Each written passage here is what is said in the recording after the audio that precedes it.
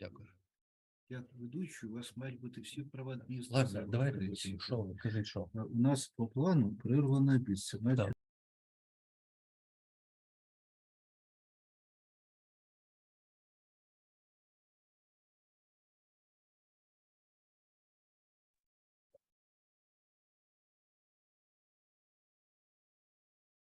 Шановні колеги, ну, у нас зараз підключено 45 учасників, але час іде, плине і буде продовжувати наше засідання. Я так розумію, що технічні неполадки вони усунені, і ми маємо синхронний переклад. Будемо продовжувати. Значить, у нас на даний момент на черзі доповідь до аспекту міжнародної інтеграції у сфері розвитку автомобільного транспорту Макаров Володимир Андрійович, Вінницький національний технічний університет, доктор технічних наук, професор, Хорст Бруннер, доктор технічних наук, професор, Дрезден, і Гюнтер Прокоп, доктор технічних наук, професор. Будь ласка, хто буде доповідати? Я так розумію, що... Professor. One more interpreter who is going to report. I understand, Volodymyr, you are going to report, right? Володимир Ильич, ви не включили мікрофон, і я вас не чую. Volodymyr, I do not hear you. Have you turned on the mic?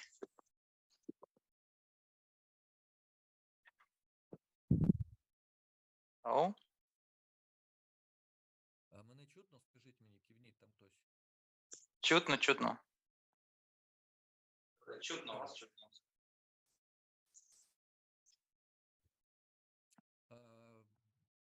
Будь ласка, хто буде доповідати? Please, who is going to present? Ну, Володимир Ильич, ви мені показуєте, що у вас немає зв'язку?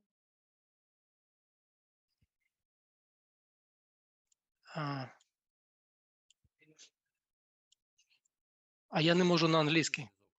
Володимир, Я на англійський не можу переключити. Український. І потім на англійську нажати, так? Да? Ні, не можу нажати. Може, мишкою? Алло. скажіть, ви Раз, будете два, три. доповідати? Я вас чую. Добре. Тоді не можна було включити, заблокували. Зрозуміло. Я не міг. Добре, будь ласка, прошу, будь ласка. Я перший, а потім професор. Добре, добре. Я можу приступати. Так, Ну, одне з головних понять, яке тут обсуждається, це міжнародна інтеграція. І я чув дуже різні підходи тут. Ну, а ми дивимося з точки зору підготовки студентів, тієї сили, яка повинна брати техніку, організувати і виконувати різні завдання автомобільного транспорту. Значить, у нас означена сфера розвитку в тезах з точки зору сумісної підготовки спеціалістів автомобільного транспорту.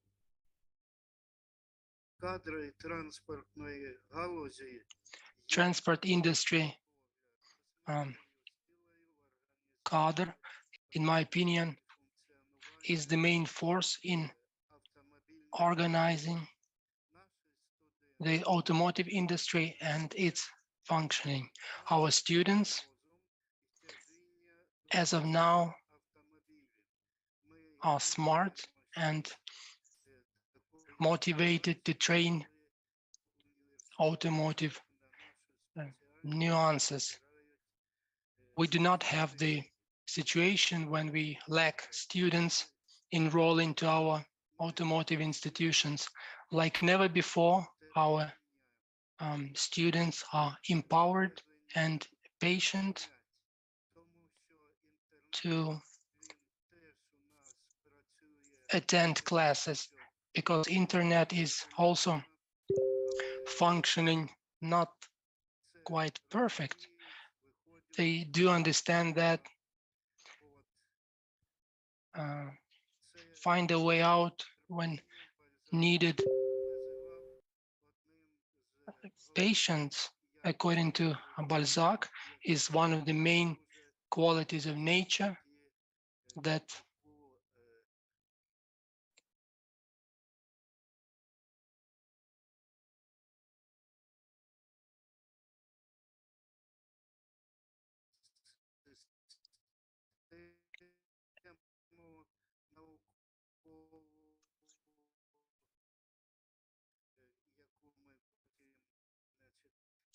That is very important. Студенти зможуть виконати свою головну потім функцію. Students, Добре і теж after training, are to implement their main functions, такої and we need to train specialists серйозна і непроста задача. for such activity, which is very difficult.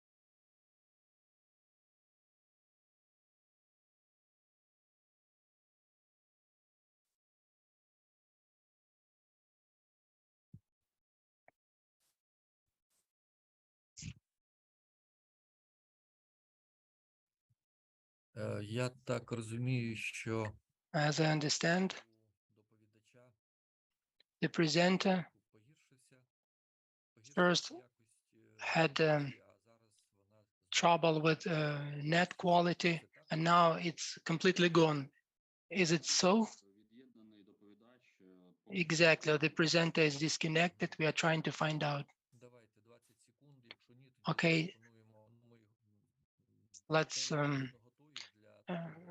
для give it a 20-second span. я у вступному слові казав, тому We are у нас prepared другий for this developments. As I understand, our second co-presenter, Professor Horst Brunnern, if Horst Brunnern is ready to continue or to continue this relay race after Professor Makarov Volodymyr, the floor is yours.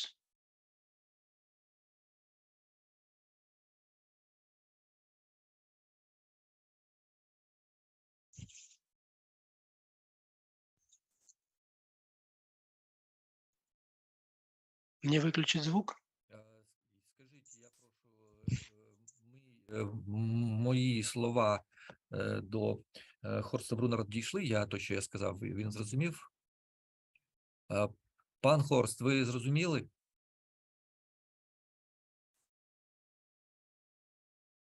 Я готов, я готов. Профессор Макаров переводит.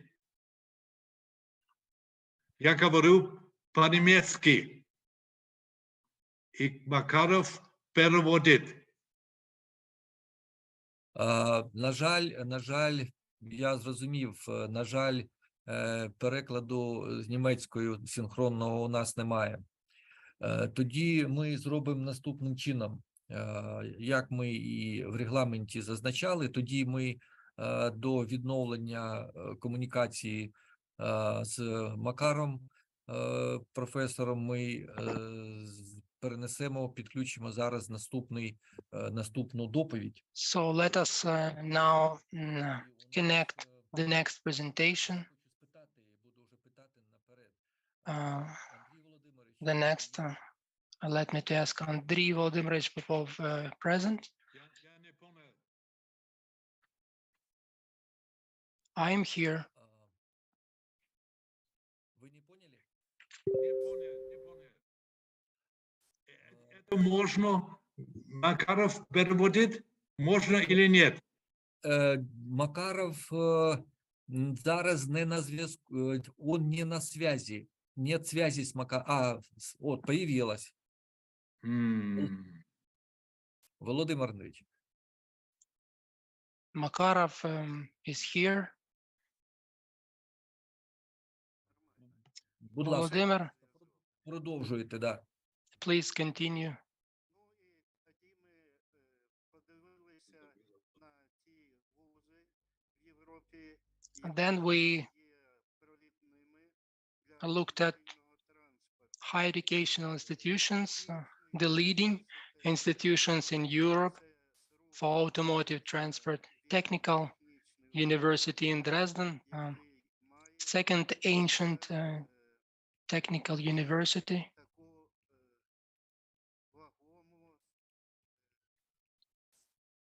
having very substantial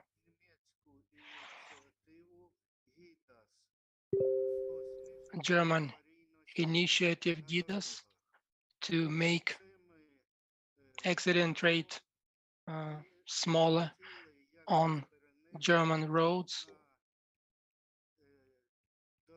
We want to join this initiative and to implement it for Ukrainian roads where we have many problems. To the left bottom is Dresden, and this is the area of importance. He is studying the accident rate, not only performing studies, but they are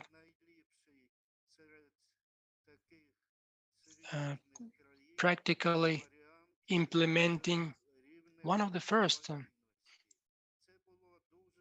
countries less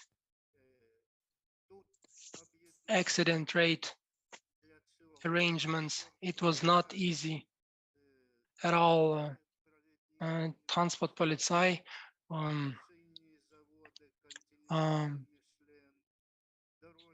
joined tire factories, Continental, Michelin, road organizations, DECRA, test platforms, and the Technical University of Dresden. And finally, I want to speak about medicine. Without medicine, it's impossible to fulfill, and this very sophisticated mechanism is functioning for 20 years for now, and they have experience of many reconstructed road accidents, have checked 71,000 road transport vehicles after accident. This is a huge efforts from this team. I'm somewhat repeating what has already took place.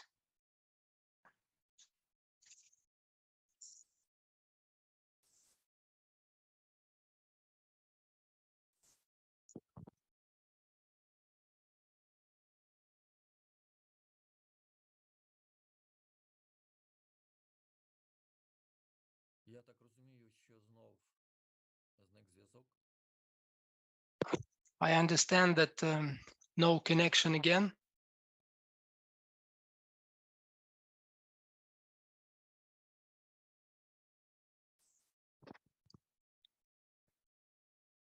Знов зник зв'язок і No connection again.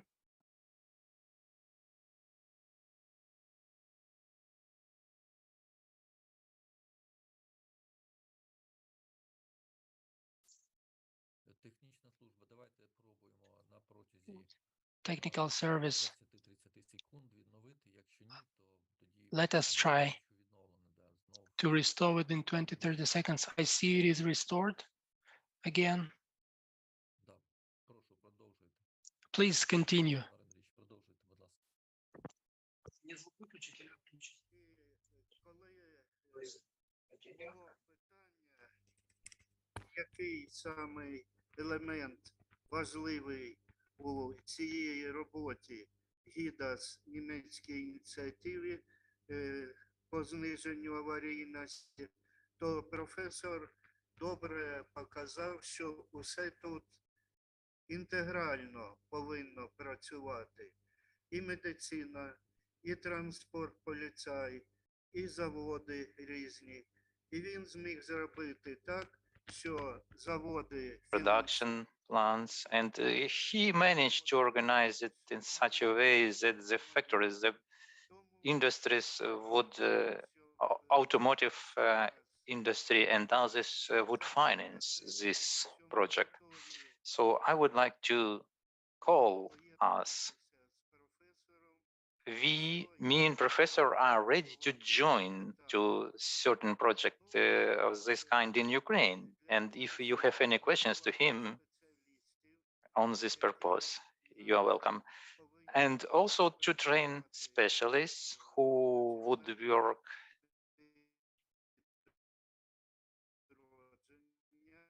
on the recovery, on the reconstruction, and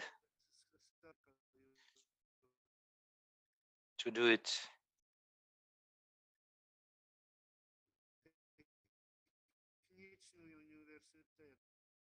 the technical university і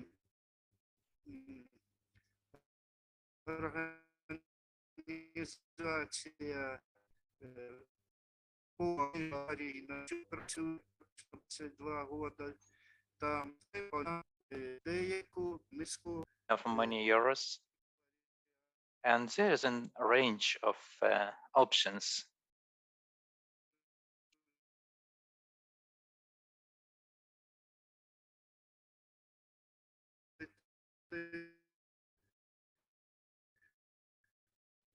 на студії.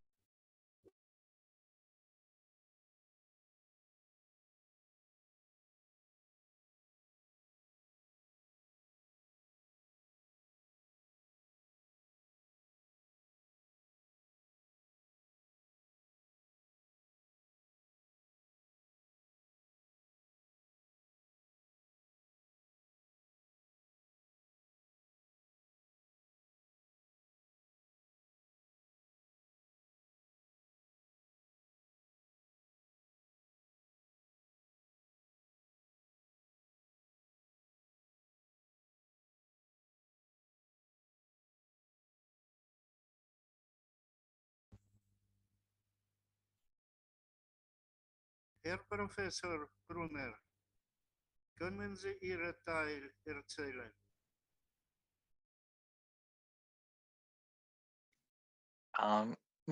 Mr. Professor Brunner, can you relate your part?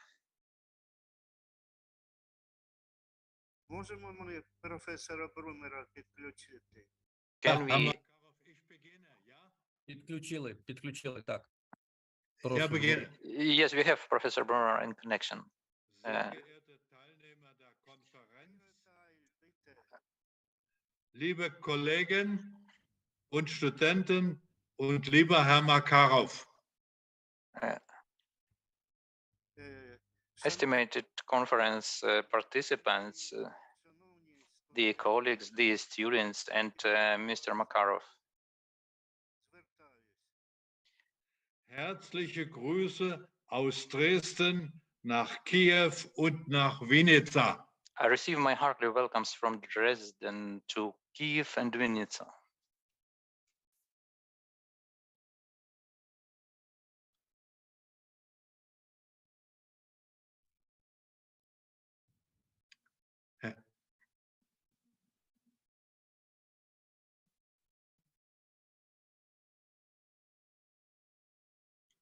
Еще раз.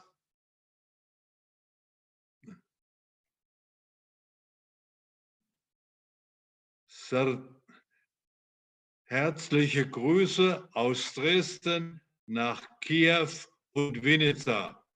Serdeczny привет из Дрездена. Heartily welcomes. I'm sending to you from Dresden to Kiev and Vinica.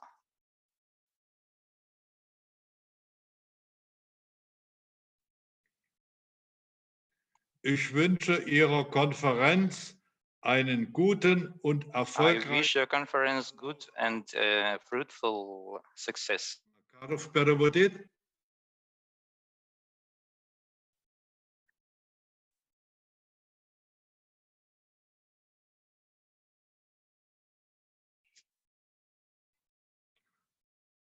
Makarov, yes.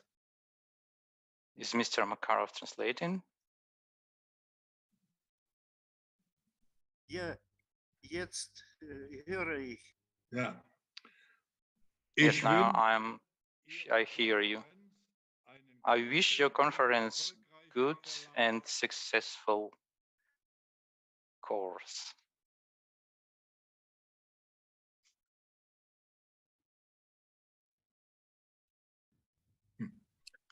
das Bild starten.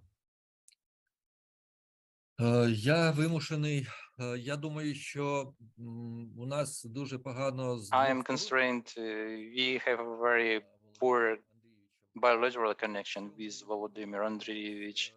If you try to, Ви чуєте мене зараз, да? can you hear me now, Volodymyr? Yes, yes, I can. We practically have no bilateral connection, and right now we are trying to organize a trilateral connection with the quality of the channel of communication with you. I believe it will eat out all of our time. I have a proposal for you.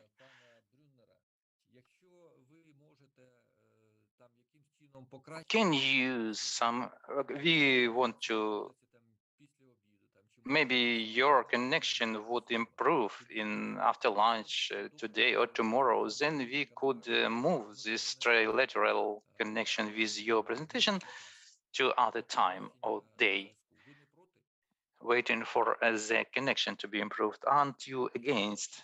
And you may ask Mr. Brunner about this as well.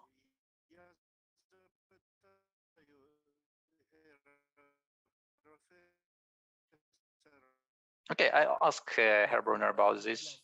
Please do it, if you may do it.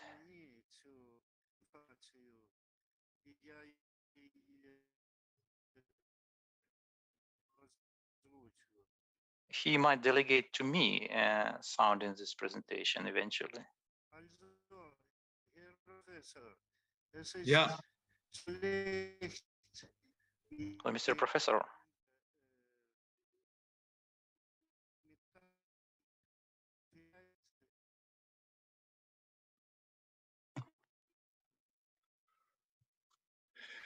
Ich denke, das können wir aufgeben. Ne?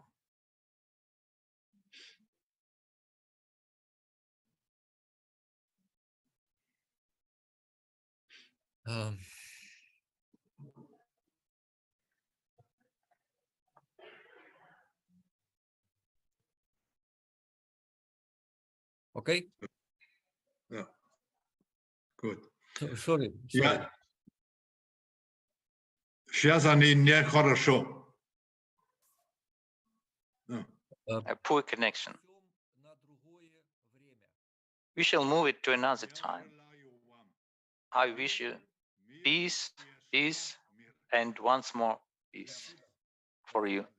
Thank you. Thank you very much. Thank you. End of connection. Dear colleagues, I want to ask, we are now at 12:30 p.m. We have Rivko Volodymyr, first deputy of the state agency of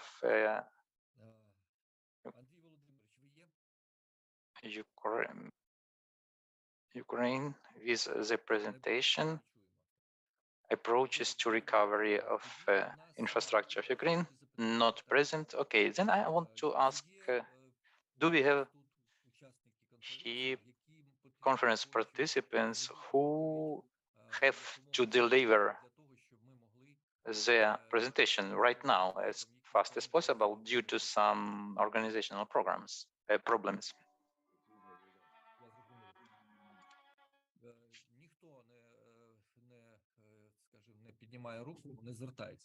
Nobody is raising his hand, nobody asks for that. So we have my presentation here, the digital titled The Digital Transformation of Automotive Industry. And I want to make this presentation now. Dear colleagues, Років так точно, якщо сказати, to tell exactly 12 тому, 12 грудня, сьогодні у нас about 19 years ago, 12th of December, today we have 14th of December in Geneva, under the auspices of UN, a very important, maybe said historical event happened, the Global Summit of Informational Society.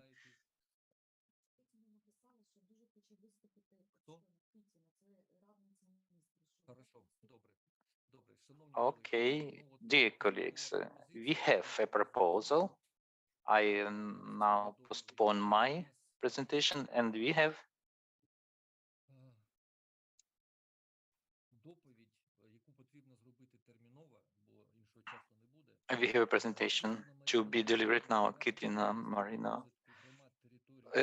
the advisor of the Minister for Development of Territories and Communities for Development of Electric Vehicles Market of Ukraine. The state of this market today and the current situation with electric vehicles and charging infrastructure in Ukraine, very topical. Presentation, please. Hello, colleagues. I hope you are hearing me well. Thank you for invitation to this conference. And the topic of electromobility and renewable energy are very important key issues we have to deal already now to lay down the foundation. So to begin to work and to develop these directions, and it should be an issue number one after war is over. No, everybody knows we have certain blackouts in power system. Notwithstanding that, we have to look one step ahead. How shall we recover as Ukraine and the issues I may touch? Okay. So as I understand, I can share my screen. I have such authority now. Yes, please.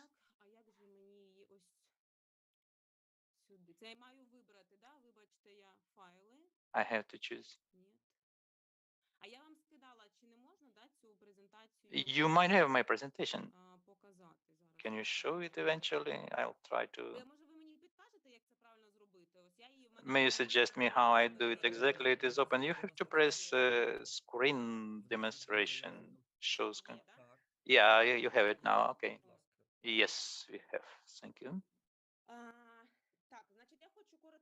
Okay, so I want briefly to describe the current situation with electromobility we have in Ukraine now, what has been done and what issues, the most acute issues the state is now solving, so to provide for the development of electric vehicles and electric mobility. Every month we have the statistic of electric vehicles, first registration of those cars in Ukraine. For the 1st of December, we see over 45,000 need electrical vehicles to be exact. What means clean? They have electric battery, no hybrid installation. Talking about plug-in cars, those who can be charged from the grid, there are 65,000. We have such a big number and we are happy with that. 110 vehicles we can name environmentally clean. This is the number. It's more detailed.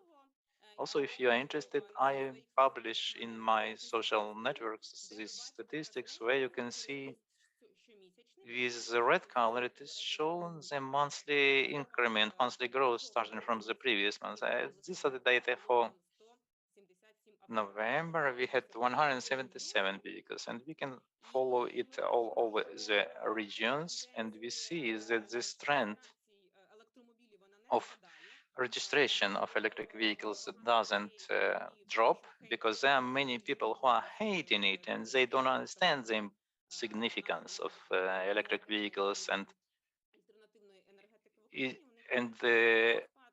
generally of our energy system and alternative energy in Ukraine.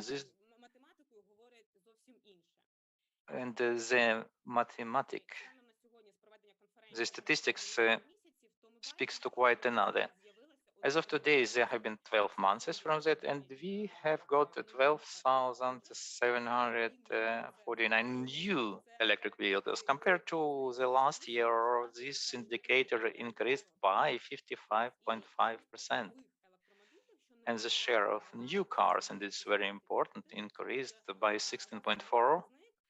It's a very high indicator taken into account and when we compare it with purchasing of new diesel fuel, new cars with internal combustion engine. This map also visually can show how many vehicles do we have in different oblasts of Ukraine. I will send this presentation to the organizers. You may take it from them to know more details from it, and also the presence of certain brand in Ukrainian market changed. Early, Nissan Leaf was the most known electric vehicle in Ukraine. Everybody already, I believe, was traveling it. Now, Volkswagen ID mainly is the leader, but those produced in China is a separate topic. Talking about Chinese vehicles. Earlier, Ukrainians didn't trust Chinese products, saying Chinese products are not very quality one. We don't want to buy these cars, but we see that the trust appears. The cars are different, the design is better, and they are cheaper than the cars from Europe. And we see that the top 5 starts from Volkswagen, 20.2%. Nissan stays in the second position, 19.4%. Tesla, 14.9%. Renault 6.1%, and Honda, relevant number of new vehicles. Now let us switch to legislative initiative which promoted to achieve these indicators starting since 2015. Because on the 25th of November, there was a law of Ukraine on making changes to the custom tariff, and since the 1st January 2016, the duty rate for import of cars makes 0%. In 3 years after that only, we have come back to the development of electromobility. First electric cars started to appear in Ukraine, and the law of Ukraine on taxation was changed since the 1st January 2019. VAT tax was cancelled and the duty was cancelled. So only excise for 1 kilowatt of battery capacity was to be paid €1. If you have 50 kilowatt car, you pay €50. If 100 kilowatt, you pay just €100. So another number of incentivations to purchase these cars.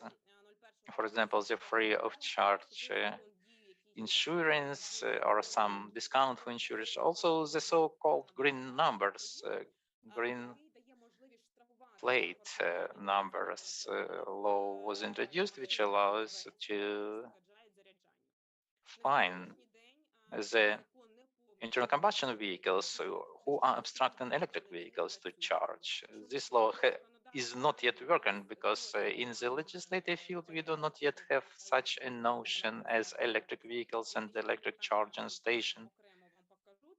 And I'll show you this issue separately. So those who understand well in the legislation, especially the drivers of internal combustion engine cars, parking and obstructing the electric vehicles, they may not pay this fine, but it is a secret.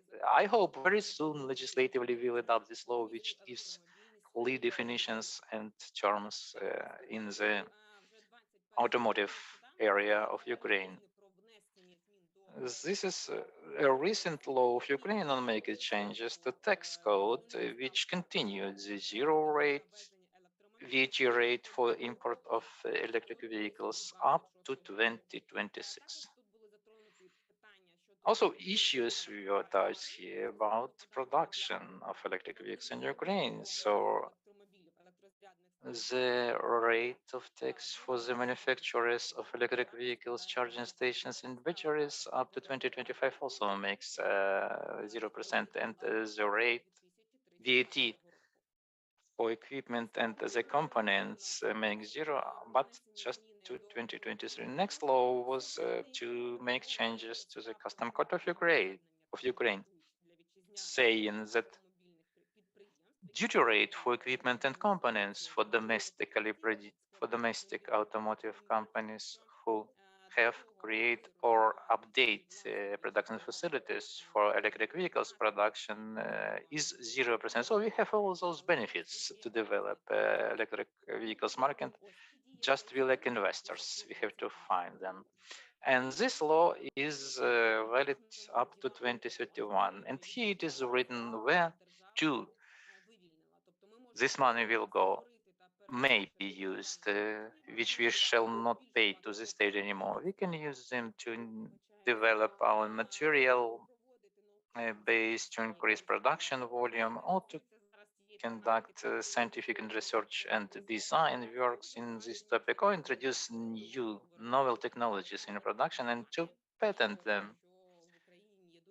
And in Ukraine, there are many engineers, so-called Kulibins, root level developers. I'm not only communicating with the community of for electric vehicles in the legislative field, but also with those who create new projects. Believe me, there are many initiatives for transport vehicles. Our manufacturers in Ukraine could be you could test already some cars, pilot cars, and even buy them, meaning electric vehicles produced in Ukraine. 1st of July this year, a law was enacted telling on that on the exemption from pension fee payment upon the first registration of electrical cars.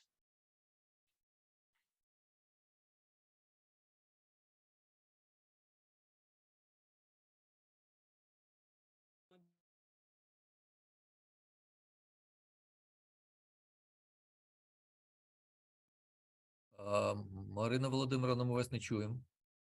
We cannot hear you, Maryna Volodymyrovna.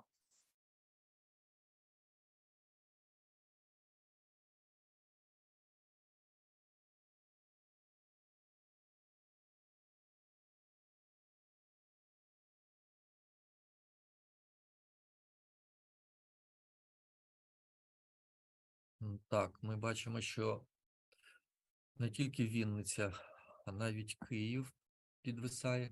Марина Володимировна, ви чуєте мене? We see that not only Vinnytsia, but even Kiev has spoken. Now we can hear you. Please continue. Okay, I was suspended. Yeah, here it is. Can you see me? Yes, we can see you, please. I dwelt on that.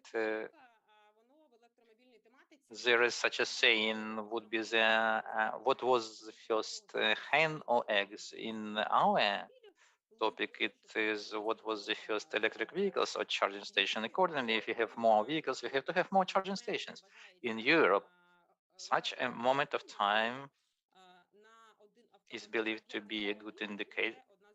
A good indicator is believed to be when there is one charging station for 5 vehicles. It is sufficient for everybody to charge conveniently without waiting in queue. Before the electric vehicles boom and before the beginning of the war, we were matching this indicator completely, but we know that many charging stations were damaged or lost during our neighbors' aggression. Many stations remained in the occupied territory, so today it's very difficult to understand the number of how many charging stations are physically still operated in Ukraine. There are data which I collected from the Ministry of Infrastructure. As of the 1st of November 21, before the war, where we had 7,757 connection points to charge. And this indicator for the number of electrical vehicles present at the end of 2021 was completely matching to that 1:5 ratio. Today, taking into account that there are more electric vehicles than charging stations appearing, this indicator was grown up to 6, 7, 8 vehicles per one charger. It is a little bit inconvenient for electric car owners, because when you come to charge it, you may have a situation you have to wait in line. We understand it's not internal combustion engine car. To charge it, you may need some time, even if you come to quick charge to be charged. We have no clear statistics in Ukraine, but it's been prepared by me and by Ukrainian Association of Electric Vehicle Owners. It's a little bit difficult because the operators don't want to give their statistic to open public domain, because the enemy can watch this information. So there is a worry about occupied territory as well. It's a separate issue we can come back to discuss. I will leave my contacts. You can write me to any mail or other contact. Here, I wanted to show what types of charging connectors exist. There are 3 standards in the world. All of them are used in Ukraine except for Tesla supercharger.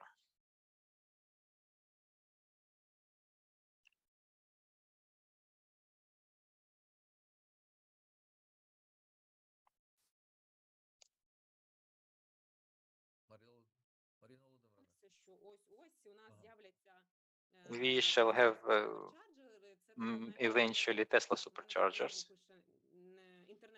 I have unstable internet connection, but you can hear me. Yes.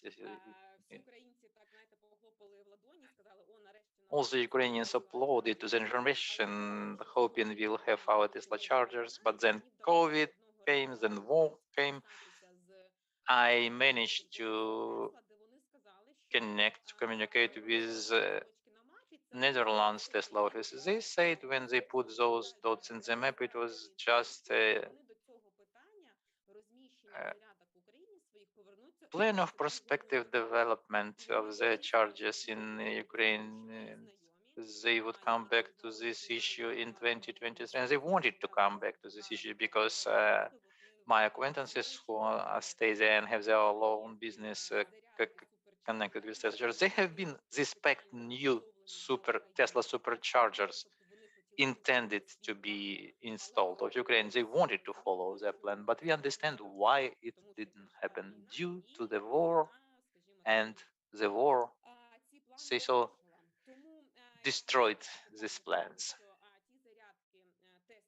So how this issue would be solved? The Tesla chargers, which were intended for Ukraine, have been installed in Poland, and I hope when we shall win, we shall see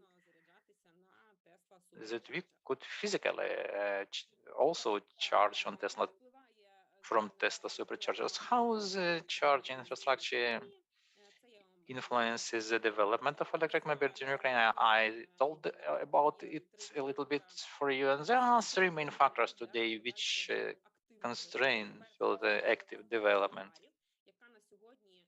Вища за машини з ДВЗ, але якщо подивитися на тенденцію, починаючи з 2019 року до 2022, ці показники починають вже вирівнюватися. Чому так складається? Тому що з'являється набагато більше електромобілів, брендів, марок, моделей, і коли вже в нас є конкуренція і вже є brands of electric cars show up, and conveyor belt produced cost drops,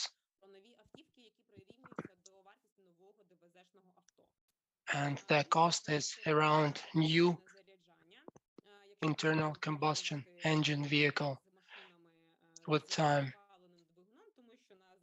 Second charging issue as compared to internal combustion engine vehicles.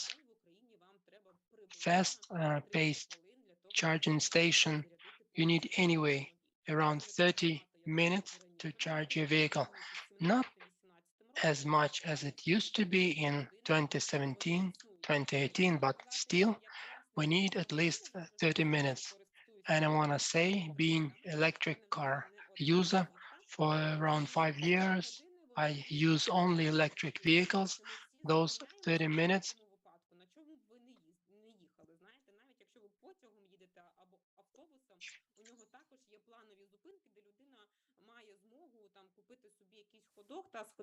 at least necessary for a person to go have some hot dog or to use a toilet or something. And when people say that it's very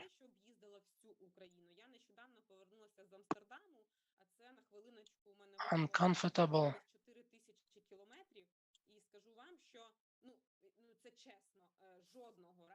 to use electric cars, I traveled many, many miles, and in European Union, I had no trouble whatsoever to get charged. You may write to my YouTube channel. I show what and how to do and review new vehicles. It was like self-advertisement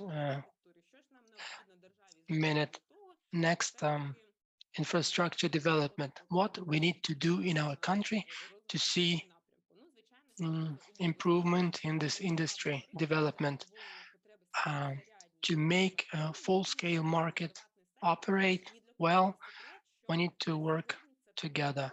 Private sector, the way it is done today, charging stations you see in Ukraine were installed only by businesses.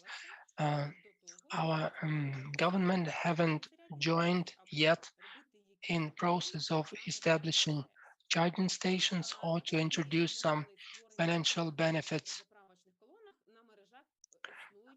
Also, problem is creating charging facilities in existing petrol stations. Everything is functioning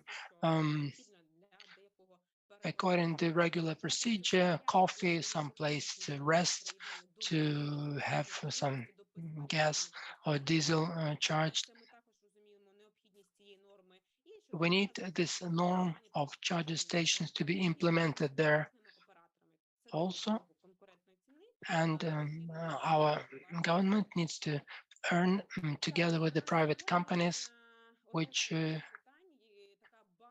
makes us all cooperate better. Also, foundation that should be the basis is legislative framework.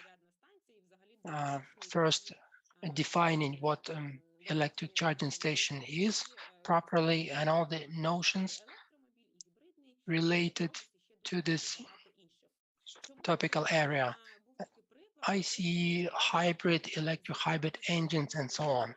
There was a period of time when chargers were leveled to small kiosks that sell food, for instance.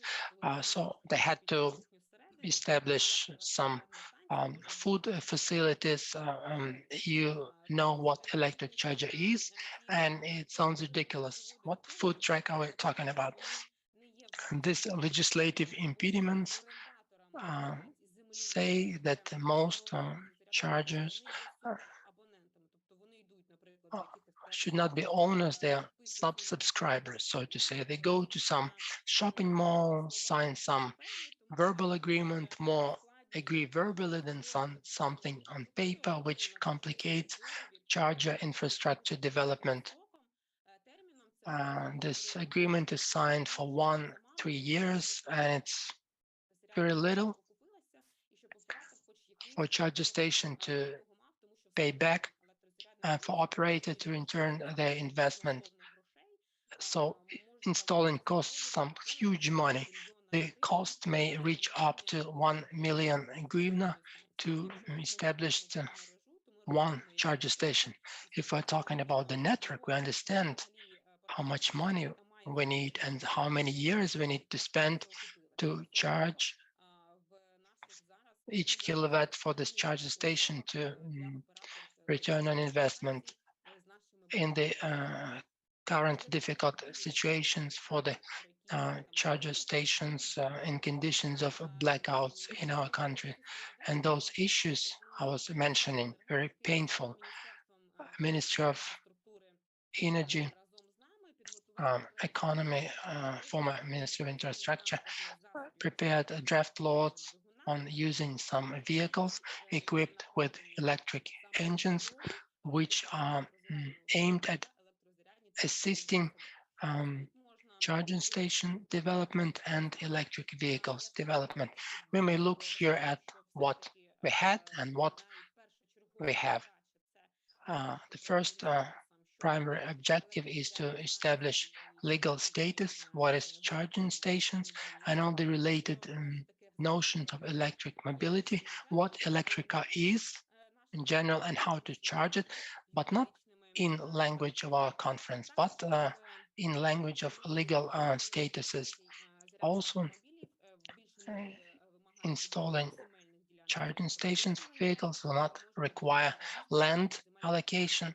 It may take place on land plots of any type of lands or certain designated lands will be simplified. In 2 words, I want to say that this law is adopted in first reading. It aims at creating very transparent and simple algorithm for those stations to show up as mushrooms of the rain, and not everywhere in Kyiv, but everywhere in everything right, and for this to function for our benefit and not just to function. Also, we suggest those DBN to introduce a point of charge notions, types it might have, what is charger station for electric vehicles, not in law, but in state construction norms. Again, to show more technically what maybe their types are, like AC, one phase. If you want to go into detail, I will cut it short. In a couple of words, outline the way it should be right in accordance with the EU standard. Also, we plan to introduce it in parking lots and bus stations, installing fast charging stations, not only for passenger cars, but electrobuses.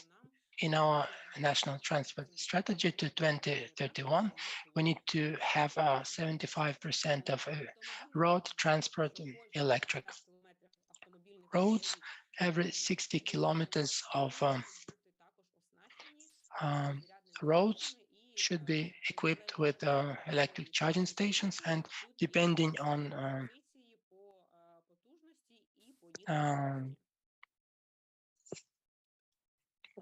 Так, і прийняття ось цих 2 важливих на сьогодні моментів, цей we законопроект. should have enough. Those draft laws are adopted, and today, in terms of DBN, why I want to do it as soon as possible, because in 1 hour I have a Zoom with Ministry of Regional Development. I hope that we will achieve some mutual decision for those norms to stimulate and simplify introduction of new developments. I'm also on Facebook. You may join. Who needs the phone number may also ask from organizers. It is available. You may write to any messenger. I'm open for suggestions, for comments, for criticism, anything. Thank you for your attention. Дякую дуже за дуже цікаву, Марина Володимирівна, доповідь. Ми вдячні. Maryna Volodymyrovna, thank you for a much interesting presentation. We thank you for this saturation with information and for the topicality, because this issue is really now very topical for our country and for the whole world as well. And we have not to stay in the rear in this moment. As I understand, you stay with us. Yes, I see Ivanenko Natalia is there, so I will. It's interesting for me to listen her report, and then I'll go to discuss the construction norms. Ivanenko Natalia, are you present now?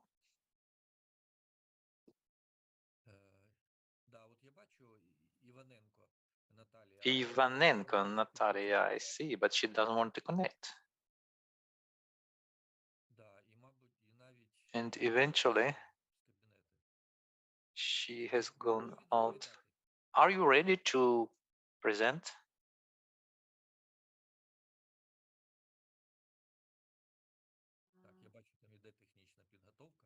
There's some technical preparation. Just a second. Can you hear me? Yes, yes, we can hear you, please. The audience, the speakers, and due to the relatedness of your presentation, we give you the possibility. Can you show my presentation? I have sent it to you. They promised me they can show it. I will just introduce the presentation before. I wanted also to take floor now because my presentation is dedicated to a little bit different aspect, which frequently isn't taken into account when we determine the environmental reasonability of electrical transport introduction. And normally, we take into account the average consumption of fuel, of gas per specific coefficient of exhaustion, specific energy consumption, and same specific exhaust per 1 kilowatt hour. But there is another point. Is now the burden to our Ukrainian integrated electric system is influencing the characteristics of its function. It may improve or impair the situation, meaning increase or decrease the specific greenhouse emissions. And I want to talk about how do we have additional burden. Can you see this additional burden? Next slide, please. Okay.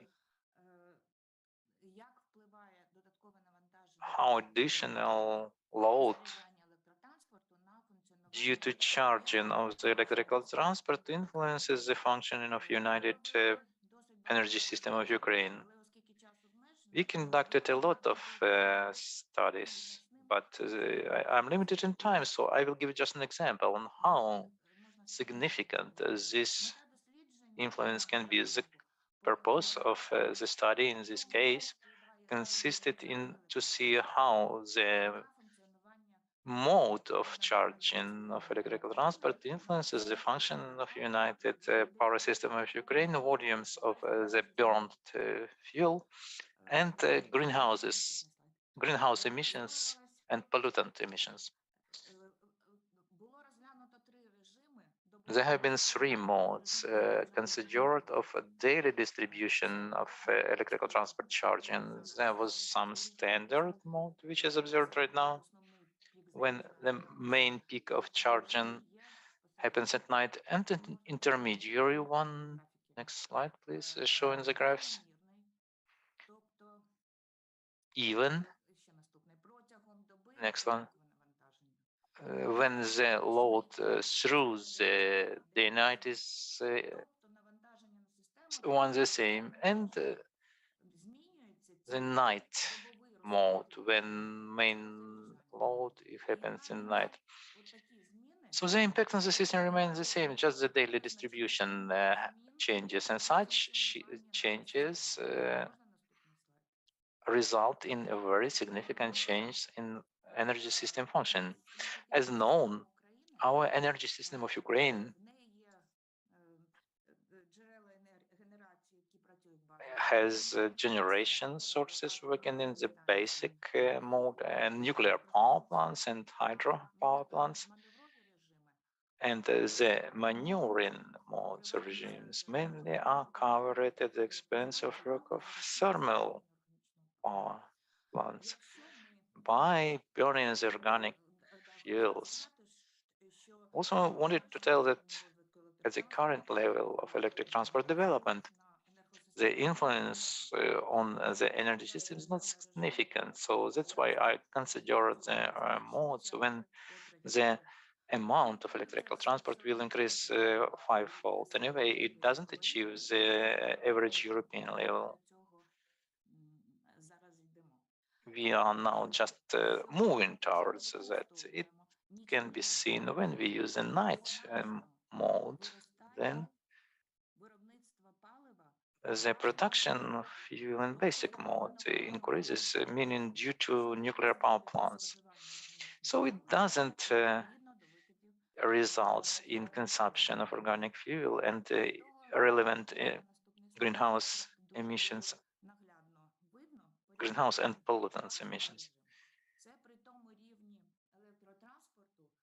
The basic mode corresponds to the currently observed level of electric transport. This is the standard mode in this fivefold increase level, even one through the day, and the night mode. We do see that the load of energy of our energy system is increasing, and this 9% drop in fuel consumption and GHG in pollutants emissions. So it is very positively benefiting the consumption in Ukrainian power system. In July, the burden on electric transport is significant. In January or December, when the load on the power system is higher and the percentage of electric transport is lower, it is not so markedly expressed. But through the year, anyway, at the expense of implementation of electric transport, we do reduce fuel consumptions and emissions by 2.53%. It is a significant result. Those results have been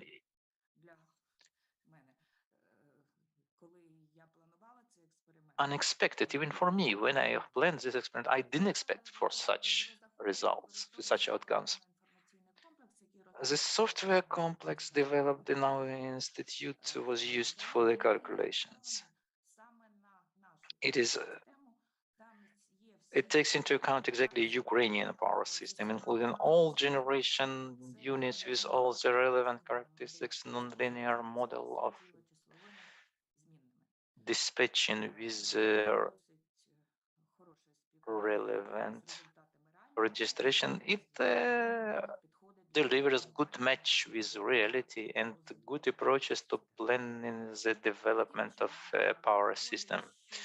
So it turns out to be that implementation of electrical transport may positively influence the power system and reduce the specific emissions both of greenhouse gases and other pollutants by 1 kilowatt hour per 1 kilowatt hour. So the specific emissions per 1 kilowatt hour reduce and environmental efficiency of electrical transport is increasing. That's basically what I wanted to deliver. Thank you for your attention. If you have any questions, it will be my pleasure to answer them.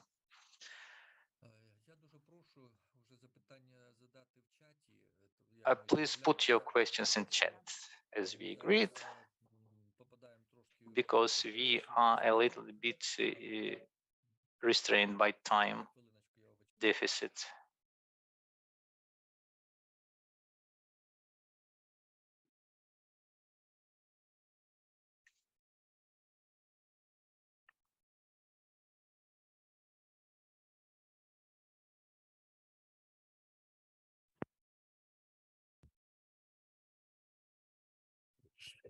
Шановні колеги, тоді ми зараз, там у нас, можливо, була, тобто є... Dear colleagues, probably we have some line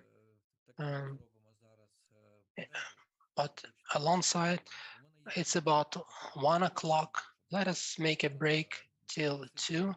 I would like to ask you something and then we'll continue. The principle that someone may change, skip in the agenda, we leave this possibility.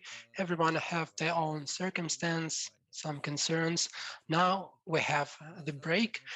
Zoom stays once again.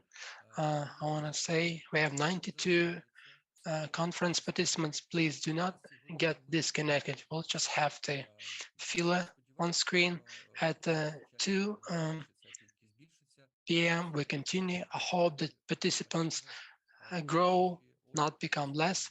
Have a good coffee, have a good food. See you again at 2. Thank you.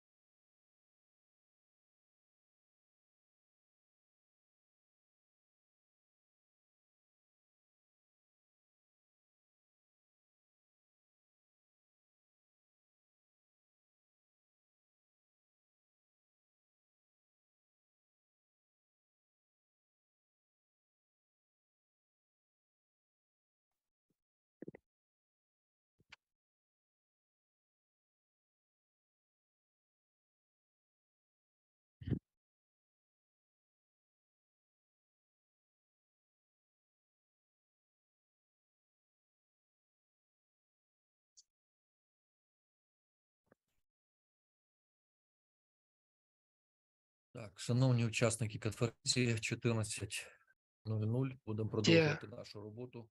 Conference participants, it's 2 p.m. We are going to continue our work. I just want to ask if the technical support is ready. Шановні колеги, ми зараз запропонуємо доповідь Славінській Олені Сергіївні, проректору з наукової роботи Національного транспортного університету, доктору технічних наук, професором, дійсно члену Транспортної академії України. Тема доповіді – основні напрями наукової діяльності Національного транспортного університету з відновлення інфраструктури в умовах воєнного стану. Олена Сергіївна, ви готові? Будь ласка, прошу вас.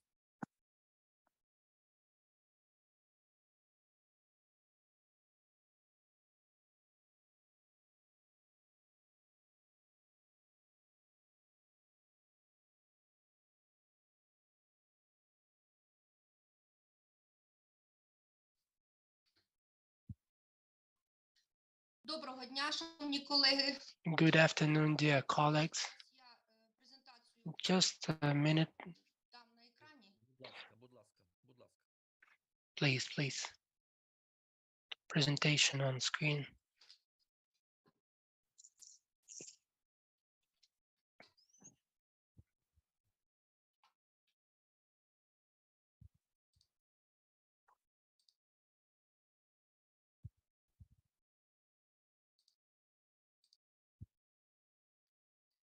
Видно мою презентацію?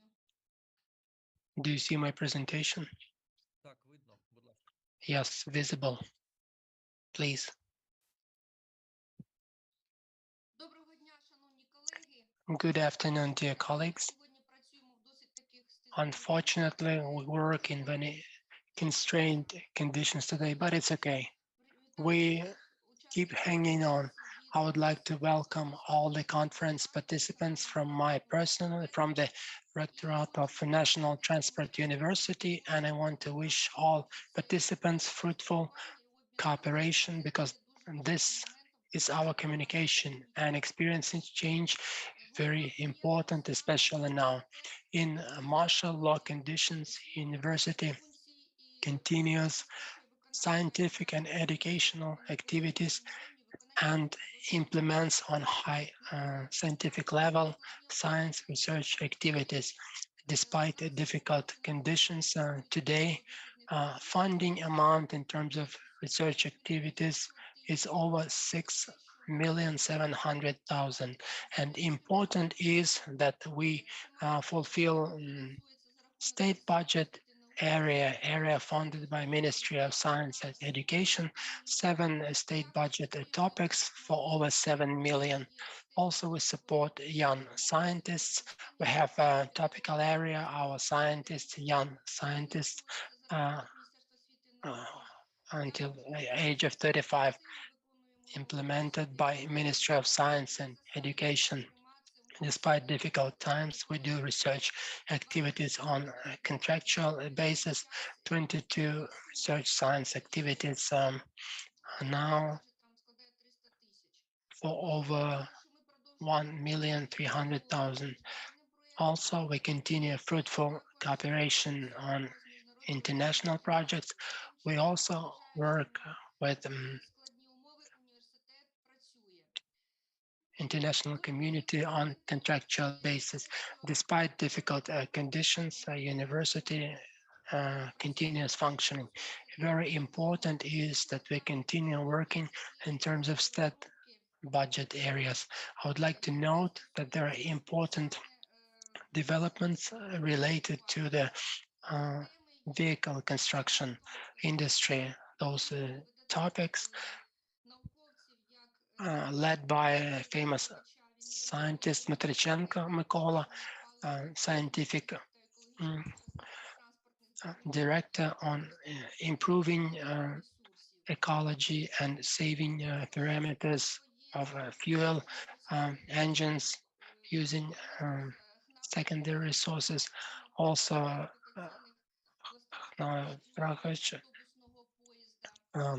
improving the articulated truck efficiency. Matejka leads the activities on excavation machines and dual use machines use improvement. We have lots of difficulties, funding in particular, but we continue working, getting the best out of it. Today we work fruitfully with state agency on roads in Ukraine. We have 50-something scientific research activities, 2 areas we are finalizing. We continue activities in some areas despite difficult times, and continue cooperation with other institutions in the industry. Despite a difficult situation, war, etc., international projects brought orders for several billion in hryvnia from international partners. And during the last 5 years, university scientists developed 10 methodologies, 3 model type solutions, 7 state standards, standardized documents, analytical information framework, documentation, support documentation, and transport technology, innovation activities department, and intellectual property are functioning, providing consultancy services, supporting scientists in units of university, supporting intellectual property rights and students' activities, 32 applications to defend intellectual properties. Authorship of intellectual activities are filed in substantial numbers. Roads are destroyed, premises are destroyed, scientists are involved in mitigating the negative consequences of war. Institute developed activities based on which the plan to restore Ukraine after consequences of war was introduced. Activities continue that were initiated in 2021, being finalized in 2022 due to martial law, in particular smart urban transport and logistics. We also have projects related to new mechanisms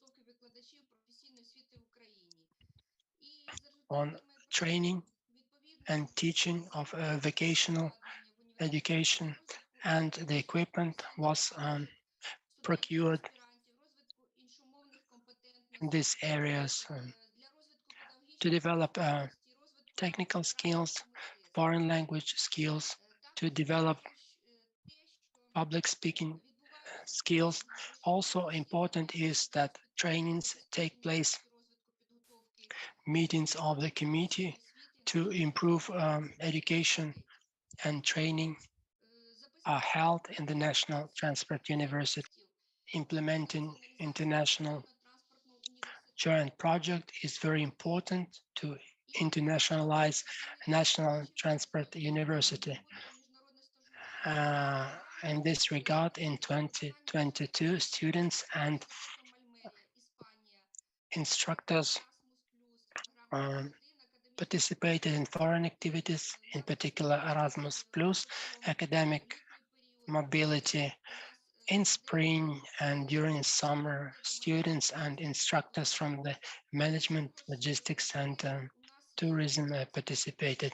Also, we have a fruitful cooperation with Kaunas University of Applied Sciences, where today our students, 9 students, study and undergo training.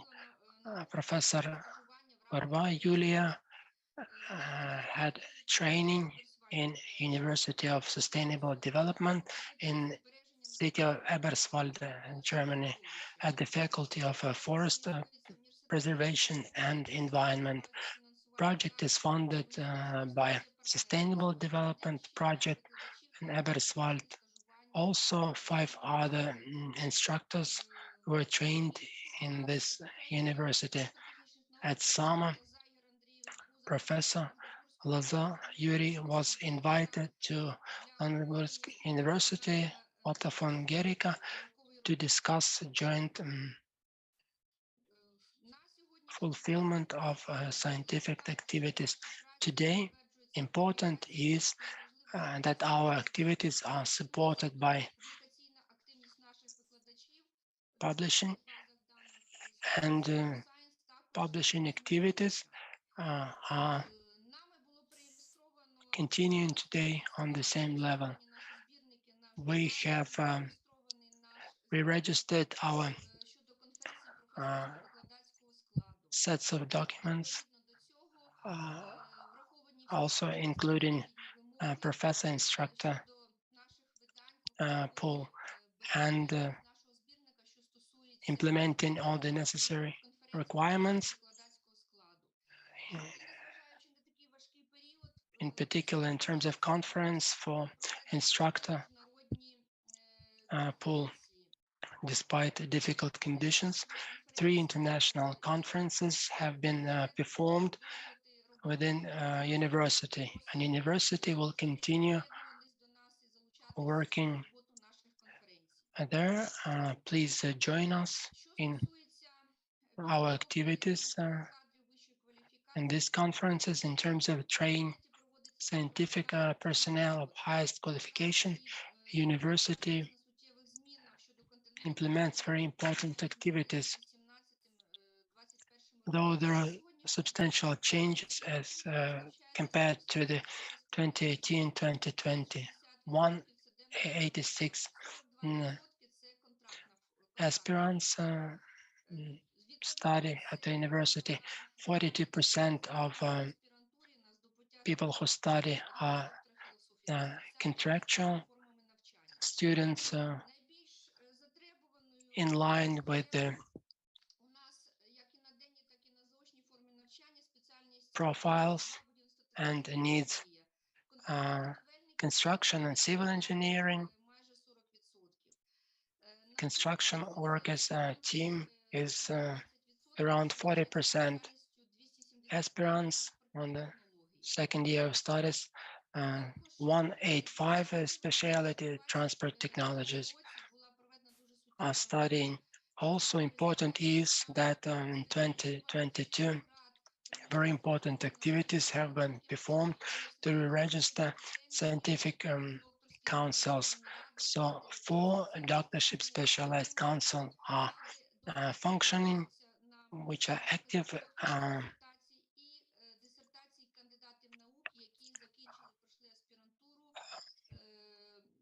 Candidates of sciences, scientific activities who graduated before 2016. To ensure the scientific activities for future, our 27 suggestions have been filed to include in research for 2023. Also important point is that the consortium of 13 educational institutions of Europe, Italy, Poland, and Slovakia, and Ukraine is created. Our university being a member of this consortium, which is to continue working by Erasmus Plus program transformation in higher education, which is planned to start in month of February. And main objective of this project is developing a scientific program adapted for current labor market to support our graduates in terms of their employment in the energy saving and energy efficiency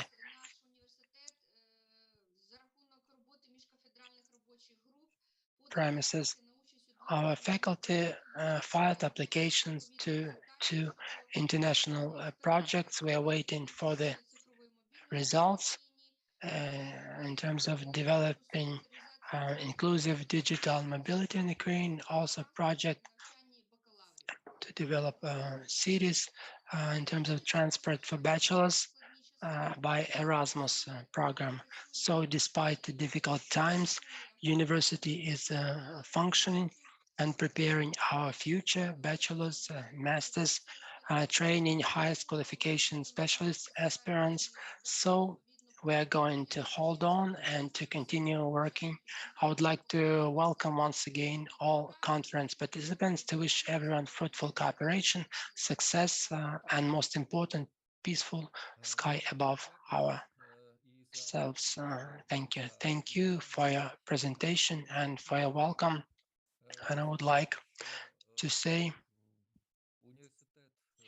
that our Transport University is the flagship of science, flagship of educational process, and it's very nice that even in the situation of war, such important events take place. Thank you very much.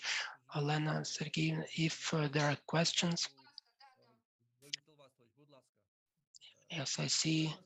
Valentyn, Vaslash, Olena, please tell how many you have trained or at least started training mechatronics for the road transport, for the car industry.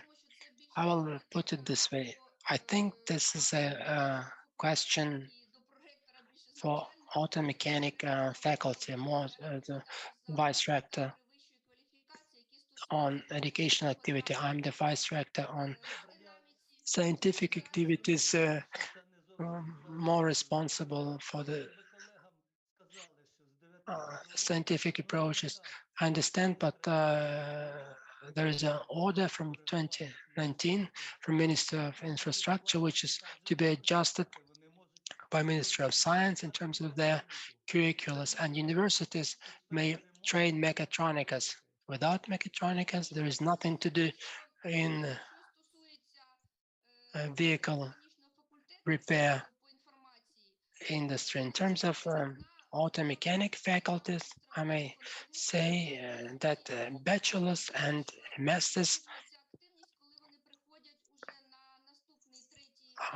is very popular, and when they reach PhD education level, less willing people.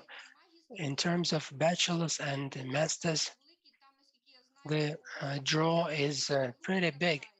3-4 groups are enrolled, so there are people willing to do that. In terms of mechatronicas, colleagues listening to us from the auto mechanic faculty, we're going to take this into account in our curriculums.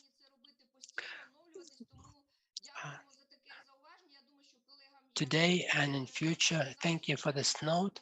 I will pass it to our colleagues. We're going to move in this area definitely. Thank you, Olena. Okay, dear colleagues, thank you for presentation. If you may remove presentation, please.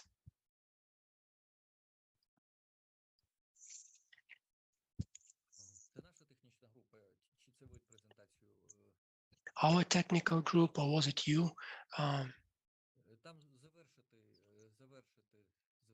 In terms of presentation, it should be finished somewhere on top. Sorry, I have some internet issues. I will try. Okay, so I'm going to move on. Yes, thank you, Alena.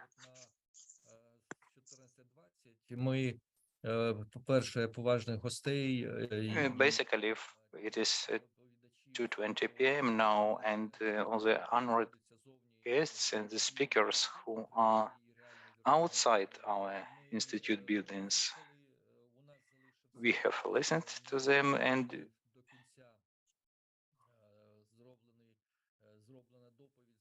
and still the report by Makarov, Volodymyr, and his co-author remained uncompleted. We arranged with them to postpone it to another time when it will be technically possible. Eventually, it will happen tomorrow. Today, in our agenda, we have basically all the speakers who are found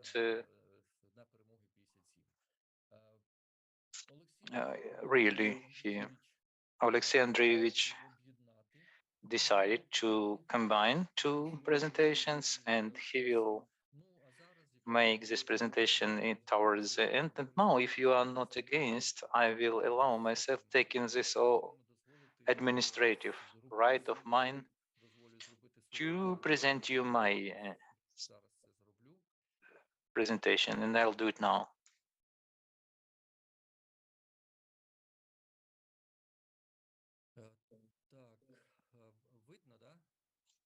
Can you see it? Yes. Dear colleagues, I already began to do it before the break.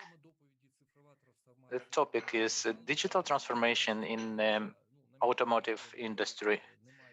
This topic is immense, in my opinion, and to research everything there and to study there, to talk about everything, it requires time. In my presentation, I will dwell on the most important results in this area, in my opinion, and something that happened in 2021 in the recent years. I would like to begin with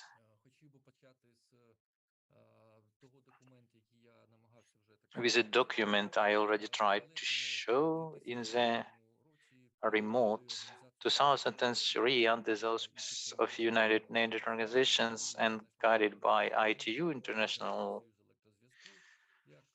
Telecommunication Union, being a sub-department, sub-unit of UN. There was preparation during several years, and the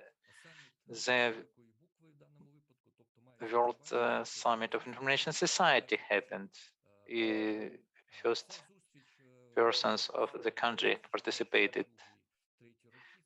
This meeting has been prepared during 2001, 2003. It was the first summit. The second summit happened in Tunisia in 2005, but a basic foundational one happened in December 2003. I was then the director of the main design institute in telecommunications.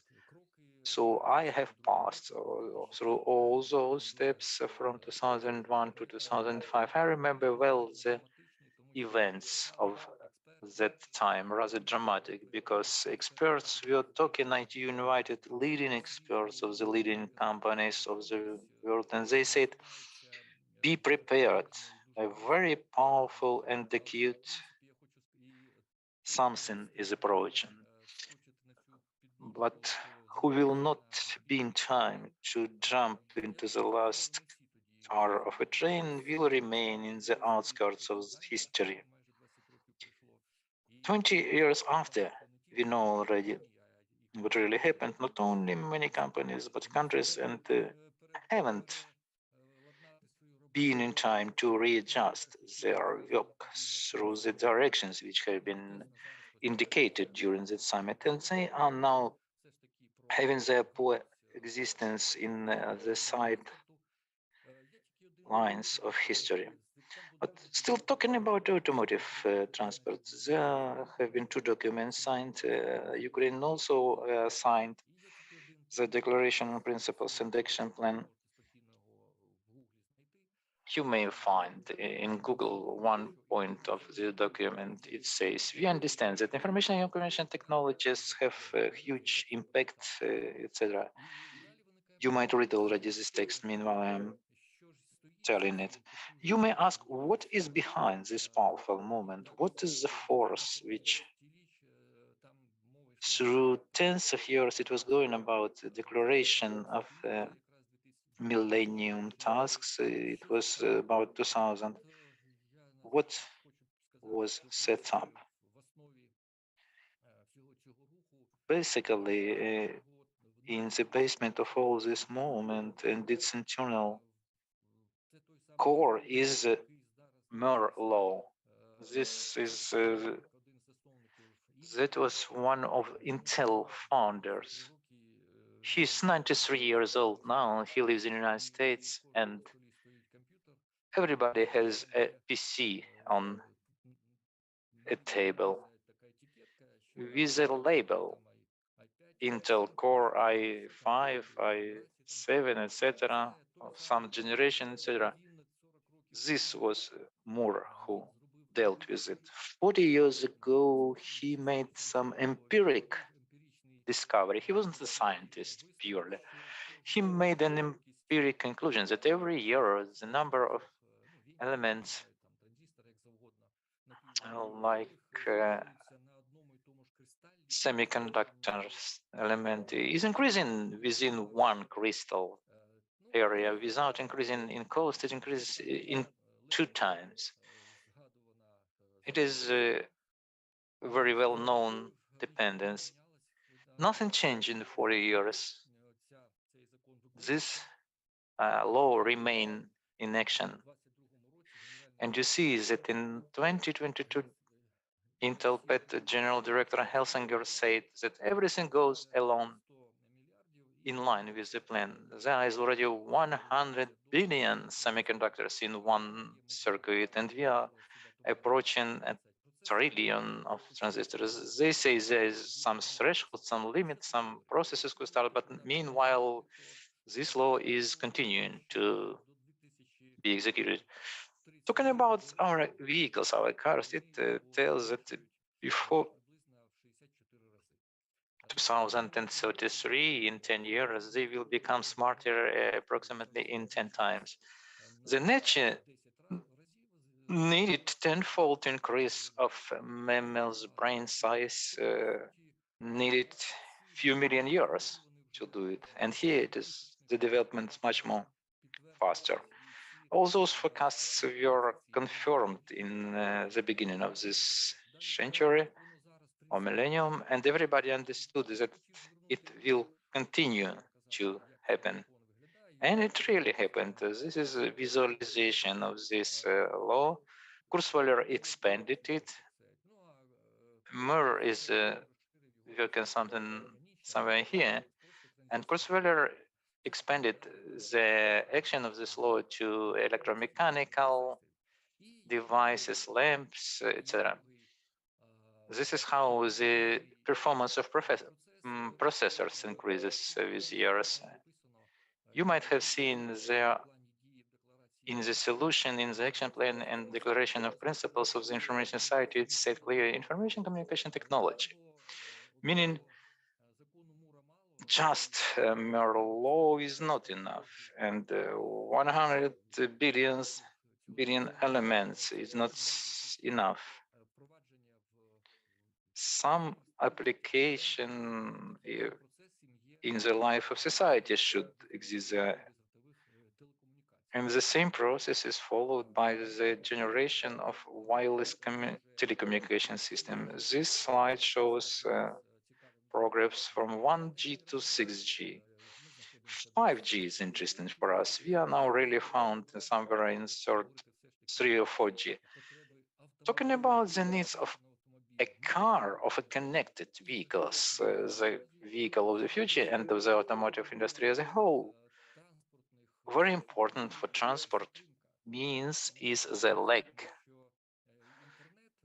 We know that internet as a system is built upon data transmission networks with commutation of packages.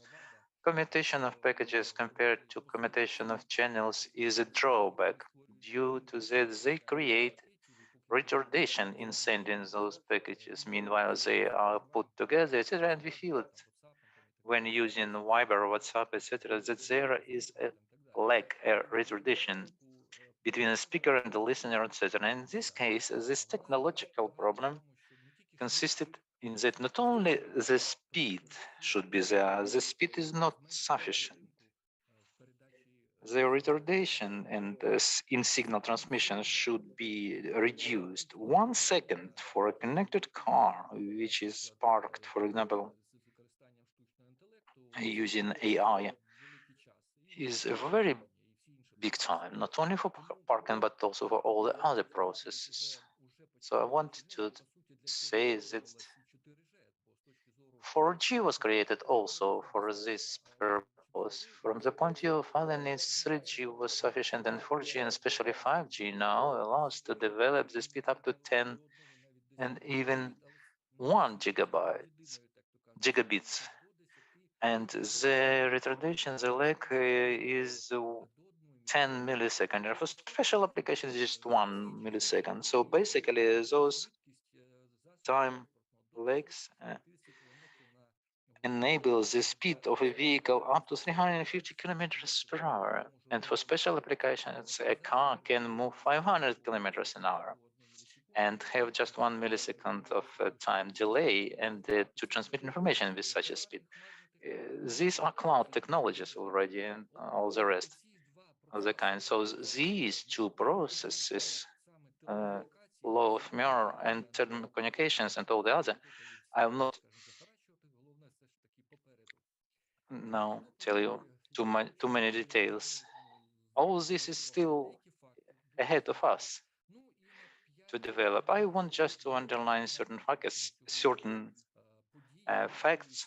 and 5 most important events which took place in 2021, 2022, which have a very direct relation to automotive industry and which are basically resulting in its very powerful digital transformation. So talking about facts highlighted in yellow, for example, Ford F-150 has 150 million code strings. It is an approximative measure of complexity of the software. To give an example, modern jet fighter has about 40 million strings, and Windows also has nearly 40 million strings. And the modern car, you see this number, it's a direct consequence of Moore law. In 2017, 40% of the cost of new car could be related to semiconductor systems, which is twice as higher as in 2007, and I'll show you the graph later. So everything is increasing. 40% of car manufacturer budget since the moment of its development can be referred to software. Just imagine 40% of manufacturing budget goes to software, and more strict conclusions will be made later on by car manufacturers. Almost 60% of expenses after car crash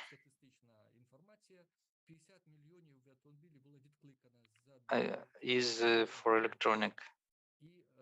And another information, 15 million cars were recalled due to defects of electronic components, half of them due to software failure. Another number, in 1 hour, there are 25 gigabytes of data traffic in a modern car, meaning different sensors, electronic devices, and so on. This is an unstoppable process, which is increasing and growing all the time. As regards the software, today, I will not quote, later on I'll quote something. All the innovations of car manufacturers belong to software area. This diagram shows the cost of how much makes the cost of electronic components in the cost of the car. It was starting from 5%, now it's 25%, and for 2030, now it's 35, and in 2030 it will be 50%, half of that. And that will increase if we interpolate in the future. I will show what it results in later on. The figures are very serious, self-evidencing. An efficient management of complexity of variants. Obviously, if everything is mainly concentrated in the software up to 90% today, then there is no problem with creation of millions of different options of execution and launch of a car production. It's also a very serious problem to be solved. Cybersecurity problem. It was discussed many times, and tomorrow I'll have, and Anna Sergeyevna will have a presentation on cybersecurity certification. I will dwell more in detail on that, and now a few words will be said by me in this presentation. Same numbers of internal and external car communications. They are growing in an avalanche manner, a few hundreds a year. Is the increase? Maybe it is exaggeration, but as of today, it's a very serious challenge for car manufacturers. And what should be done with that? Because, for example, Volvo has 120 electronic management units. They are united by thousands of signals. And all this is generalized by, it is brought up to a practical implementation at software level. It's a very serious problem.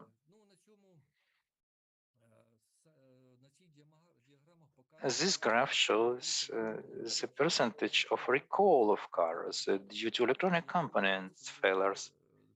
In 2011, there have been 5% of such recalls. In 2019, 50% of recalls were due to exactly electronic components defects. And this trend continues and will increase. Another fact, repair expenses increase. After a vehicle is having an accident, 60% of repair is due to electronic components of a vehicle. Could you imagine what happens when these vehicles, when coming to us, and who will repair them, really? And a perennial question, what should be done, appears. First, I want to draw your attention to is ICTs and digital management. I will give you later on a few quotes. We know that the personnel are a crucial factor. For example, Herbert Liss, Volkswagen head, says that software makes 90% of innovations in the car. It is a fact already. And the success of a car much more is dependent from software than from mechanical part. Maybe it's not quite correct translation here, but anyway, from mechanical part.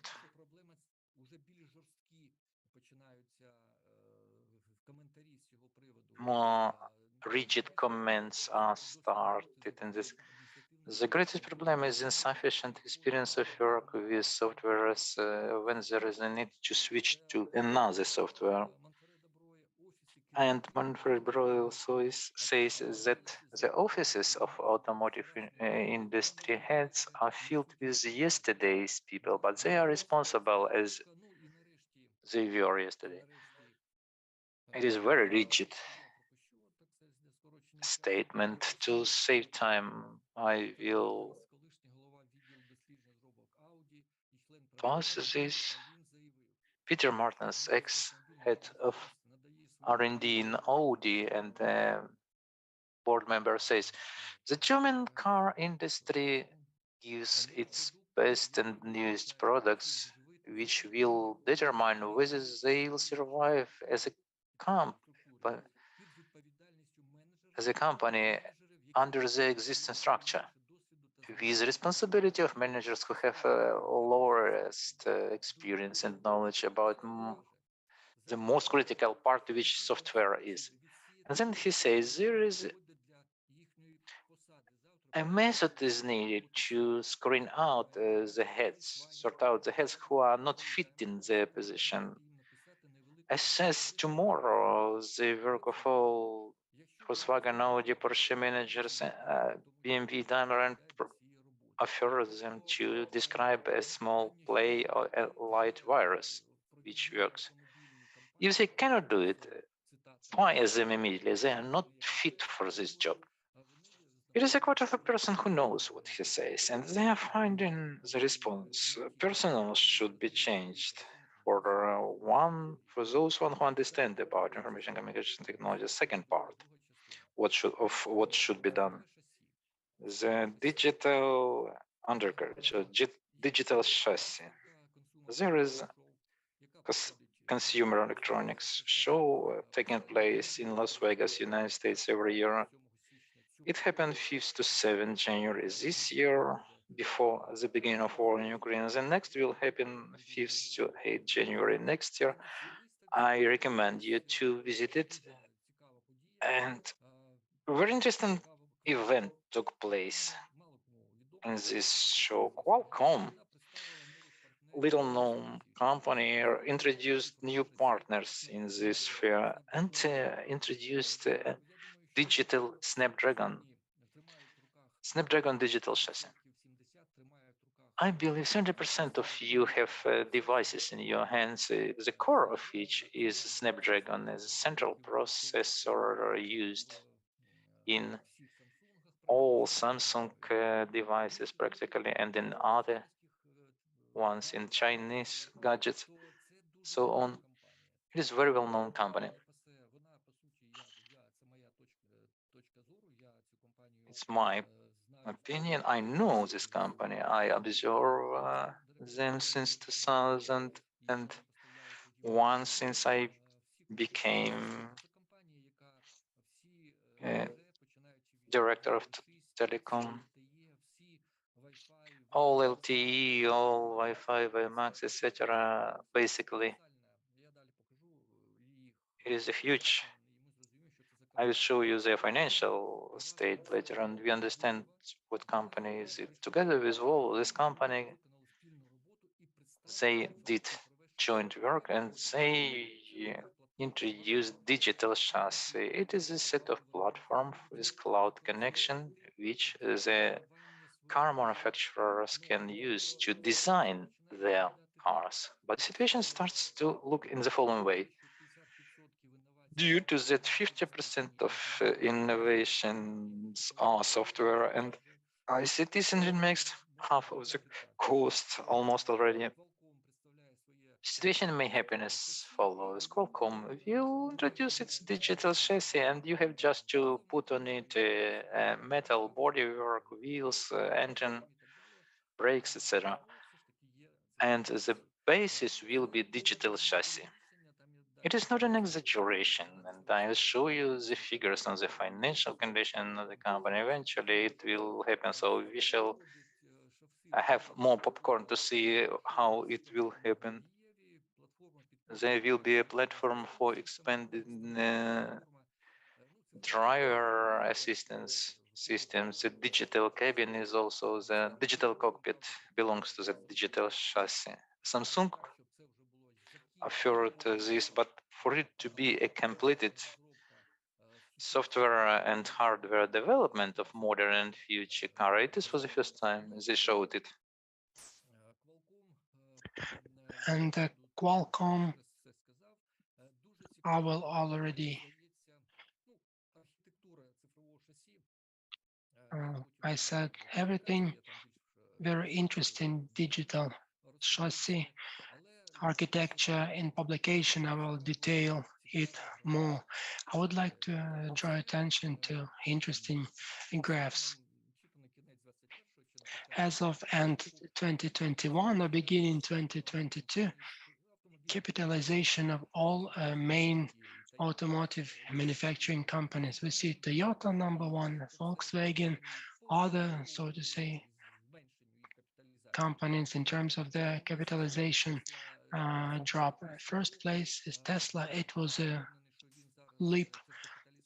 I'm not sure about now capitalization stock if it's on the same level, but Tesla being in first positions is a fact interesting here, and also Qualcomm capitalization showed near Qualcomm that introduced digital chassis. All the automotive manufacturers cooperate with Qualcomm. They are embracing one another. We do not know what this cooperation ends. There are mergers and acquisitions. We do not know what happens in future in this regard, but those dependencies, graphs, diagrams show very understandably ICT is very important for the automotive industry development. Third, automotive cybersecurity. There is really a paradigm that the more intelligence saturated vehicle makes vehicles hundred thousands of code lines aimed of safety, power, assisting drivers, connecting and different variants. But the flip side is danger. That is why cyber security of connected vehicle is an issue. I would like to say that this issue was knocking on the door of car manufacturers for many years. I deal with this professionally. We hear about this about 20 years. Little percentage many years ago, about 5-6 years ago, we have increase of concern in terms of cyber security. There was a web slide showing the journalist Grand Cherokee that was connected to 1,000 kilometers away, and it was driven away, and the driver couldn't do anything. It was driven by hackers, so to say. It was done on purpose. It was a publication. Everyone saw great danger in that, and after that, the huge concern started, and this concern raised by many international organizations. First of all, we need to say that this is United Nations organization dealing with cyber safety issues for over 10 years now, including vehicle cyber safety in ISO, also EU Agency on Cyber Security. Tomorrow it will be more detailed in presentation. And this organization came up with several powerful documents of 2019, 2021 in cybersecurity, including automotive industry. Auto ISEC is industry cyber security organization. They also had big contribution in this matter. Documents appeared on UN level at EP29 forum. Those requirements list requirements to develop vehicles, and second requirement in terms of software update, very interesting. And the same cybersecurity management systems and updates of systems. International Organization of Standardization developed for those requirements 2 standards. Those are standards, so to say, type 27 1000, we know 9001 and so on, but exclusively for vehicle development. Those standards today, one of them is acting 2934, other is in the pipeline, and most importantly in the pipeline towards certification on cybersecurity requirements. Documents are ready, and next certification for cybersecurity comes. So to say, as of July 2022, it should be very interesting for our car manufacturers that first in line July 2022, second deadline July 2024, and from July 2024 practically vehicles that will not comply to certain requirements in terms of cybersecurity should not be out, obviously, if they're not only for the domestic markets. Second constituent, post-quantum cryptography, 40 years in cryptography, and was very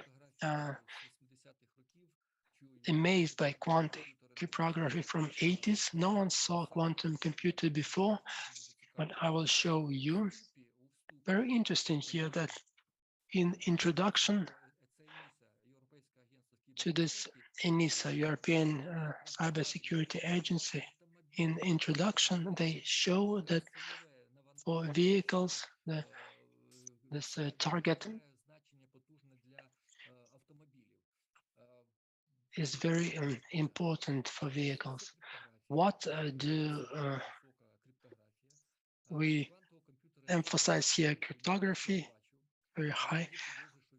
Quantum computer is existing, but no one have seen it. Quantum computer is just ideal fit for cryptography objectives achievement. But as all the systems of connected vehicle functioning on symmetric algorithm, and those symmetric cryptographic algorithms are, in principle, all of them have computation sustainability. Just talking about symmetric, that's why they become very vulnerable for such crypto analytics. And crypto-analytical is a quantum computer, and the protocols are developed today for connected vehicles that allow to resolve this issue. This is a very big problem. As I understood, there is no solution there yet. I have already mentioned that the internet protocols starting from 3 are completely oriented towards package commutation. A package have terminal length, keys, functions, all the rest, the semantic systems for SA, and curves should be of certain length, and there are some force majeure issues taking place. That is why this area becomes very serious, very active, and we need to follow it. I think that some development is going to entail. And finally, part 5, without digital roads, without roads equipped, I would say, transport corridors, transport systems, those are systems equipped duly, all those information communication properties of present day and future vehicle get devaluated. So there is important issue how to equip those roads. Today we have very interesting property of hard cover roads in order for the vehicle in future to be able to use these roads. Those roads should be covered by soft cover, I mean software and other information communication constituents. I'm convinced that we'll be able to overcome this problem, and roads will also comply to the requirements of future and so to say of the contemporary. 22, 23 is soon to come, and we're going to have the possibility, we, Ukraine, in the context of rebuilding our country, we Ukrainians are going to do this with the help of the whole world. And in this matter of digitalizing roads, we shouldn't lag behind. Our software engineers, specialists are valued in all the world, and they should overcome this. I thank you for your attention. If there are questions to me, please, you're welcome to ask. I see the hand. You're welcome. Viktor Mikhailовich, tell me please the origin of word connected, etymology. Is it from word key, connecting, or what does it mean? No, this is generally accepted terminology, meaning that it is connected. I was telling you, I may return. When I was speaking about digital chassis, just a minute, let me.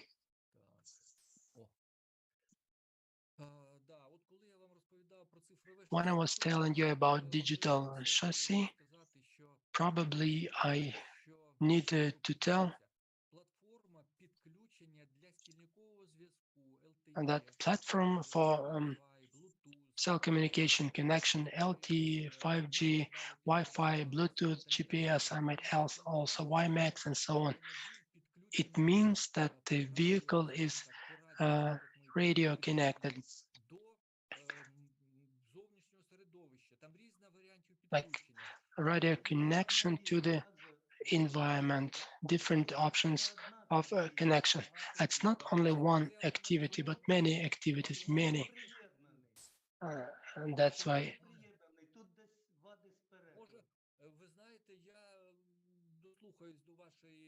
connected and not adjourned. Maybe some problem with translation. That's what Google says. Maybe there is a problem with translation. That's why I repeat like that. Thank you. There was another hand. Please connect, Roman Viktorovich. Thank you, Viktor Mikhailovich, for your presentation. Very interesting. I have a short question. Last slide 41, I saw your terminology, digital road. In terms of digital infrastructure, did you consider this matter? Very big notion, your slide 41. Good. You had it there, V2V. You know, I will tell you this. I hope I am mistaken, but in 2005, I guess 2006, 2007, I might be mistaken. Being a telecommunication institute director, we were designing Kiev-Boryspil road. This road was designed, and this is the most compliant within our national borders to notion of a digital road. Also, a question was asked about being connected. In general, the right, we read often software. No, information communication technology. So roads, if we speak about terminology, road is road infrastructure. This is one whole thing. This is the matter of growing. We will move on and all issues are going to be overcome. The matter of money, time, development, personnel, support. Digital road is a terminology. If you look up in Google digital road, you will see many results. If you search information communication structure road, this is more correct, but Google will have almost no results. However, the document I was showing at the beginning of World Summit, it is correct there because by ITU terminology, this is information communication technologies. By the way, in UN documents, P29 formula, it's clear, no mistakes there. We need to take it from there. Thank you for a question. Please, if you have more questions, you are welcome. I do not see any more questions, so I stop demonstration. Dear colleagues, let me now come back to the duties of the head in this session. Our next presentation will be by Alla Mikhaylovna the Doctor of Economical Sciences, head of the Department for Relevant Transport Problems, acting member of the Academy of Sciences of Ukraine, economics of Ukraine in the context of that Ukraine obtained an UN membership status.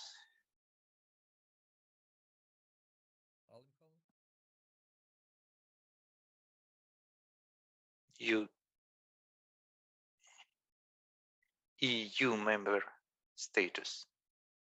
Alla Mikhaylovna.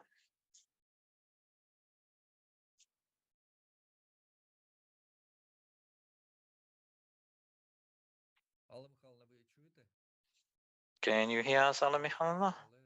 I have seen you, but I don't see, don't hear even now.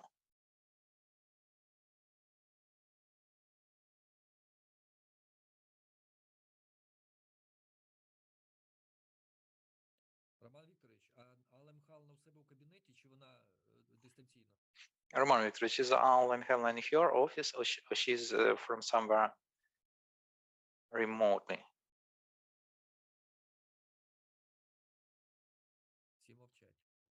Everybody's silent. I apologize. I want to remind that that the sound of the participant, the participants may not unmute independently. Okay, Roman Symonenko gave the floor to Alla. As a matter of fact, Alla Mikhaylovna is not able to unmute her mic. I see if your mic is already. Can you hear me? I have my mic. We can hear you. There was some suspension. I asked your administrators to help. I had some freezing.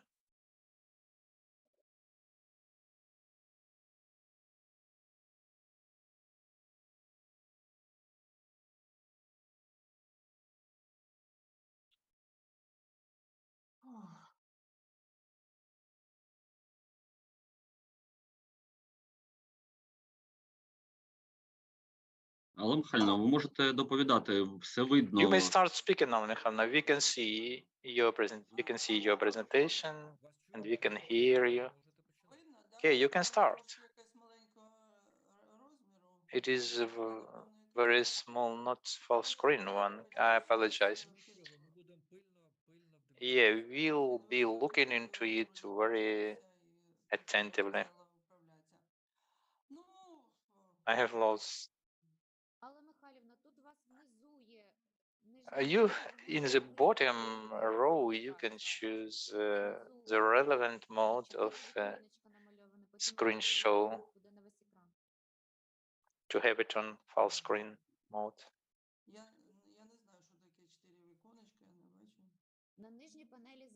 I don't know what four small windows are on the bottom taskbar.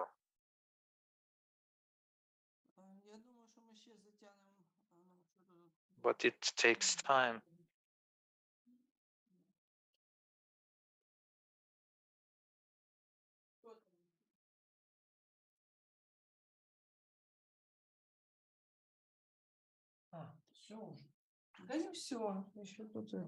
Is it all? Not. Somebody's helping me here.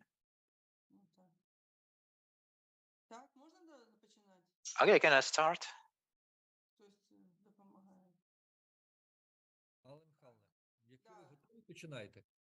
If you're ready, please start. Yeah, I apologize.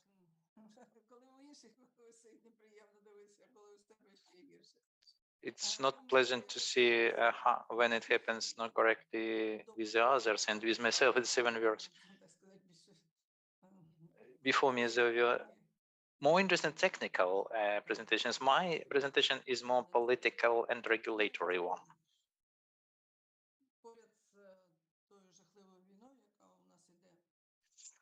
Along with the terrific war which is ongoing here,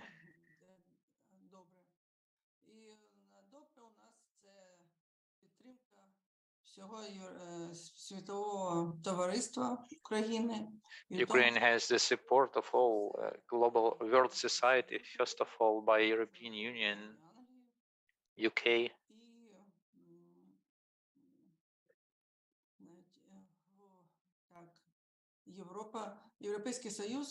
European Union provided Ukraine a status of candidate for member into EU.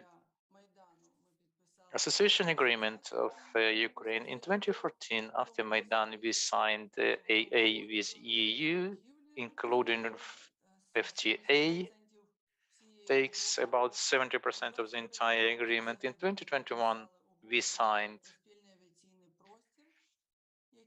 a single aviation space agreement, which has to implement the European legislation within aviation area.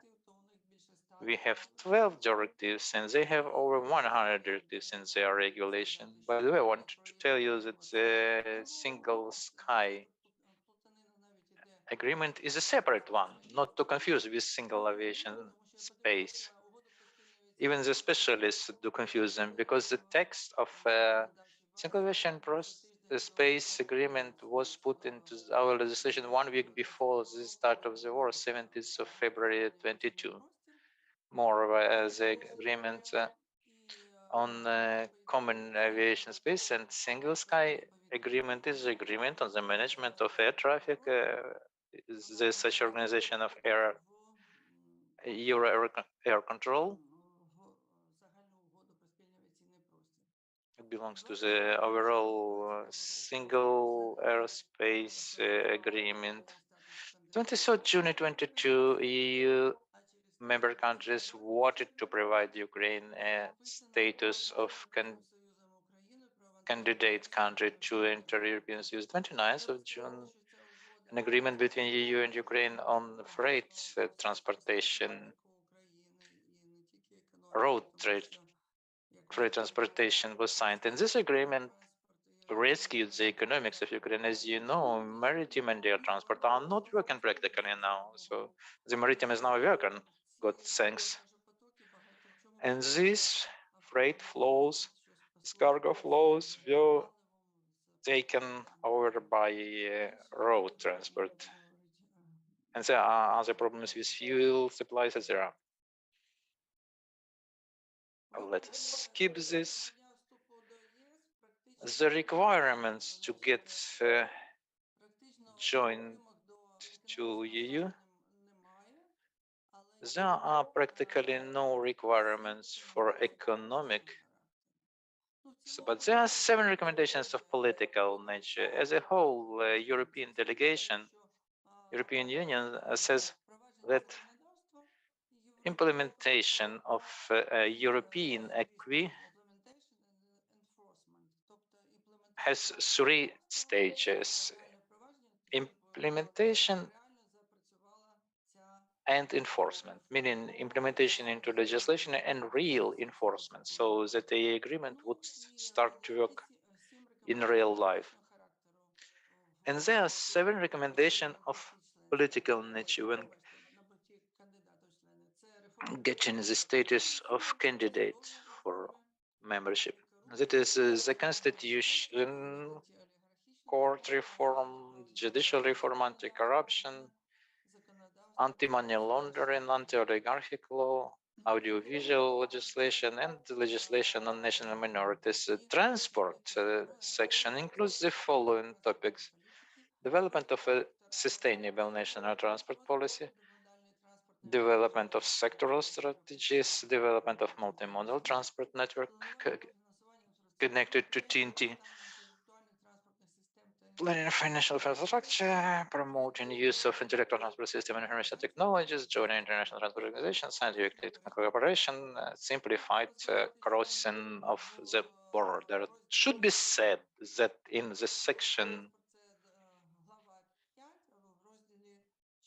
of transport, there is chapter 5, part 4, free trade area, agreement, there is partially also our transport legislation, introduction of transit procedure system T1, T2, which is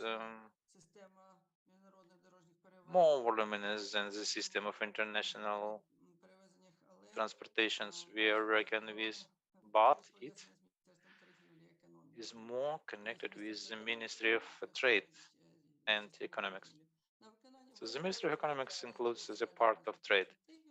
Association to execute association agreement, National Transport Strategy of Ukraine up to 2030 was adopted as a state program of adaptation of legislation of Ukraine to EU legislation. This work was made in 2005. Action plan according to Resolution 1107, we always report on the implementation of the agreement. The agreement on finance in the transport sector between Ukraine and EU, and continuous monitoring for execution, implementation of transport strategy and association agreements. There are relevant and relevant projects which monitor and help on that and consult on that. The structure of transportation of cargoes in EU: freight transportation 45%, passengers 51%, including passenger cars. There is no statistics. As a whole, the car transport is prevailing in EU. And we also see that the car transport plays every time bigger role. So these directives, this reform have very important significance. The addendum 32 to associations tells about access to the market of transportation, equipment with tachographic devices, speed limiters, safety belts in the buses, control of working time, periodic retraining of commercial transport drivers, the directive on the driver's license, fare taken from cargo trucks, and a limitation of the weight and dimensions. If Ukraine is already entering EU, it has to implement all the legislation of EU, not only these directives, but meantime, we have to cope with this. Once upon a time, we read the laws of new EU member countries like Poland and Bulgaria.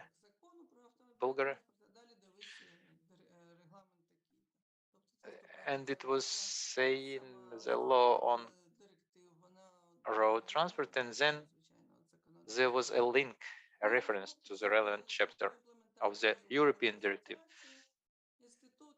Aiming to implement AA, our institute already started to develop this law 10 years ago, exactly in 2012. It was believed it will go quickly. We started from road transport code, and the ministry management decided we have to change legislative acts. So on behalf of Prime Minister Yatsenyuk, we submitted those proposals in 2013. Was the first time Euro Office of the government evaluated highly our law, say there is a second after gas market law being so comprehensive and being worked up so well. Then we resubmitted in 2016 on behalf of Prime Minister Grossman, and in 2017 the law was divided into two laws: market access and procurement, also and safety, provision of safety. Although it is not correct to split them logically, because they are complementing each other logically. Then in 2017, on behalf of the deputies, two laws developed were submitted, and other laws have been there, not to talk about them, those which were not submitted for discussion. And the law 4560 on behalf of the government passed first year in 6th September this year as a result.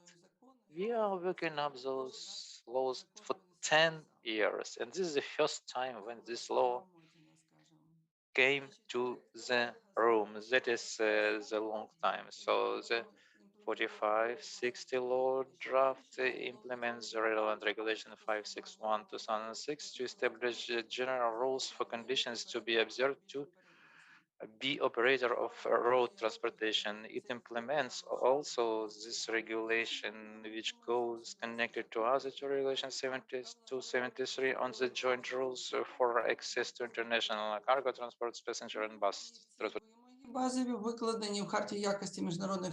And those basic requirements are set in Charter on the transportation of ECMT system, repeated for bus transportation and interbus agreement on non-regular bus transportation, which are the basic requirements of 1071 regulation. Good business reputation of transporter, due diligent financial status, professional competence of transportation, manager foundation conditions, founded in European Union, acting office, and this good reputation should be ensured by transporter. If it's not ensured, violation, it leads to license abolition. And draft law 4560 provides for licensing domestic cargo transportation, and that we had a position from Nova Poshta company. Nova Poshta doesn't have own car fleet. They use subcontractors, some small companies. What is a due business reputation? Law 4560 almost doesn't have it. And that's what I wanted to say.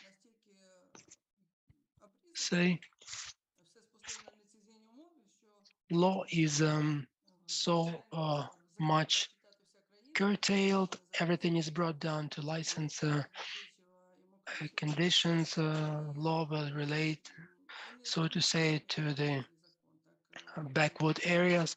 People will not understand what this law is about and so on.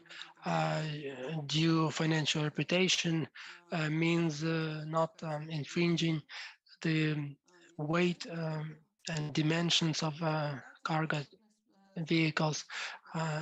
Vehicles safe, compliant to the requirements, tachographer not exceeding speed limits, security, safety for bus transportation, and also rules for animal transportation. This regulation 1071 is added by regulation from 2016 406 that Valentyn was translating. The translation is on the website. Classification of severe infringement listed there that may lead to losing good business reputation. I took first 3 lines of this table, simplified a little, exceeding driving time 1 hour, exceeding by driver, light violation up to 11 hours more serious, and the most severe is 13.5 and more hours. As a result, those violations are to be added, 1 light to 1 substantial, several substantial to severe, then the most severe lead to some limit. If it is exceeded, the procedure starts to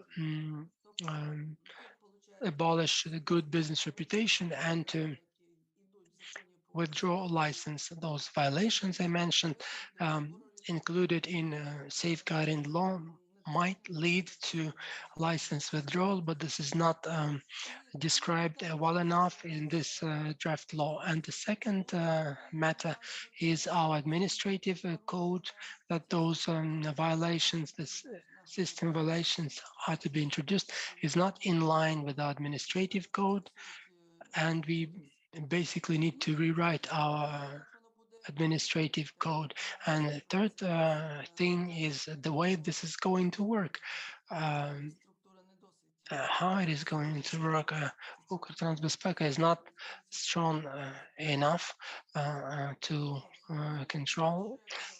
Police also is entitled to stop draft 4560. I also mentioned already the logic is broken into two laws and not detailed in writing right enough. Those notions, perfect business reputation, laws have a new license conditions. It needs to be introduced to administrative code. Without conditions, it will not function. A new administrative package was adopted in European Union, as it adds and adds the legislative documents where the candidate country to enter European Union. Logical question: does this mobility package of 2020 go for us, or it's not related to us? Should we introduce the requirements of new regulations into our law already, or we shouldn't yet? This mobility package includes 4 regulations, one of regulations about electronic information and 54 about requirements to the maximum daily and weekly driving times for drivers. Next 55 introducing changes to 1071. I will tell about the main changes and about business trips for the drivers in road transport. What is the problem of this mobility package? The thing is that the EU transportation market was open, and it turned out that this market is being taken over by new EU countries. For instance, Poland entered, the France cargo transportation market and took over half or even more, according to experts, of this market. And this mobility package was developed by old EU member countries to fence off those cheaper transportation, younger European Union members from Eastern Europe. So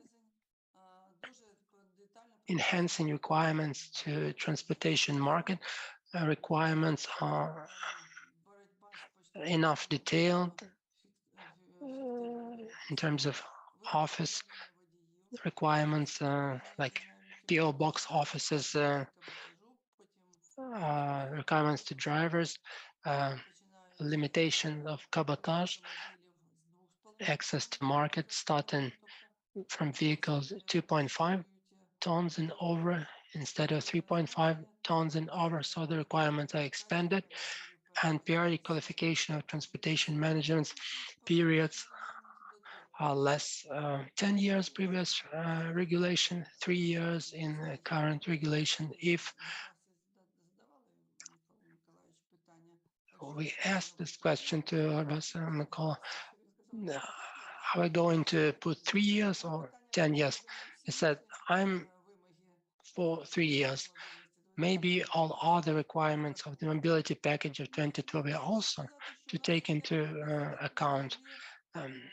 I have to say that our education system, vocational training system, is different than the European Union. We had the system of line ministries, and each line ministry had their own universities. For instance, transport, railway, educational institutions, road transport institutions that prepared due specialists. For instance, organization to road transportation, international transportation and domestic transportation. They have the division in the organizations, and road transport is just hardware and general management there. And when students graduate, mainly as bachelors,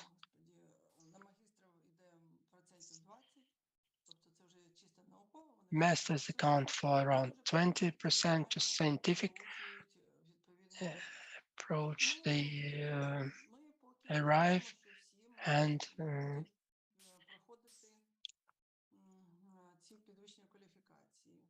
get profound knowledge in certain area of practical expertise. If we have a big road transport market, a labor market, it will be a big burden to improve manager qualification every year. Well, what else? Wanted to say transport, no visa arrangements.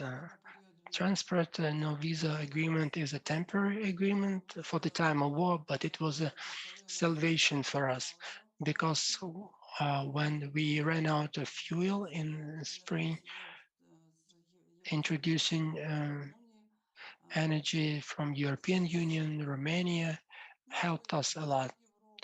Grain transportation to Europe by railway transport, road transport, commodity exchange with European Union, now mainly supported by road transport.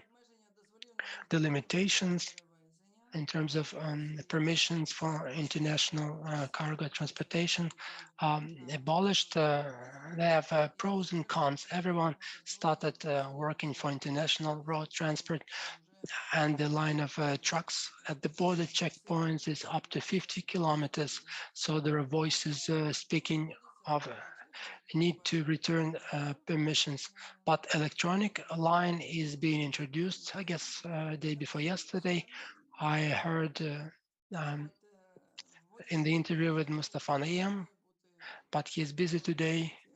I hope to hear it from him. And this line is to overcome corruption. We had to reprofile it, and the border points is a general problem. I was preparing the arrangements for border checkpoints activities improvement. The trade exchange was developing with the European Union back in 90s, and the crossing points were not developed technically, number of lanes and so on, causing big trouble in terms of crossing the borders. Yagodin, Ravaruska were reoriented, part of them for big trucks.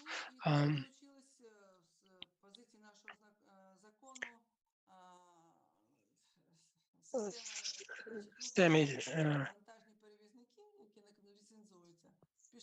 domestic cargo transporters, which are not licensed, decided to voluntarily get licensed because they wanted to travel internationally to European Union. European legislation system is built on licensing for international transportation. So legislation regulating areas supposing international relations. For instance, taxi market, it's not about taxi transportation, it's about domestic transportation. No laws like that are required. And this voluntary licensing procedure developed a lot. People wanted to have the license for the transportation, and the license for international transportation means electronic bill of lading, so to say, containing lots of information important for international road transport risks. It means that more competition with European countries on transportation market, on expedition and tourist services market. For instance, Interbus was afraid they let us in, but the requirements to our new buses are very high. No big competition problem yet in terms of them entering our markets, especially in times of war. Discrepancy in technical standards, so that we need to update our rolling stock. Ecological requirements should be improved. Higher requirements to the passenger rights protection, especially the passenger rights directive got requirements for that. And second, reimbursement for passenger death for international transportation is 120,000 euro. But when we were dealing with interbus agreement, we are thinking that insurance companies will fall, but instead they took it enthusiastically because they were planning to make the insurance rate higher, and the standards matters. Our drivers overwork less hours. For instance, urban commuting the tachographers are introduced already. I think it should create additional jobs. For employer, it means more burden on budget. However, in general, those are to be implemented and to make the road safety higher. Thank you. In general, I wanted to say that we support the basis of legislation translation of the European Union, which are placed on our website in legislation, European integration chapter. My email. Thank you for your attention. Thank you for the beginning. Thank you, Alla Novikova. Very interesting presentation. Which are the questions to presenter? It seems to me our colleagues are 10 years within this topical area. They know everything. Okay, no questions. Thank you. If you have questions, then on discussion panel, we'll be able to... Well, I see one hand. I just saw it. There is only a last name here, Puzikova. Please connect the mic.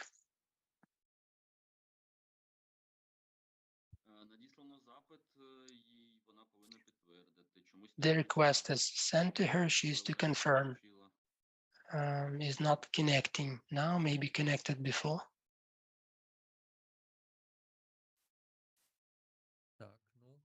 Ніяк, да? No way, not yet. Maybe some malfunction. Let her write the question in chat then. There is some technical issue there, please. What is this organization? Will you excuse me? I will not be able to find it fast. If possible, please write in chat. Someone else was raising a hand, as far as I understand. Please, Kostyantyn Zharov, please connect.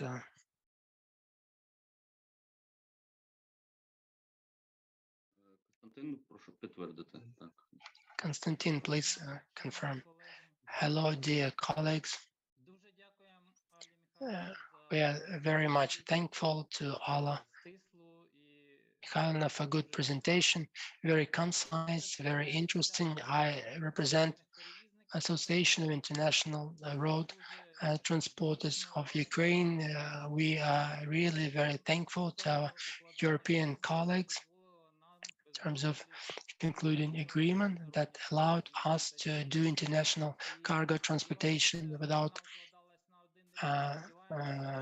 licenses. It was approved for 1 year. We hope it will be prolonged and the transporters will continue working without licenses with the European Union countries, now Euro 3 and above. And this is really a very good bilateral cooperation with the European countries. Alongside with that, Alla was saying that there is issue in terms of fines. Today, the road transport law really got some insubstantial nuances in terms of fines and 40, 50 some articles. Fines are not detailed properly. We try to regulate this with Ukrtransbezpeka to include list of specific documents that drivers, transporters are to have, and we hope that on legislative level it will also be resolved. In terms of training, really, improving qualification of managers is really a foundation for licensing, and we really need to train them, duly improve their qualification. There is a question about how often, 3 years, 10 years, maybe the paramount for transporters would be once every 10 years to have such training. We hope that legislators will define all those matters more specifically. And in general, we are thankful for cooperation. All the best. Thank you, Alla Mikhaylo also wants to tell us something to thank.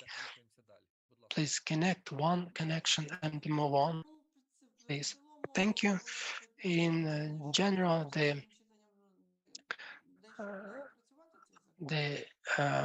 question was raised to improve this law between first and second reading. Then, thank you in general, Smart was near supporting us in the course of developing this law.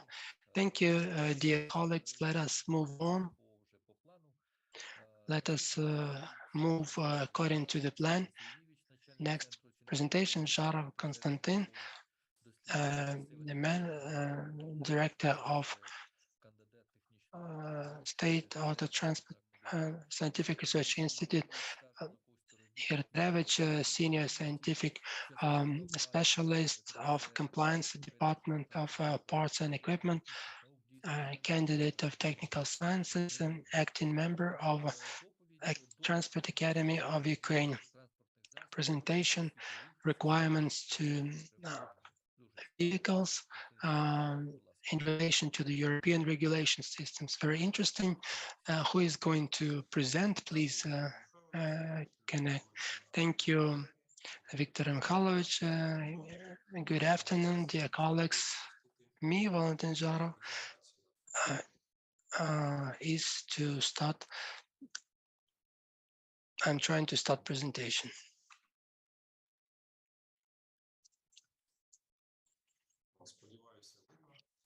I hope it is visible enough. I suggest a presentation matter of introducing requirements towards transport vehicles related to the technical regulation systems in the world. I would like to dwell on objective of introducing regulation on vehicles, analyzing tendencies and issues on national markets for vehicles, legislation, setting those requirements, benchmark analysis of requirements in Ukraine as compared to other countries, members of EU, for instance, and the impact on further development perspectives and requirements to the technical requirements to vehicles. Objective of setting requirements like technical regulation system existence is related to security on road transport and impact of vehicles onto environment. This slide shows the general trend in the European Union and in Ukraine in terms of incident rate as a result of road incidents is trending lower because of regular improvement to the vehicles and the vehicle design improvement. As a progress of technical solutions provided in the design of these vehicles, What we see is that in the recent years, every year about 3,000 persons die in the roads of Ukraine. It's obviously too many. Also, a number of studies has proved that approximately same number of victims of this in the road is the same number as in the road accidents happens due to environmental pollution, etc.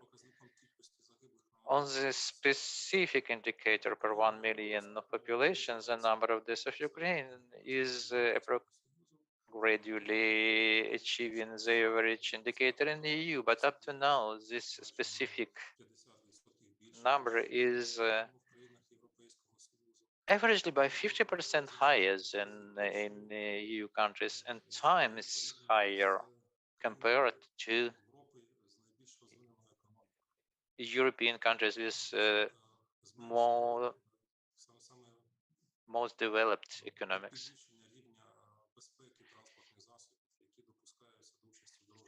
Increase of safety level of vehicles going to the road, reducing environment pollution are main prerequisites and reasons for development and continuous perfection of transport vehicles, their design to improve the technical condition, and are a reason of the system of technical regulation makes its activity in this direction. A few words about the trends existing in the market of transport vehicles, more exactly that part of transport vehicles which are firstly registered in Ukraine, introduced in operation in Ukraine.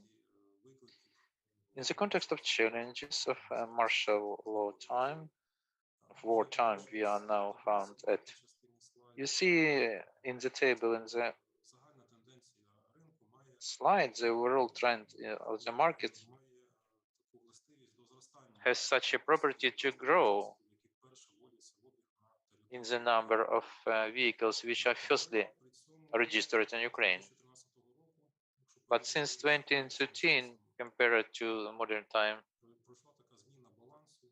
such a change of balance happened towards increase of share of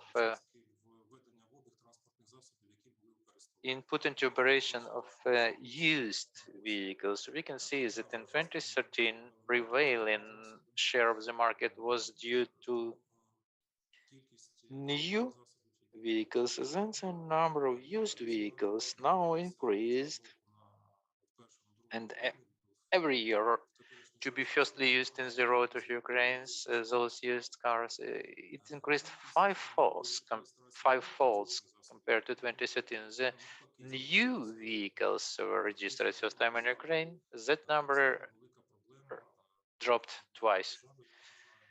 And it is a great problem of the state, and the problem of the market is essential drop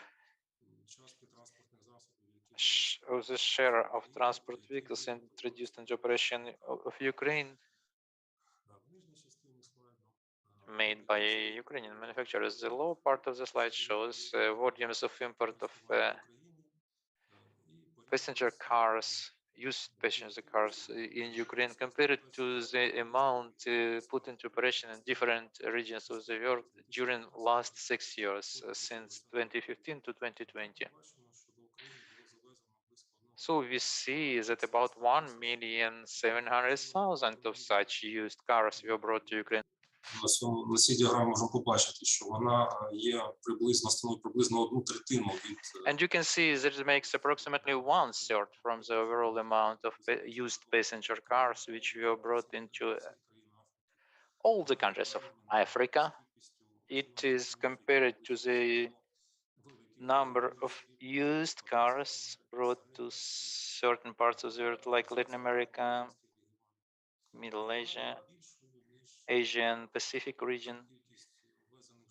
And it is less than the number of used cars imported by all EU and Northern America countries together.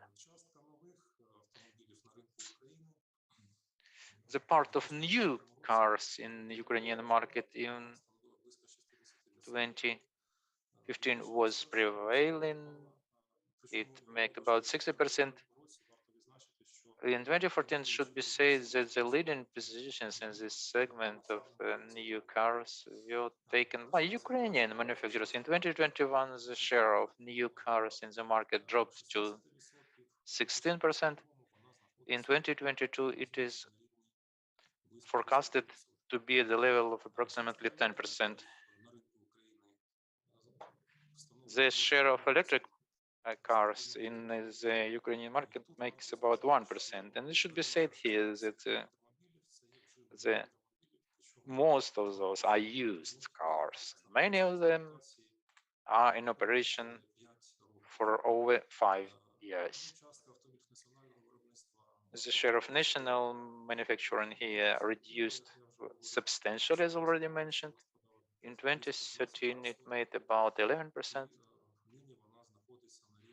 and now it is at the level of about 1% of the market. If we compare the indicators of the markets of Ukraine and the EU, attention should be paid to part of new cars in Ukraine. It is about 21%. In European Union, it makes 99.1%, meaning in EU, all the cars firstly put in operation are new ones. In Ukraine, it's just 1/5 of them from the overall volume in the market. The share of cars with electrified powertrains in Ukraine makes about 4%. Those are electric cars and the so-called hybrid cars. It's one of the higher in the European Union, makes about 40%. Those are main trends happening in the market. As regards legislation, which outlines what acts in a part of legislation in Ukraine consists of articles 3, 16, etc.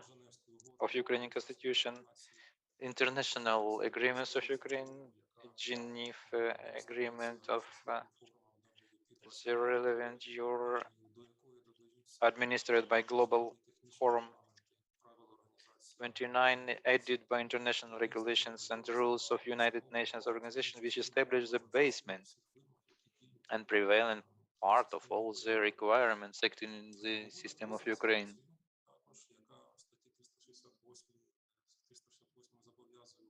Also, association agreement which obliges Ukraine to gradually approximate its legislation to the legislation of EU, to the regulations of EU, namely the law of Ukraine is made by mainly two. The legislation of Ukraine is made by the law of Ukrainian road traffic on certain issues of import in the territory of Ukraine and first state registration of transport vehicles, resolution of the government of Ukraine on certain issues of transport vehicles and equipment certification, and the procedure for approval of the design of transport vehicles approved by the Ministry of Infrastructure in 2020, number 521. If you compare requirements acting in the systems of technical regulation of Ukraine and the European Union, we can see in this graph that from all the requirements acting in the European Union, 20% of those in Ukraine are the rules of United Nations organizations, mainly matching with those of the EU. So could be said that the Ukrainian system is in line with the relevant technical regulation system of European Union. 32% are the rules of United Nations organizations. Smaller part of them in Ukraine means lower volume level depending upon one or other rule or regulation. So on 23% are the rules of United Nations that are not used in Ukraine but in EU, and 25% are the regional regulation of the European Union, which are not used in Ukraine on the other side, are not even somehow reflected in the Ukrainian legislation. So generally speaking, could be said that approximately half of the requirements in EU are currently already present in the Ukrainian legislation, and another half makes a way for further development of Ukrainian system. This table shows, you can see here, that the number of the features of transport vehicles for which requirements are established, all the number of systems is approved. There are 49 of them in EU. In Ukraine is twice as less, 27 rules of the United Nations organization. In the system of federal standards of United States, this amount is close to 50, meaning Ukraine has twice as less of those. This table shows the requirements acting in Ukrainian legislation and in EU legislation. And the requirements are highlighted which are missing in Ukraine but available in Europe. I will comment on them briefly. If you have more detailed questions, we'll talk about it if you are interested. You can see here that some requirements were not introduced in Ukraine, but in the EU they are already there since 70s, last century, since the very beginning of creation, and all European conformity assessment system. For example, the place of attachment of a rear number plate, the visibility of drivers, place identification of controls, devices against freezing, cleaning devices, heating systems, protection of wheels, meaning the protection of people and objects found near the car from stones and dirt getting them due to the rotation of the wheels, weights and dimensions of passenger cars, and also the requirements for distribution of an overall weight of the transport vehicle between its axles, driving axle and drive axles. Weights and dimensions of cargo trucks, buses and trailers, protection of safety of pedestrians, the requirements to the forward part of the car as regards its traumatization safety and threats for pedestrians. Since 2005, utilization is a very important environmental aspect. Requirements were introduced of EU requirements to roadworthiness of to the compliance of transport vehicles for utilization. Great attention is paid to negative impact on environment due to operations with transport vehicle at the end of their life cycle, meaning disposal, utilization. Great attention is paid to restriction of use in the design of transport vehicles of dangerous, hazardous, and dangerous substances like cadmium and many others. And great attention is paid to the issues of operation of electric vehicles. Would be said a lot about it, but we are limited in time. System of air conditioning 2006.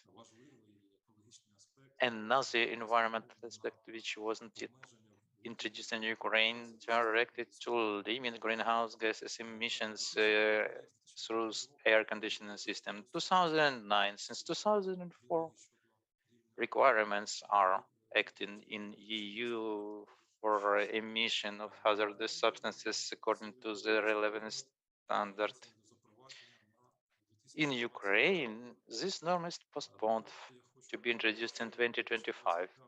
In 2025, EU has already a project of a regulation draft of EU by European Commission already submitted to the Euro Parliament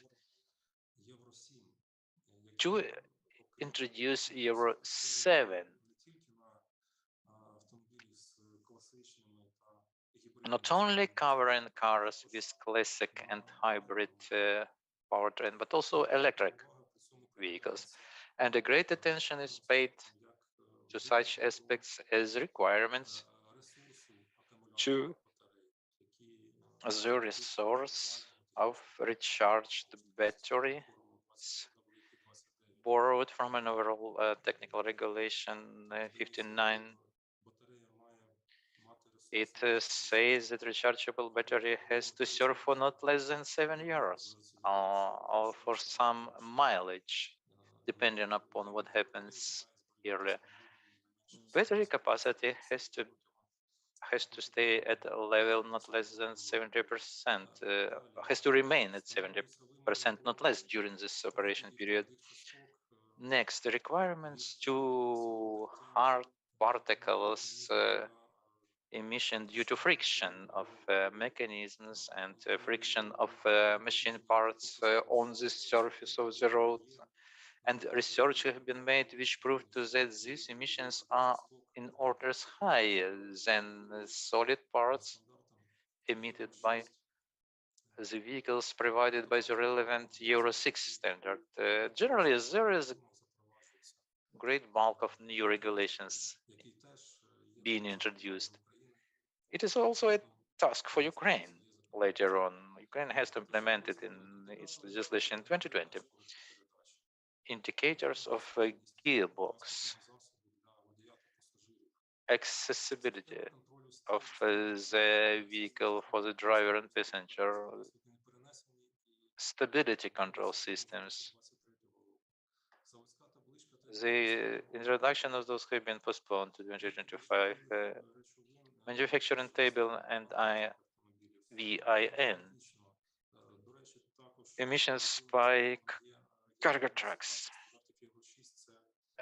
Another aspect within Euro 6 standard are emissions of CO2 in case of passenger vehicles. Measuring those vehicles and cargo loads, it is definition and imitational simulation of CO2 emissions, installation of establishment of targeted emissions. Penalties of fines introduced in EU. In EU, the manufacturer has to pay for going into excess of these targeted emissions.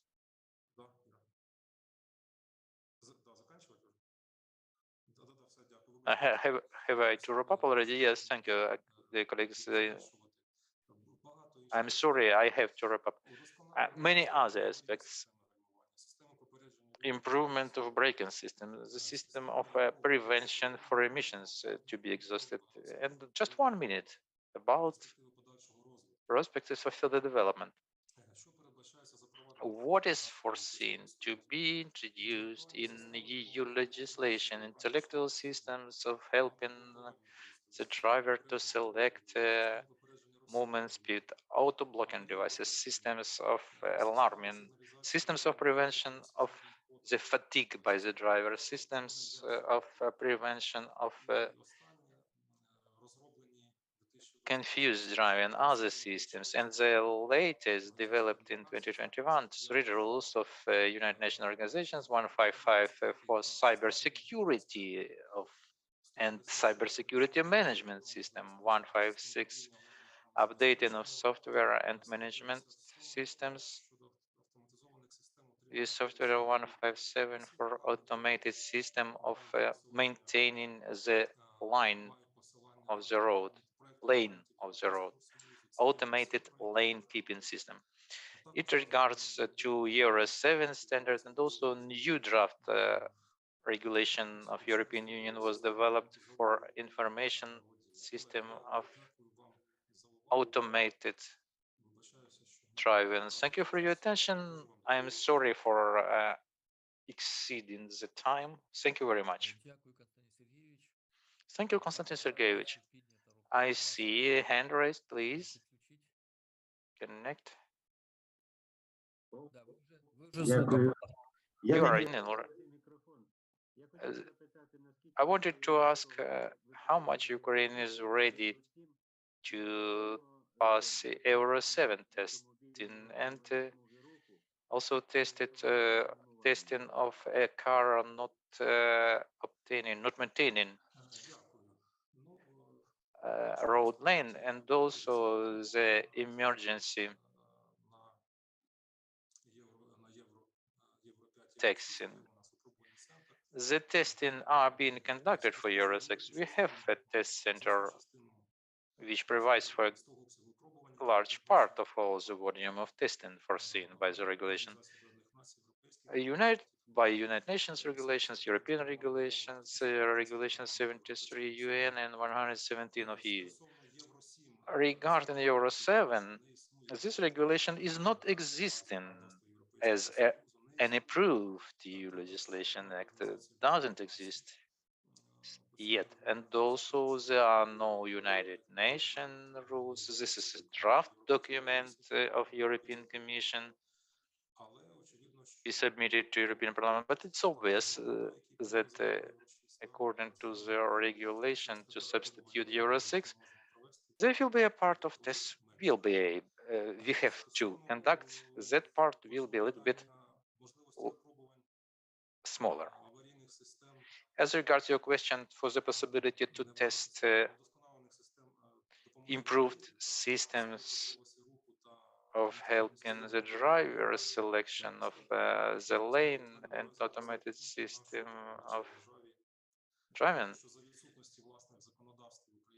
Due to the absence of Ukrainian legislative provisions of such kind, we have no certification platform for such testing. We have no material base, but there are intentions, vision, perspectives to create and improve both the regulatory framework and the testing platform for conformity assessment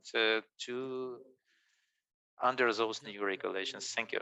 Thank you for the interesting questions, for the answer as well. I believe we shall move on.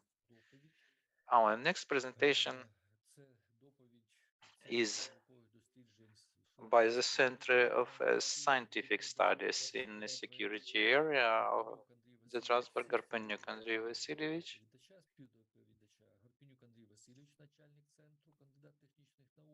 Garpenyuk Andrei, manager of the Center, candidate of Sciences, director of Department on the Technical Use of State Organization. Danko Andrei, Deputy Director. Please. Good afternoon or good evening, dear conference participants. The objective and functional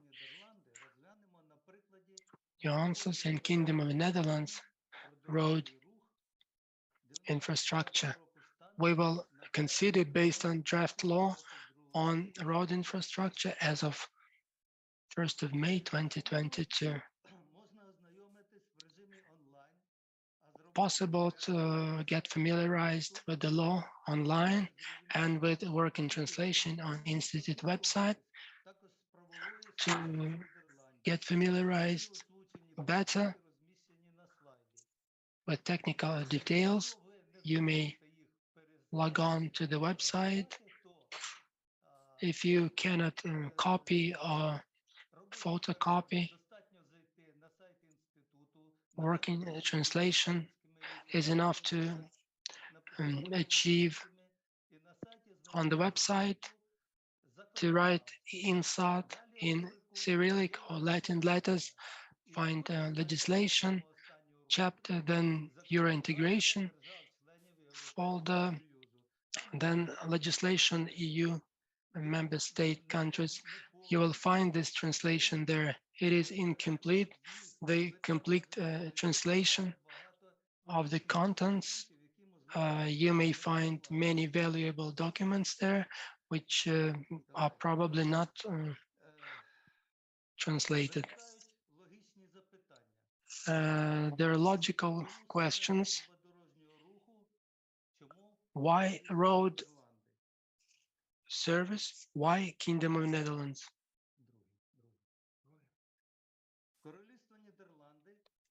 Kingdom of Netherlands created a due state registration system for vehicles back in 1998, alongside with France and Germany. In our view, this is the most important in verifying due technical condition of vehicles. So to say, technical examination. Why? So yesterday, several weeks ago, I was browsing on the internet if it's possible for a Ukrainian transporter to get the technical examination of vehicle in Poland. No. Why? Because not registered in that there. It's not the matter of keeping in compliance with law requirements. It is another matter. The acting technical examination system is approved here in 2011, has many shortcomings. Most important of them is having no complete database of registered vehicles in Ukraine. Those characteristics are to be verified in terms of design being unchanged and technical condition of vehicles being proper. Two vectors.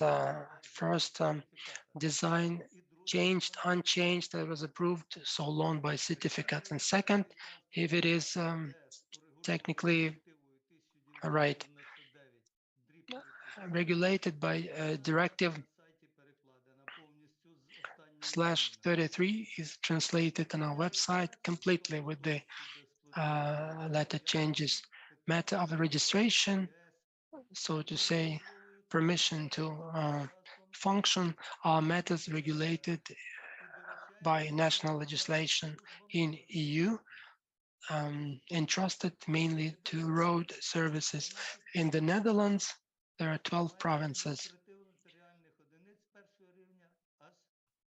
They have 12 first level administrative territorial units, each divided into about 30 municipalities, close to Ukraine numbers. 1st of John 2010, after autonomy of Netherlands until was abolished, municipalities located in 3 islands were included into Netherlands, but were not included into any of 12 provinces. So to a certain extent, in terms of developing legislation, Ukraine is to take Netherlands as example. First, please allow me to show you the translation of article of the law in terms of martial law and extraordinary time. Article provides for extraordinary situation. This law from 1994 is functioning in line with others, in particular coordination law for states of emergency. So article is acted by a Prime Minister's decree in emergency situations, or are cancelled by the same decree, or may be abolished by law. Please figure out in detail legislation of the Netherlands, search for Netherlands legal system, and you will understand that the kingdom decree may not be approved by king or queen if not signed by some of the lower ministers. This is the very complicated system as compared to Ukraine. Article 4 of the law, legal arrangements in martial law time, adopted in accordance with the road legislation, are valid if vehicles are used for armed forces, pedestrian people, drivers, and walker pedestrians on roads. Based on law articles, the authorities of the ministries, province authorities, and local authorities introduce regulatory documents. You may get familiarized deeper with articles in translation. Let us get back to a road service presentation. Analyzing expediency of road service creation in Ukraine based on exemplified norms of law is important. The unified system of road movement for all road vehicles is created based in Zoetermeer city, not in Amsterdam like Qatar, based in city of Flensburg, a world-known organization, a part of ministry in Germany. Kingdom of Netherlands accounts for over 17 million population, but twice as many vehicles per thousand of people as compared to Ukraine, and the service acts not only in relation to road safety. The authorities are much broader. Let us get back to three bodies in road service. Please pay attention that there is a board of directors and a supervisory board. Who is in board of directors is not entitled to be present in supervisory board and vice versa. Supervisory boards got secretariat. There is regulation for activities, how long a person may take office within supervisory council or council of directors. The functions are allocated bottom up functions for supervisory board. If you read it slowly, you need to take into account that the functions of management is everything not imposed on supervisory board, is approved by regulatory documents approved by a ministry. Thus, we see that interaction of a supervisory board and board of directors is based on democracy condition. Supervisory board has got secretariat. However, the meetings of the supervisory board is not the public units of the service, function based on approved official documents. Road service of the Netherlands is an example. Later presentations are going to be published on the websites, so do not read in every detail. Now, try to generalize approving vehicles. Unlike our legislation, the road service possesses all the rights like our Ministry of Infrastructure plus additional ones. It may approve devices for safety for passengers,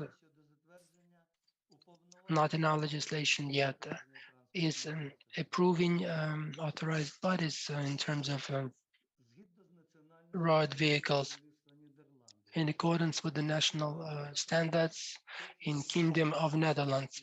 For instance, relating to those not included in Geneva Agreement, scooters less than 50 kilometers per hour or power not over 4 kilowatt. Also authorities in terms of national approval of type. Our national approval, maybe I am mistaken, does not exist in Ukraine, giving permission to redesign road vehicles, providing all the final the functions for the approved vehicles. So to say, legislation provides for many procedures to achieve what is listed on the slide, and the service has the due authorities in this regard. Registration, the most important, because it provides access to movement, not the certificate. Certificate is issued to a road vehicle manufacturer. Manufacturer sells it to owner or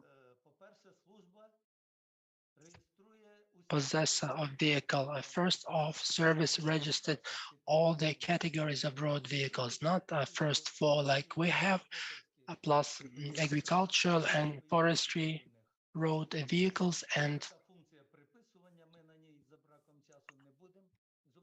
the trailers. There is additional function that we will not dwell upon, having little time dealing with permissions in terms of license plates, introducing into register, keeping the register,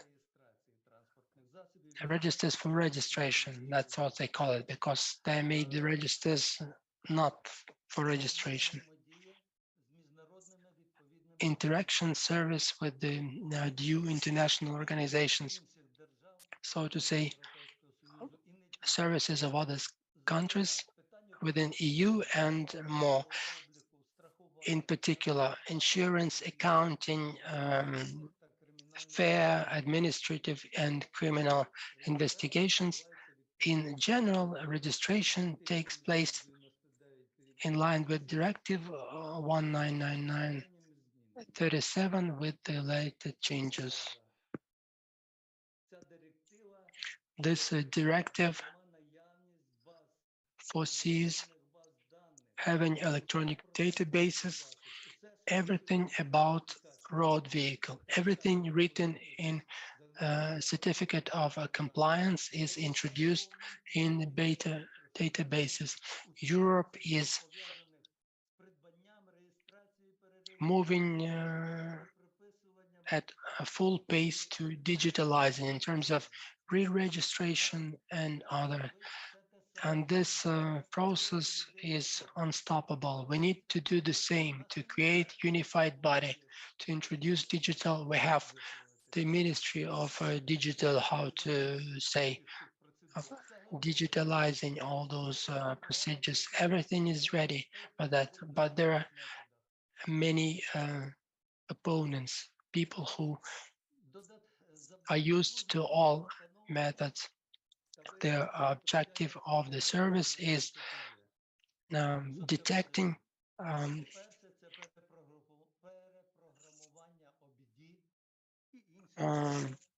ways to infringe the electronic systems, reprogramming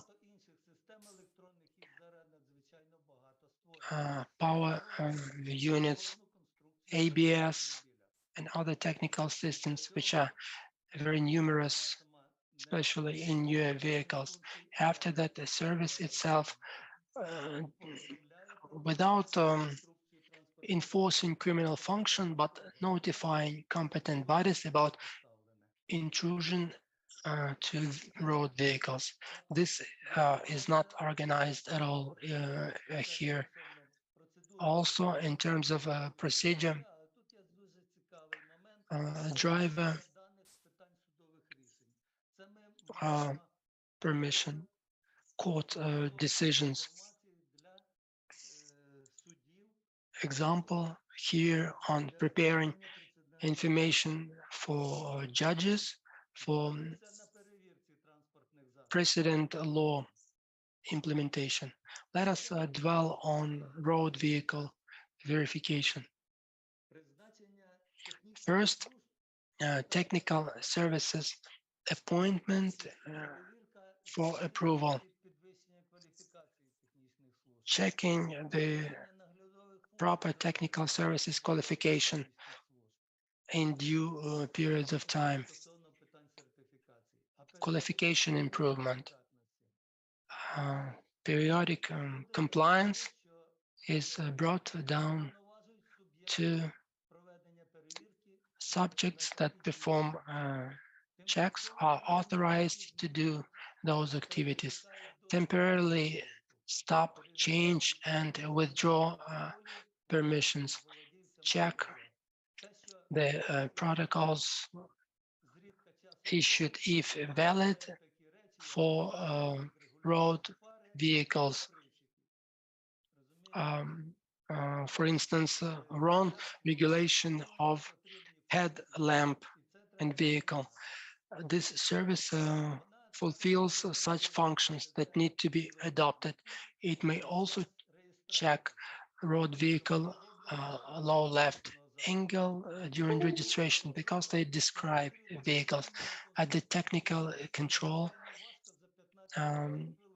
premises, very difficult to check everything within 15-20 minutes if technically compliant, and the service thus performing this. So they authorize right lower angle to check the technical condition, technical examination. To perform technical examination, the authorized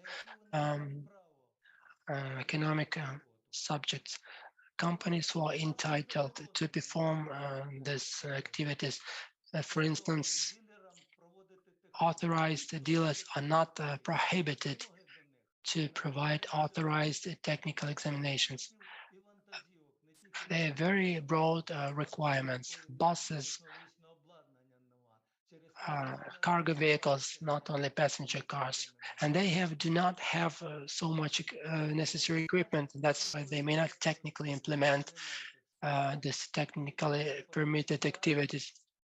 Expert investigate if there are complaints. They check road vehicles, how right and objective the complaint is, and notifying public.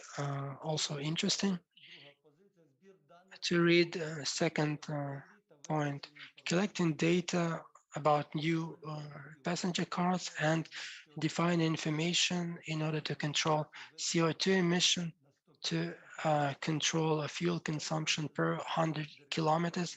To the right, you see directive and regulation.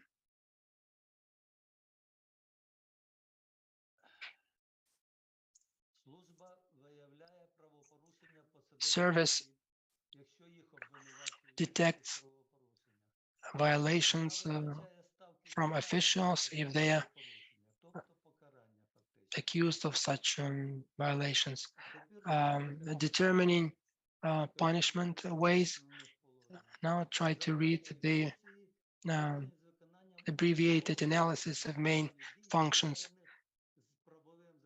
Objectives and functions related to fulfill all the set of tasks and activities related to legal support and control within the life cycle of all road vehicle categories.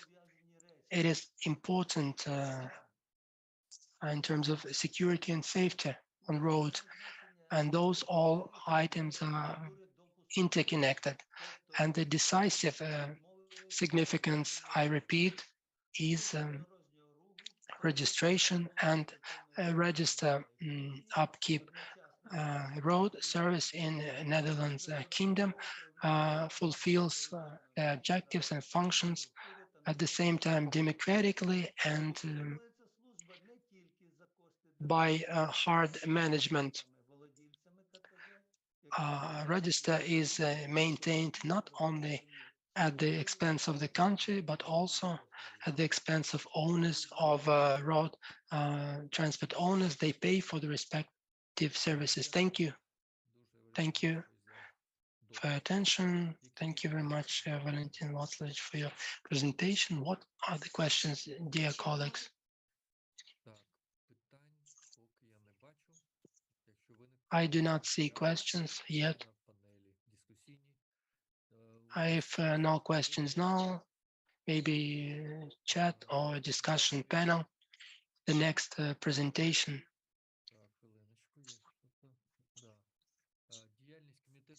Just a minute. Committee on European Economic Area, UN, Symonenko, Denis, of the Transport Acting Member of Transport Academy of Ukraine, Roman Viktorovich, the floor is yours. Thank you, Viktor Mikhailovich. I welcome all the participants of our conference. I have a very responsible mission to familiarize everyone with the activity of Committee of Domestic Transport of European Economic Commission of UN. Why? I would like to explain before. It was very interesting for me to hear in previous presentation. I saw that almost 90% of presenters refer to agreements, to rules developed at the platform of European Economic Commission, particularly Committee of Domestic Transport in the Committee of United Nations Organization. That's a big honor for me to introduce to you what is worked on in the committee, taking into account the main message of our conference, challenges of the martial law time. I'd like to familiarize you at least on several examples with that activity. So, European Economic Commission of United Nations Organization is one of the regional commissions of UN, founded in 1947 in Geneva. The objective of this commission was to promote a rebuild of Europe after war, to activate economic activity and to strengthen union and activities between European countries and the rest of the world. Difficult times after the Cold War, and UN was a unique forum for economic dialogue and cooperation between East and West. And despite those difficult times, it allowed to form a pretty powerful platform. Many successes have been achieved, consensus in numerous agreements in terms of harmonizing and standardizing, and in time after Cold War, EEC, UN involved not only many countries, but gained new functions. From the start of 90s, organization focused special attention to the transfer to market economies, utilizing the experience to facilitate integration of Central and Eastern Europe countries to global markets. In terms of domestic transport committees, this year, it was 75 this year. It successfully supports a platform for intergovernment cooperation to facilitate and develop international transportation, at the same time improving the safety and environmental friendliness. Many agreements and conventions, 59, ensuring international legal foundation and technical rules to develop international road, railway, intermodal transport, and domestic shipping. Also, many other important matters. A year before previous, not the previous year, excuse me, to me, this event happened in February on 75th anniversary. Very powerful event, and over 550 delegates from 90 countries were present at this meeting. Over 50 ministers that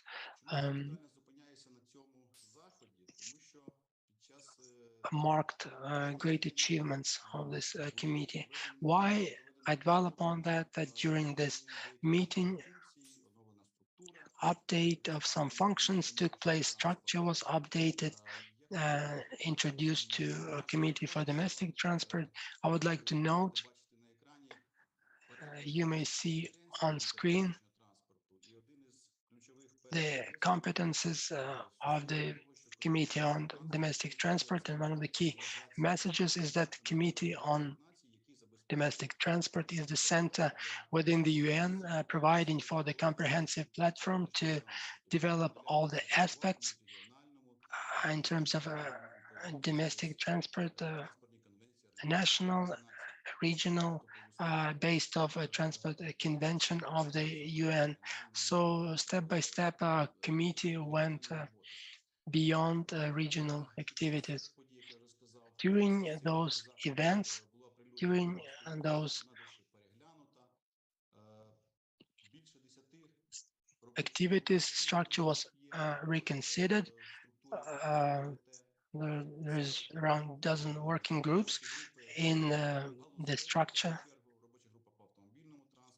industry based railway transport, road transport, internal water transport, and specialized groups related to the road transport group on road safety. We wanted to transformed in the World Forum to harmonize vehicles. I would like to note the group on security for road vehicles as globalized global forum today, and inter-regional groups. You may see them on screen. They interact with the industry and groups on matters related to customs, maybe fast movable commodity goods, dangerous goods. There are standing and temporary acting groups. Small format, indeed, you may get familiarized in more detail on the website. Groups, subgroups, so to say, where the lead specialists from the world are involved. They may be manufacturers of road vehicles, scientists, researchers, representatives of other international organizations, associations, and during the activities, compromise solutions are discussed and sought for in terms of introducing the lead practices. For instance, Group World Forum to harmonize the rules for road vehicles, EP29. This group accounts for many additional groups. One of such groups mentioned today for automated road vehicles, including specialists from every possible area. Specialists were mentioned today for communications, specialists, manufacturers of road vehicles. This platform functions rather well,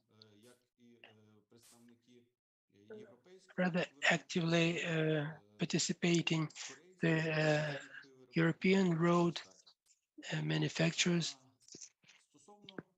in the activities of this group, as well as the Korean and United States representatives. In terms of event in February this year, I would like to note that February 24, when the full-scale aggression from Russian Federation started, it was one of the high-level platforms that very many representatives of the countries were convened, and this event was represented by first persons from very countries very powerfully. And in connection to the war aggression, the decision was made to have the address. The Ministry of Foreign Affairs representative joined.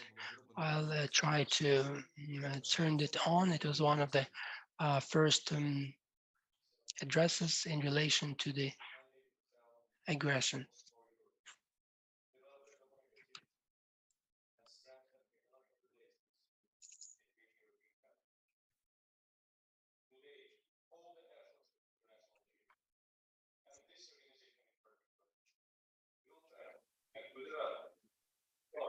The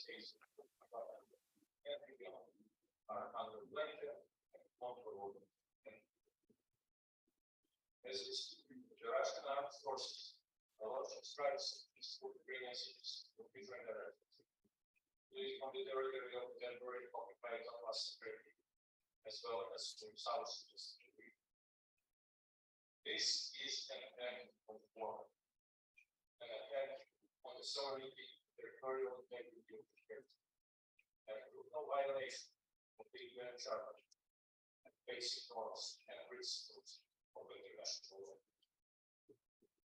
Ukraine falls on the international community, and this community its actions by Russia will have a large lasting detrimental effect, including a severe of this power. Lives, security, and well-being of Ukrainian citizens are at stake, but also the security of citizens and the entire group. The future of the world depend on our joint and unified response. Only united and decisive action can stop Vladimir Putin's aggression against Ukraine. Thank you, Mr. Chair. I would like to request the Secretary to include a statement, records, and report of this.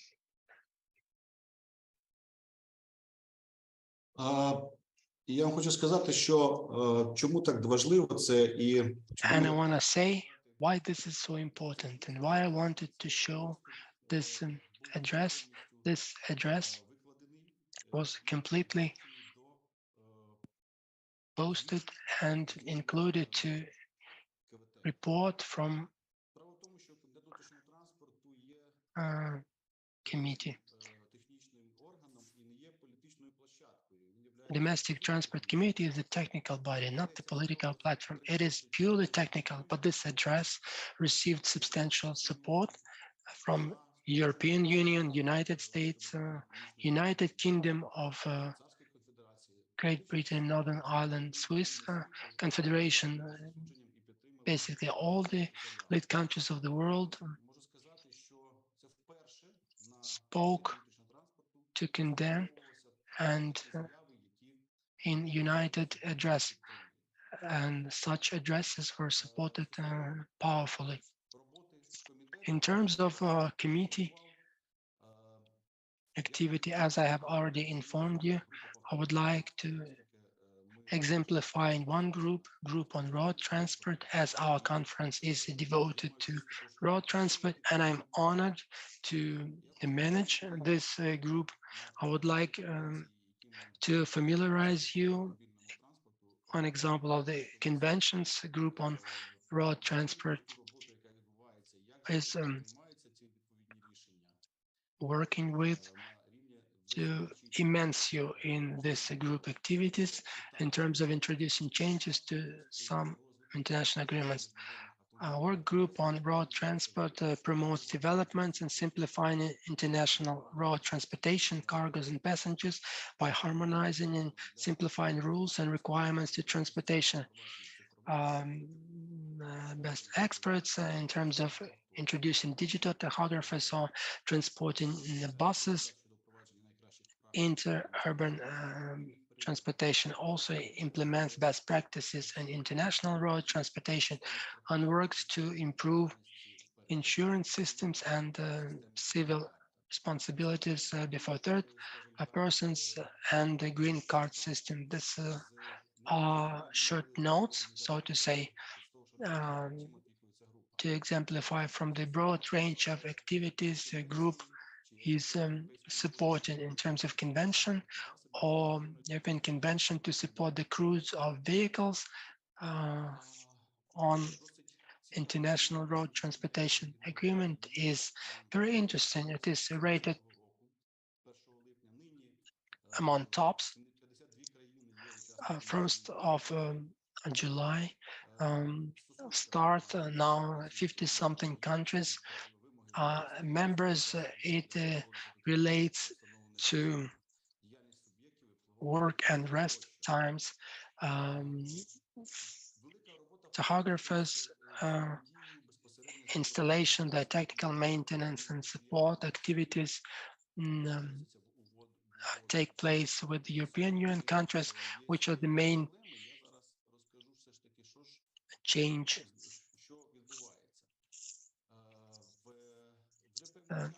vectors. I'd like to tell you what is happening now. Over 10 years, discussion takes place to introduce changes to Article 22 bis. This is a long story in terms of right to join the agreement. CT14, today some countries gained this right. Those are countries of Northern Africa, as they were asking about possibility to join this agreement. This is Morocco, Algeria, Tunisia, Jordan, and today they received this right, but those are just few countries that file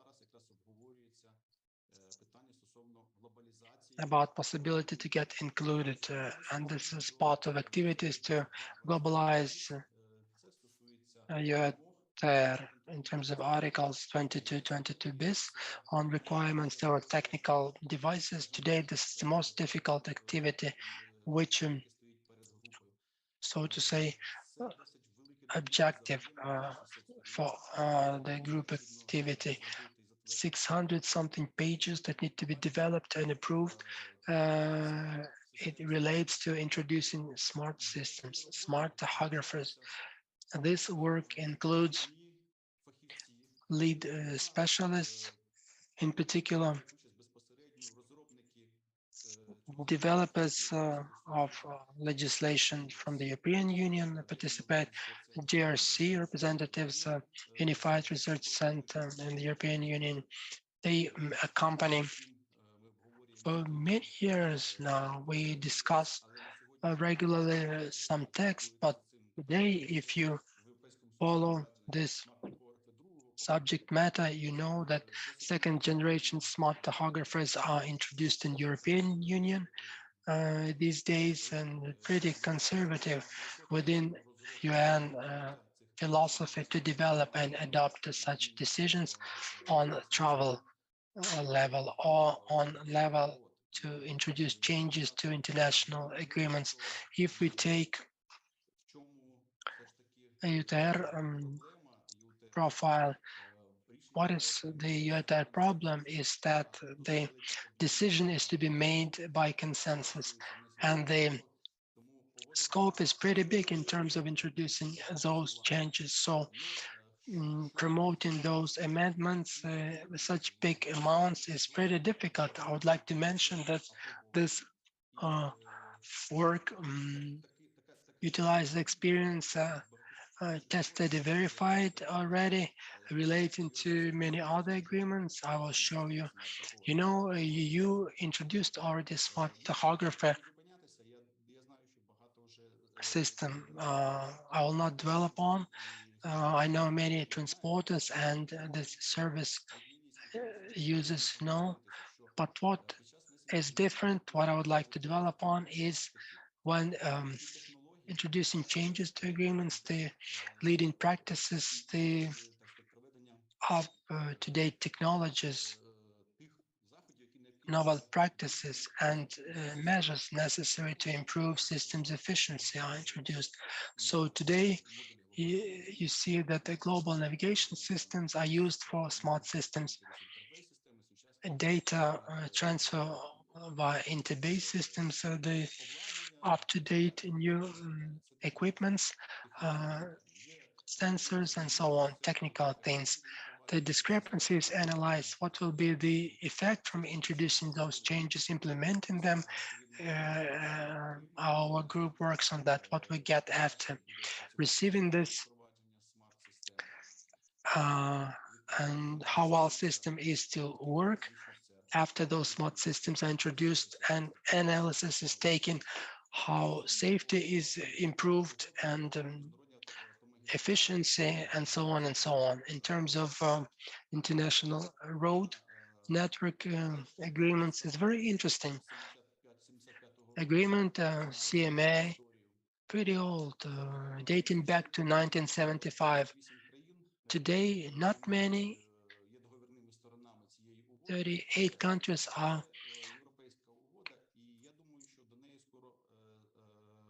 parties of contract. I think that soon serious changes may happen relating to digitalization. I think that we may discuss about this agreement later in terms of a convention on international road cargo transport. The presentation is going to take place about electronic bill of lading. I would like to mention that this agreement was concluded in 1956.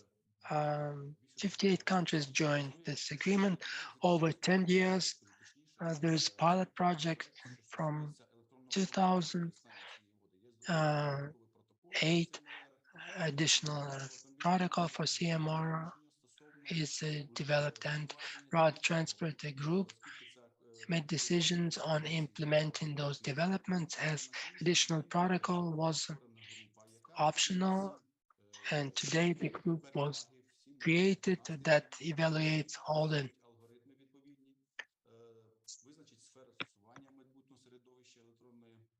pluses, all the improvements, will create the environment for electronic CMR, will be able to provide due recommendations. I think Alla Mikhaylo's got presentations for this topical area, so I will not dwell upon here about this. You know that there's interaction with other international, interregional organizations, in particular with European Union. At the platform of European Economic Commission, our group developed draft suggestions on many-lateral agreements for transportation by passenger transport omnibus. Today, European Union possesses international agreement.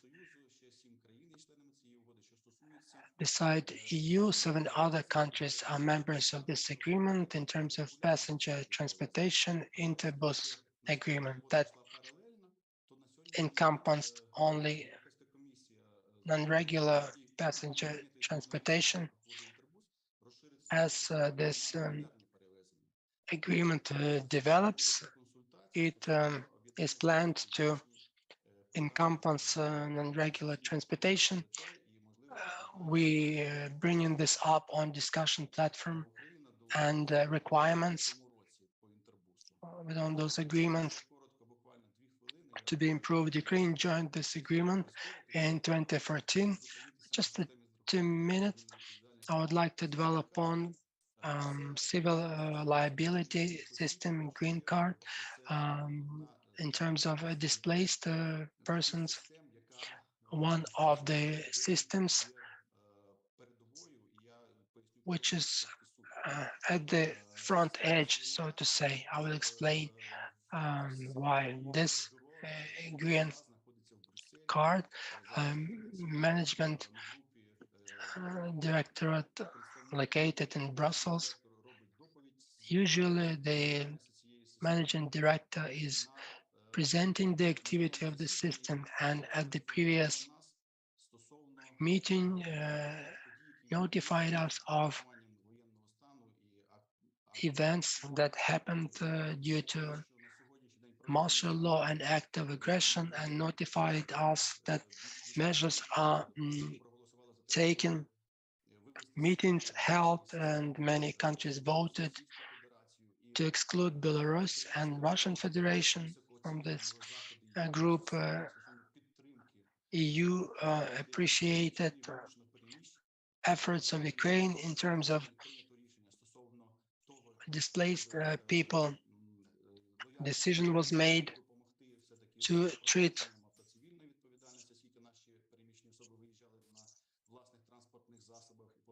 displaced people they required support and necessity to change to electronic transfer agreement provided for electronic insurance on paper, and Ukraine was one of the lead countries.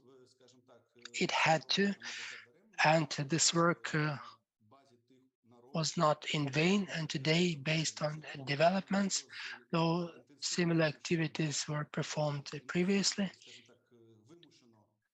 and it was, so to say, unfortunately intensified, and Ukrainian representatives could represent and develop algorithm that will probably be used by other countries, which will allow to switch for electronic format.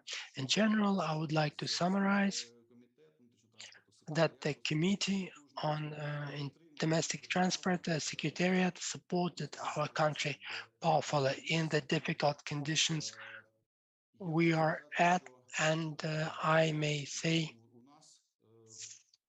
that we have very many challenges in front of us still, and very nice that we do not stand outside, try to continue activities on Committee of Domestic Transport Activities despite obstacles. I would like, as a little conclusion, say that Domestic Transport Committee today is serving as the platform for all the unified UN platform for domestic transport, and the principal trans is agreements within this agreement to be scaled up to the global world level, and challenges of changing and switching technologies, documents to electronic format in terms of fulfilling those agreements. Thank you for attention. Thank you, Roman Viktorovich. Yes, I would like to other questions. Please close presentation. I see a hand. Valentina Sergeyevna, you would like to ask a question?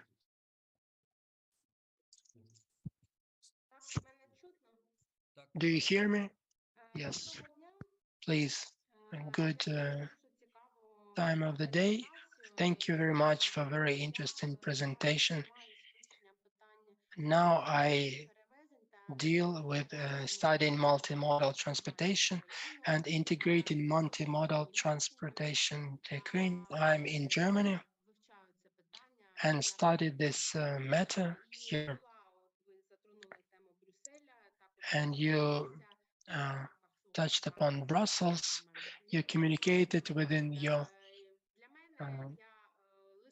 subject matter activities with the European Parliament representatives. I heard a lot about your committee activities. I'm very interested in interaction. You said platform is open. What is the procedure involving specialists, transporters, or people who show interest to this platform? A second question, in Berlin on October 24, international forum was organized that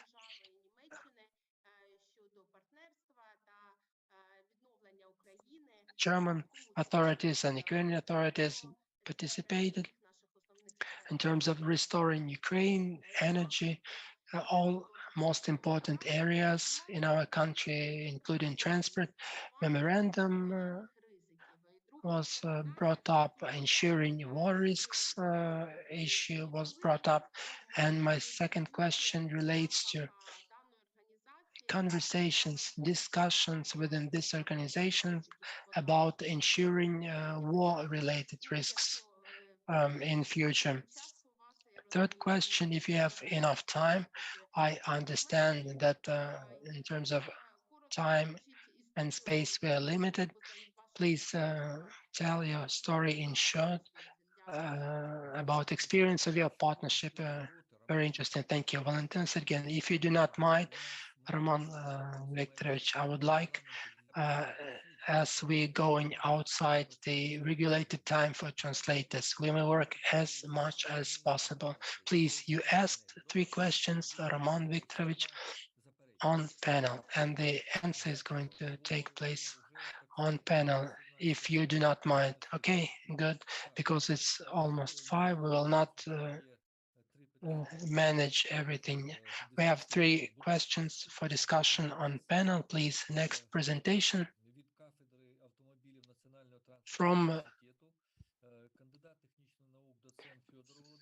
Vehicles Chair on National Transport University, candidate of Technical Sciences, and Filipova Galina, Transport Noise Presentation, the Problems and Solutions. Are you ready?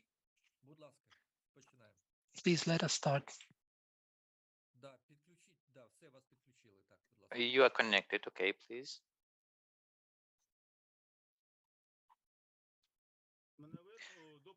Can you see me? Вельмишановні колеги, вашій увазі надається робота на тему транспортний шум. Dear colleagues, I present to your attention the presentation for transport noise, problems and solutions. Different types of structures are found along the highways, and they're subject to noise impact. Depending upon the type of the building, different acceptable levels of noise are established. You see, for the hospitals, for the wards of the hospitals, this is the acceptable level of noise at night. It's not realistic to observe it during our time. To reduce the impact of noise of transport flows, that is different cars together, not a separate car. It's possible to do it in several ways. First, to reduce the level of external noise of a separately taken car. It is an issue everybody is dealing with. For the second, it's optimal regulation of transport flows, traffic, meaning the speed regime, limiting the traffic of cargo vehicles, which create a lot of noise, and also the architectural methods of fighting transport noise. There are different options of location, positioning of buildings along the highways, roadways. They are in different way protecting and reduce the noise impact on those buildings, but the buildings themselves are not protected. These buildings serve as an acoustic shields, noise protecting structures for the buildings found behind them. Such an example was in the beginning of ages. For example, the Voentorg, the military shop in Perimoha Prospect, was a shield for the buildings found behind it, but the building itself was not very good to protect itself from the noise. When other ways of protection are not efficient, the noise protecting structures are used. There are many types of those on different criteria. This is semi-transparent to prevent from psychological pressure on drivers and pedestrians, and such execution, the criteria for noise protection structures. This is a shield on a deviation line of road and inclined shield. It has some benefits, but it will be more expensive. Or the shield in between the lanes, there is certain need for it, will not will on it. Or such a support wall with an inclined towards cars shield. It is inefficient but rather costly solution. Also, green plantations, they are very efficient, aesthetic, but there is an obligatory condition, few conditions. They have to be evergreen, meaning the all your green type of trees, and they have to have a relevant wideness to preserve its properties. And there are the options not to develop them. There are many criteria: length, height, etc. Also, from the criteria from the point of view of noise reflecting and noise absorbing properties, what are the requirements? There can be noise shield in the road if there are not less than 500 meters to the building found across the road. If this requirement is not observed, then noise absorbing shield is installed here because that building across will not be protected. It is an illustration of what is the difference between noise reflecting and noise absorbing shield. The noise reflecting shield reflects and brings back the noise. Noise absorbing shield is ideally absorbing all the noise. We conducted a number of experimental studies of transport noise. We studied the noise of transport flows and the efficiency of the shields installed along the highway Kyiv-Zhytomyr-Rivne.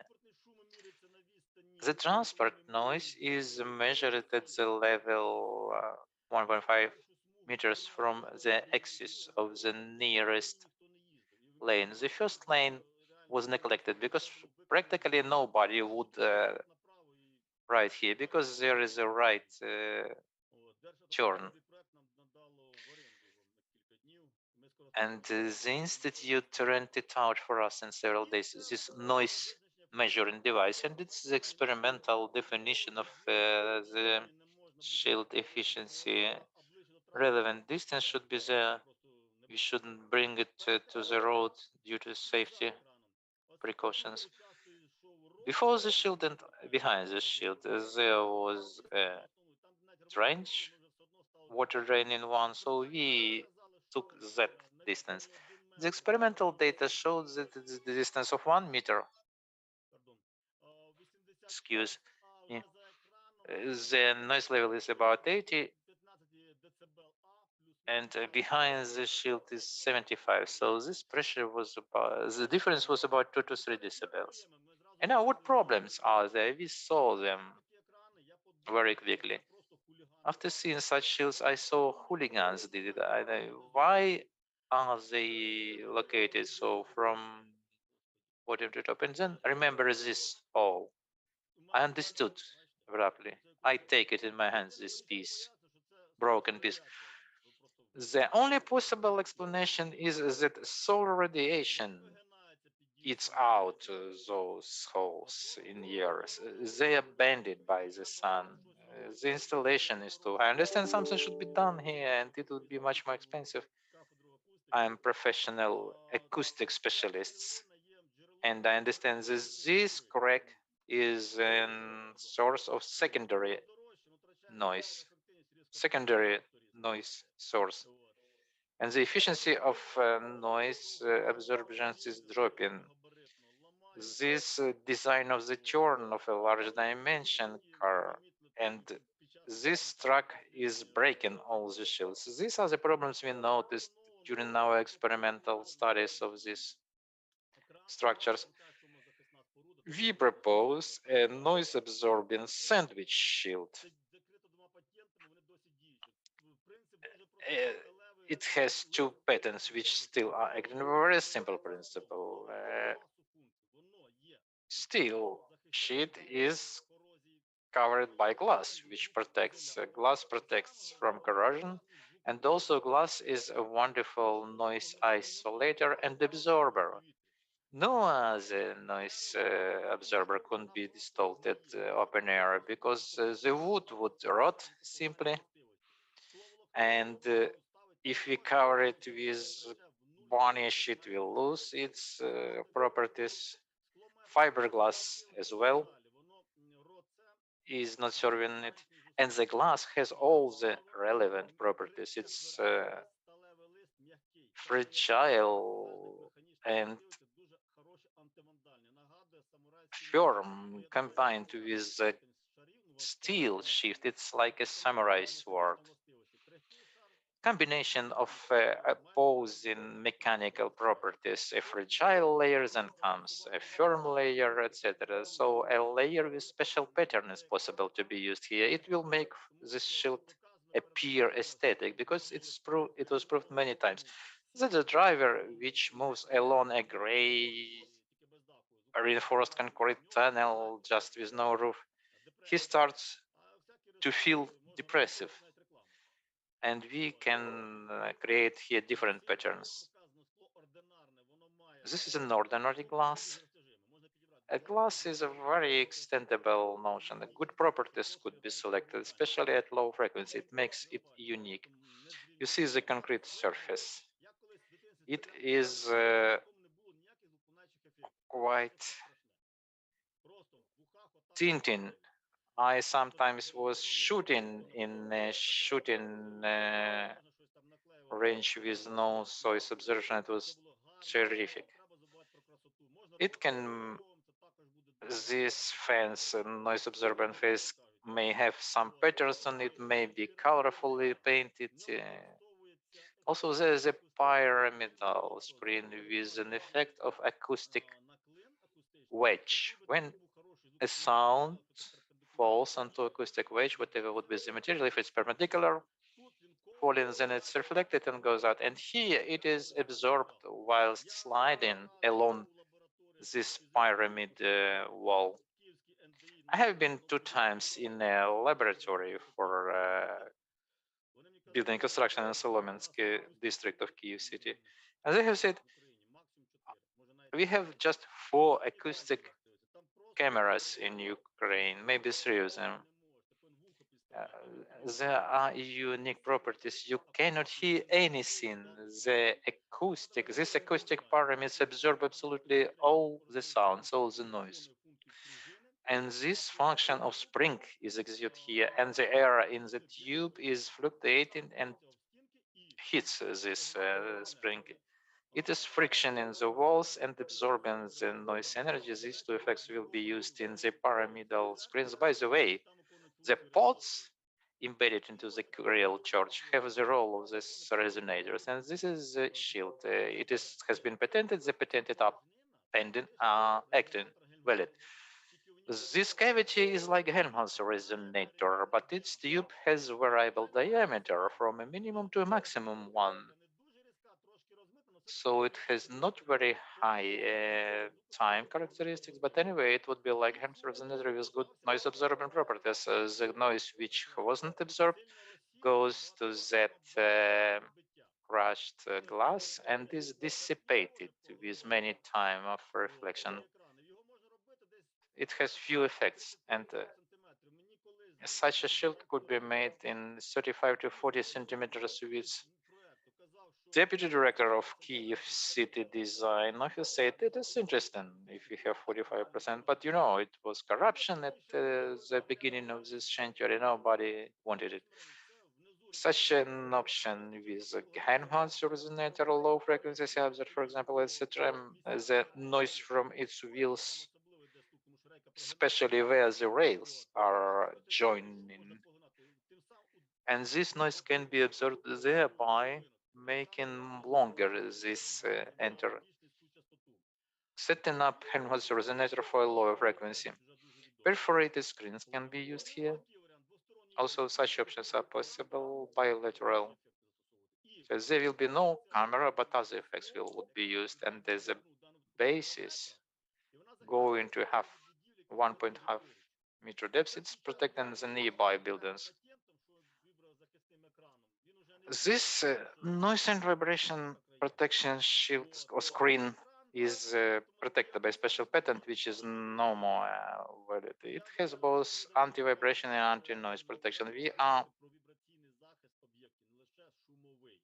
talking in favor of that, not only noise, but also vibration protection should be there.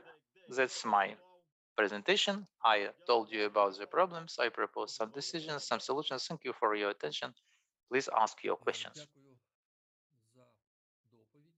Thank you for your presentation. Any questions, please, to the speaker?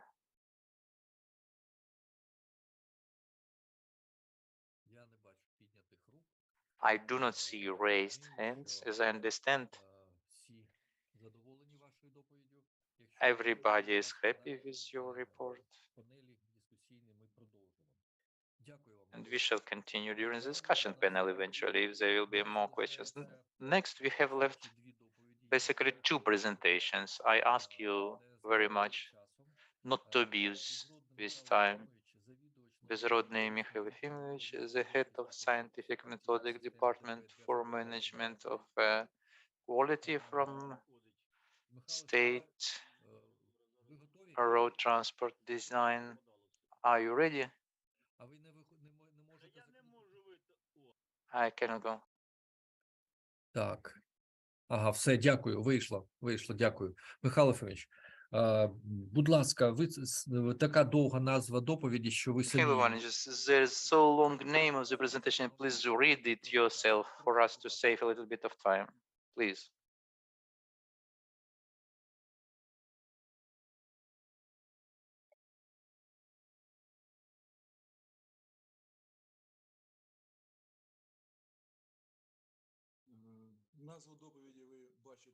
You see the title of the presentation. I will not repeat it. As known, management system of any organization allows it to streamline and control its activity according to the established requirements. Management system for quality of the state enterprise the project being an part of an overall management system. It has been developed according to the requirements of the national standard you see on the screen, which is identical to ISO 9001 from 2015. In this last version, there have been 6 of them beginning from 1987. I mean the number of versions. The last edition of this standard, for the first time in a clear form at the level of specific requirements, introduced the approach to development, implementation, and maintaining quality management system based upon risk-based. For the first time, quality management system in our institute was officially formalized, documented, and implemented in 2003 according to the then acting 9000/2015 DSTU standard version. In 2004, it was certified by an independent third party. And currently, quality management system of DSTU transport project is functioning within the 6th certification cycle. It was recertified last time in the last year for compliance with ISO 9001. But our system covers requirements not only of ISO 9001/2015. It was certified by National Certification Agency of Ukraine according to the requirements of the standard you see on this slide as authority for body of certification, products, services, etc., type A certification authority, and also the standard certified according to the last standard. ISO IES 17025. All those standards determine certain requirements to primary level of conformity system and to management system. Those requirements have been integrated into the overall management system of our company, of our enterprise. Should be noted that these standards also require from conformity assessment bodies to use risk-oriented approach for provision unbiased activity regarding assessment and confirmation of conformity, and also regarding the risks emerging during the activity and assessment and approval of conformity. Non-observation of this requirement, to observe those requirements, a process was developed which is documented in the standard guidelines for risk management. This process determines the procedure for identification, determination, assessment, and documentation of risks. Also, according to requirements of ISO 9001, another standard was developed according to which requirements that the DSTU project periodically identifies, assesses, manages, and mitigates the risk connected with the systems of quality management process, namely the services provided by our company. So should be noted that according to the requirements of these two ISO 9001, the highest management is periodically analyzing the system of quality management system for its fitness, adequacy, and efficiency. Fitness to enterprise needs, adequacy and compliance to requirements, and also regarding the capacity of quality management system to provide achievement of the planned results. Why I'm dwelling so in detail on risk issues?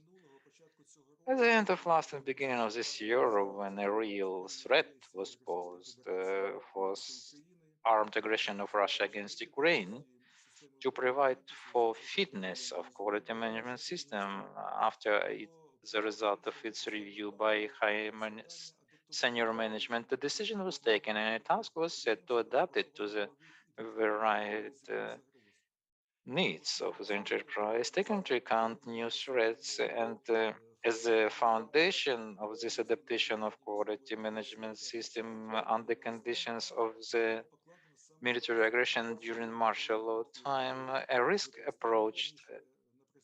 risk-based approach was used with use of early acquired experience on its use. It happened in practice in the following way. During conduction of meetings or commission sessions for emergency situation, different unfavorable situations were simulated and events which would produce risk and were connected with outages or blackouts, non-supply of water, gas, or heating, not interfering with us and preventing us from supplying services, etc. Also, we worked up the risk connected with the activity of our enterprise in the case of aggression of Russian Federation. Further on, the risks were determined factually after the armed activities and fighting began in Ukraine and namely in Kyiv Oblast, and also possible consequences of those risks manifestation. Upon the results of analysis, events or action to eliminate or minimize the consequences of those risks and possible manifestations. This information was generalized in risk matrix, which was added more than once, and as I already mentioned, there have been many of such meetings to analyze the system, and this matrix was updated when new risks were found, when change of external and internal factors of enterprise function were found. Generally, the identified risks were structured along four main sections you see on the screen. I will not list them.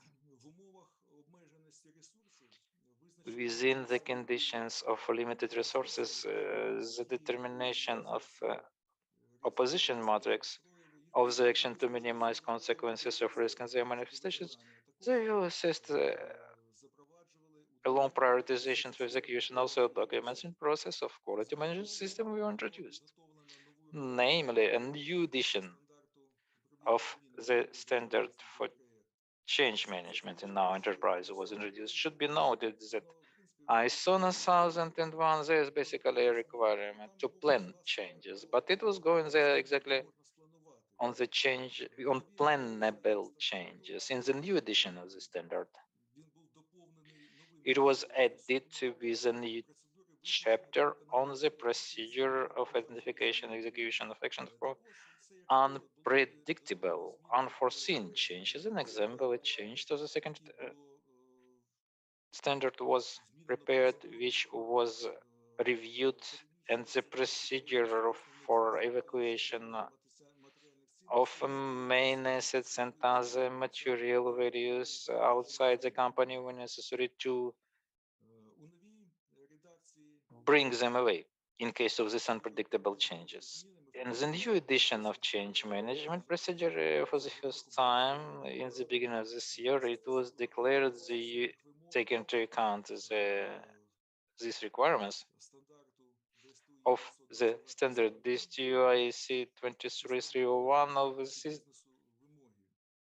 business continuity management, the requirements as regards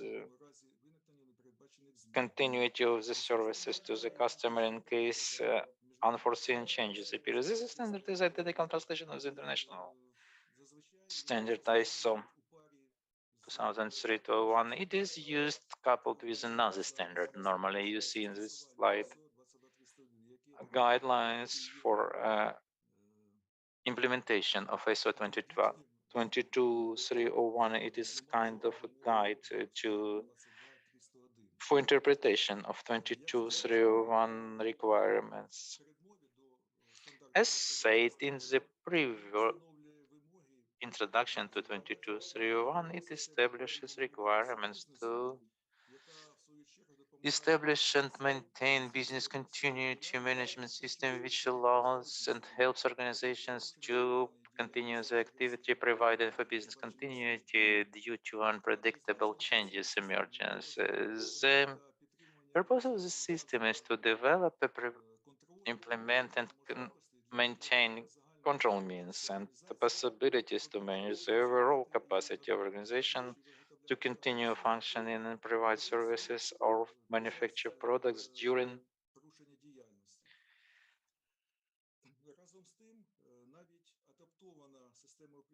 activity interruption. Along with that, even adapted system within its functioning according to the requirements during martial law couldn't provide for its fitness for companies. That is why the management of the enterprise decided and set up a task to start first on improvement of management system of our enterprise based upon the applied requirements of this standard, this 22301. A relevant order was issued, a relevant action plan was developed to manage system management and its activity according to the relevant requirements of this 22301. The first step was organization and conduction of internal training covering generalized review of the requirements of the standard and also guidelines and recommendations present in 22313. Main purpose of this training was to provide for awareness of the managers and workers of the company about practical aspects of development, implementation, and maintaining business continuity management in our enterprise, and also its integration into general enterprise management system. During the initiated execution of the planned works and during the more in-depth study of the provisions, requirements of DSTU EN ISO 22301 to integrate them to the actual management system of the company, inadequacy of translation was found, in our opinion, of certain terms and definitions and the realities, and also a range of issues were raised. But it was coincidental that the developer of those standards is a technical committee on standardization 189 of a quality management system. And our enterprise is a collective member of this committee and fruitfully cooperates with it for years, meaning that committee 181 was transformed from a technical subcommittee of the 93-1. It was a committee of quality management system. We cooperate with them for 20 years already. Exactly at that time, TK 99 submitted to the Institute the proposal for the program of national standardization for 2023. When working up this proposal, it was found they are covering, among other, development by example method and implementation of Ukraine of about 15 national standards, directly or indirectly connected with DSTU IC 22301. The most important standards, I show them into slides. It is glossary of terms, their problems, and other three standards. Why I highlighted them? Because they cover 3 from 6 aspects of business continuity management process put in the relevant chapter of 22.301 process, business impact assessment, development of business continuity management, and plans of the plan of business continuity management. It is a general standard which is applicable for all type of organization. We hope those standards will ground the requirements of 22.301 standard and will help us in practical implementations of those requirements and to integrate 22.301 requirements to general enterprise management system. Along with that, notwithstanding the problems found, the works on improvement of company management system are ongoing. Specifically, an integrated policy of the company in the management area was developed and approved, wherein one of the principles of activity declared is the continuity of priority services, implementation along the determined priorities, and maintenance of business continuity management process and provision of relevant resources for that, and also the declared management responsibility for the efficient business continuity management system. Also, scope of that system was determined priority activities and process in their services covered by BCM.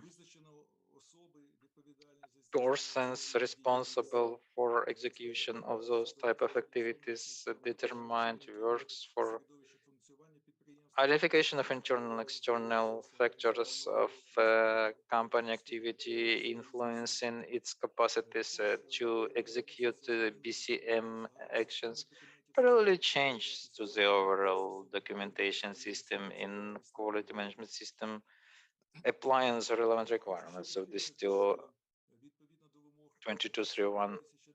According to the requirements of that standard, these actions and the measures planned to counteract the risks management system process should be implemented. The risk connected with processes and services have to take into account the risks connected to unpredictable changes. So during the regular review of risk matters connected with the process function, and the heads of the process will add them with a chapter for the risks connected with unpredictable risk, which may impact those processes. As main result of implementation of BCM system and its integration of its requirements to the overall company management, we expect the increased capacity of our enterprise to continue functioning and providing services to the customers during interruption of the normal activity due to unpredictable changes impacts. Thank you for your attention. If any questions, please ask them. Thank you. Please, questions? Okay, no questions up to now. Eventually, they will emerge during the discussion panel. Then we have left Oleksiy Andreevich's presentation. You will present now. True?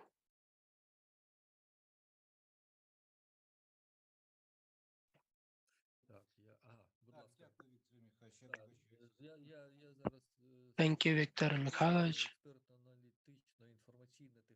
Scientific expert, analytical, regulatory provision for road transport practice. Oleksiy Klymenko.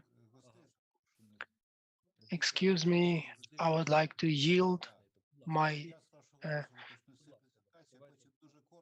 turn. If you allow, I will send presentation and a very brief.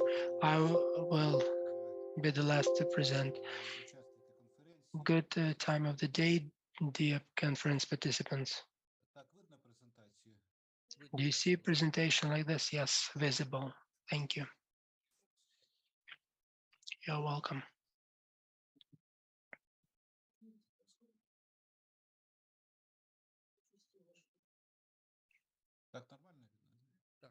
Do you see well? Yes.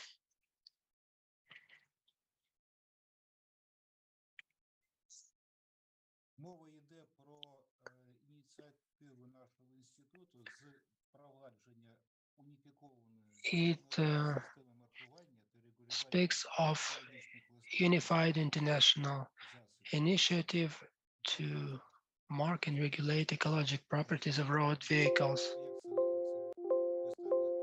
Full screen. Okay. Excuse me.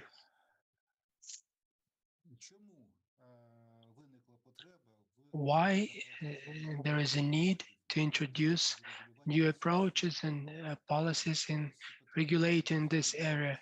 Seems like this matter is pretty regulated in the world at the first glance. First, economic foundation. According to European Commission, air pollution costs to European economy from around 400 to 800 million euro every day. Road transport emission is related to 40,000 deaths every year. Evidence-based. Real picture is a bit under the surface of water in the bigger part of iceberg. Mainly vehicles with diesel emissions, also modern benzene engines with fuel injection causes more death of people than from шум на дорогах та затори коштують європейській економіці від 40 до 100 мільярдів євро щорічні кошти. На жаль, в Україні до воєнного часу ситуація набагато road accidents. Noise costs a lot also. In Ukraine, situation is very difficult. Ukraine takes first places during last several years in terms of air pollution and death related to air pollution. Previously, macroeconomic losses amounted to around 2-3 billion euro every year. According to the later information, this is very underestimated data. This is an example of Prospect Peremogova Institute is located and situation is deteriorating. Coming to technical regulation of this problem, we may see that Europe and other regions of the country complying to international requirements set by European Commission and technical regulations, United States federal requirements, requirements of State of California, requirements of Japan, China, very specific requirements of South Korea. World is moving to introduce harder standards on emission of pollutants from commercial vehicles, passenger cars, and cargo big vehicles. Everything would be good. However, this very well-known Dieselgate is only top of iceberg. Even if there are new road vehicles, emissions in real use, and emissions in the laboratories. Almost no relation whatsoever. If we see research from our colleagues in France, if you look deeper, we tested very many road vehicles, over 1,200 vehicles developed and tested in all parts of the world. We see that not a single car manufacturer complying with the requirements of legislation in terms of emission, carbon used within the due time, and vehicles used very long undue time, emissions based on regulations. You see that many vehicles, even new, are incompliant to legislation requirements. The same situation on nitrogen oxide and other components of vehicle emissions. This is one part of problem. Another part of problem is that updating rolling stock and improving environmental situation takes much time. Imagine that we have prohibited introducing vehicles with internal combustion engine in Ukraine or in another country. Will it improve situation? No. We need time for obsolete vehicles to be taken out of use. We have developed mathematical models based on multitudes model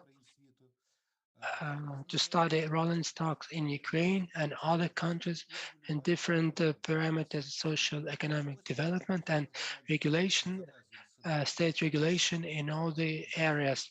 You see increase of vehicle number, change of their categories, euro, change other issues, the same structure shown as histogram. You see share of vehicles based on this scenario and other development scenario. You see the emissions brought down to CO2 of pollutants, even at the optimistic scenario, will not drop fast. You see the main constituent of pollution, diesel vehicles, red line. If we look at aggregated emission from vehicles using all types of motor oils, also emissions from electric cars, they also have emissions related to wear of parts. We see that by 2030, even in favorable conditions, the summary harm to atmospheric air drops 2.5 times, around this number, not 10 times, due to Euro 6 requirements approximating to ICE vehicles to electro vehicles emissions in 2030. So introducing ecology norms at the stage of the manufacturing does not change pollution in cities fast and does not change substantially rate of death and healthcare system expenses for treatment of emission-related diseases. As I mentioned, the problem in Ukraine is related to the vehicles brought to Ukraine, which are incompliant to the environmental requirements of European Union, that somehow get to our market and continue polluting the air in Ukraine.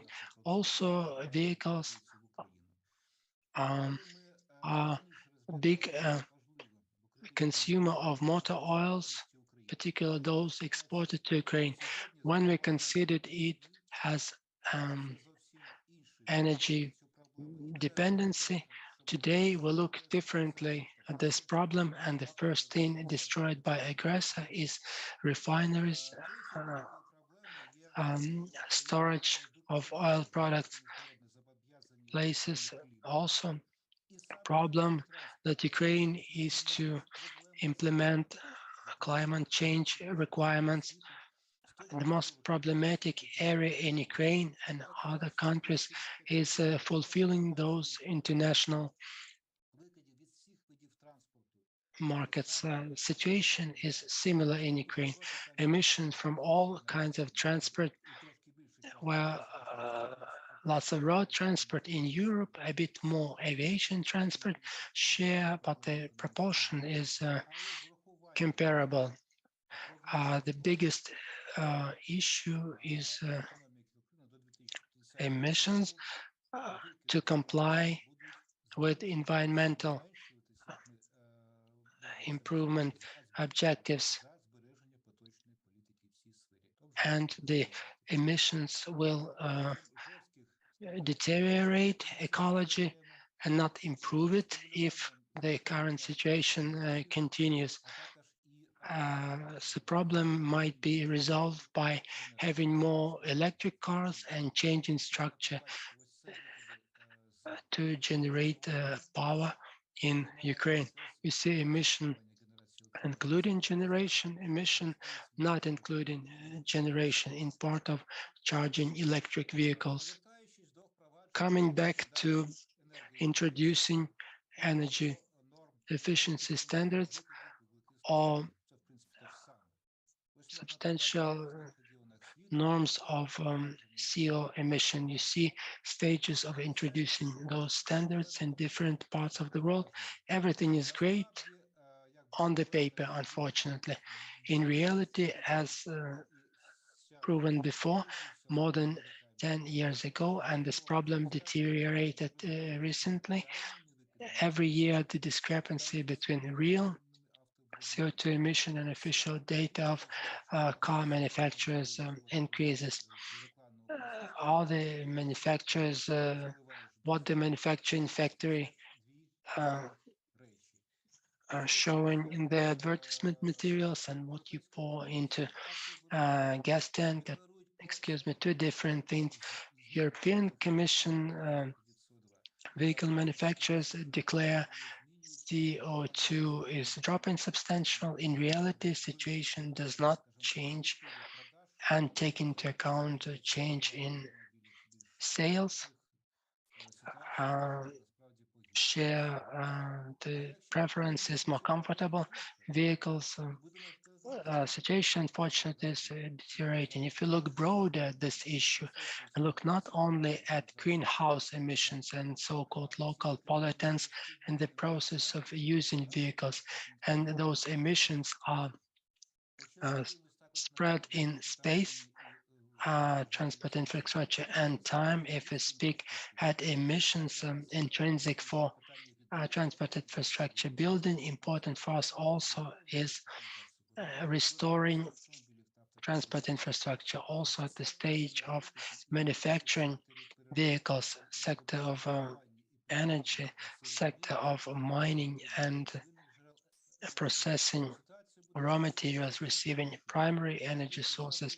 Situation will be different. For instance, if the current power generation system persists, producing more electric cars will cause more greenhouses to emit, and this is a comprehensive issue that I will not dwell upon in detail.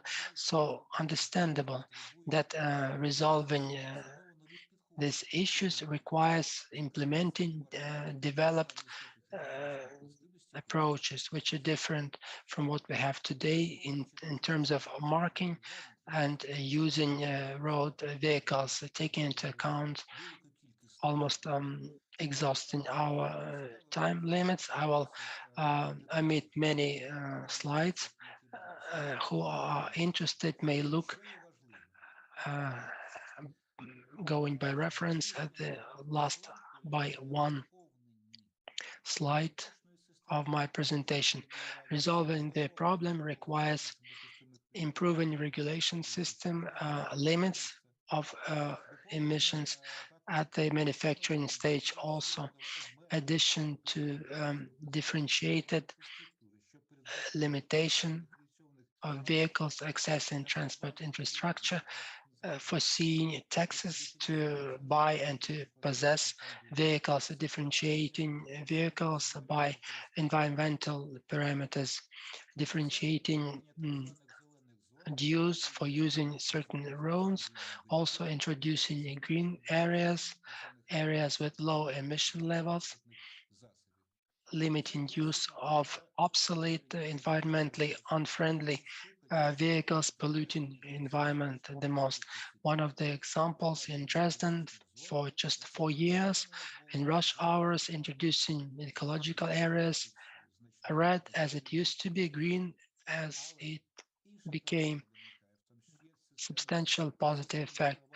The other problem is introducing environmentally friendly areas requires markup by environmental stages, requiring comprehensive approaches today as Europe turned into the patchwork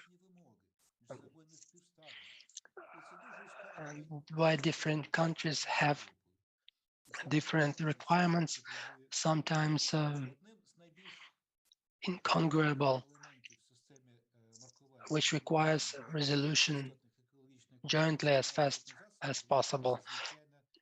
And the other issue relating to regulating vehicles is local exhausts related to wear and tear of parts, used tires, and so on. A new methodology in this area was developed determining general toxicity of vehicles. This methodology includes 64 most studied and harmful, so important from the aggregated pollution rate,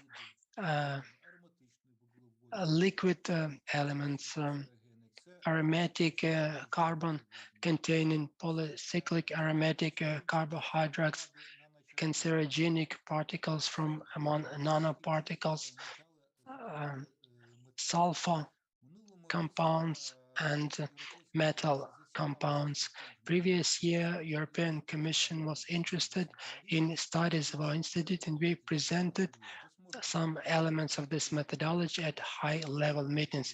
You may see the elements, main groups of harmful substances studied within this methodology, which allowed in the first place to understand dynamics of pollutants into aggregated toxicity rate, which may enable us to develop strategy to drop pollutants. So which elements require more attention: oxidase, carbon particles, or others. You see the benzene engine vehicles, Euro 6 level emission products are 25% from the aggregated pollution rate. This is an important factor. The same way we may look at the passenger cars with diesel engines, where the main factor is nitrogen oxide and polycyclic aromatic hydrocarbons. The same for the big cargo transport, Euro 2, for example, 70 toxicity% nitrogen oxide. Now oxides account only for 30%. In the first place, aromatic hydrocarbon and other cancerogenic compounds take the lead. Most important is that to show better the aggregated toxicity, which can be lowered by introducing novel technologies. We see that the new vehicles, technically proper, with a lower emission, are approaching to toxicity of electric vehicles, rate of pollution, Euro 7 norms that will be introduced from 2025, most likely, are going to be the last important event in regulating pollutants for combustion engine vehicles. And then the electric vehicles era starts. You remember the steam powered trains when it reached the technical development, and then change for other type of train era started. I was generalizing the concept takes into account the development trends. You may write in more detail in literature, definition generally for pollution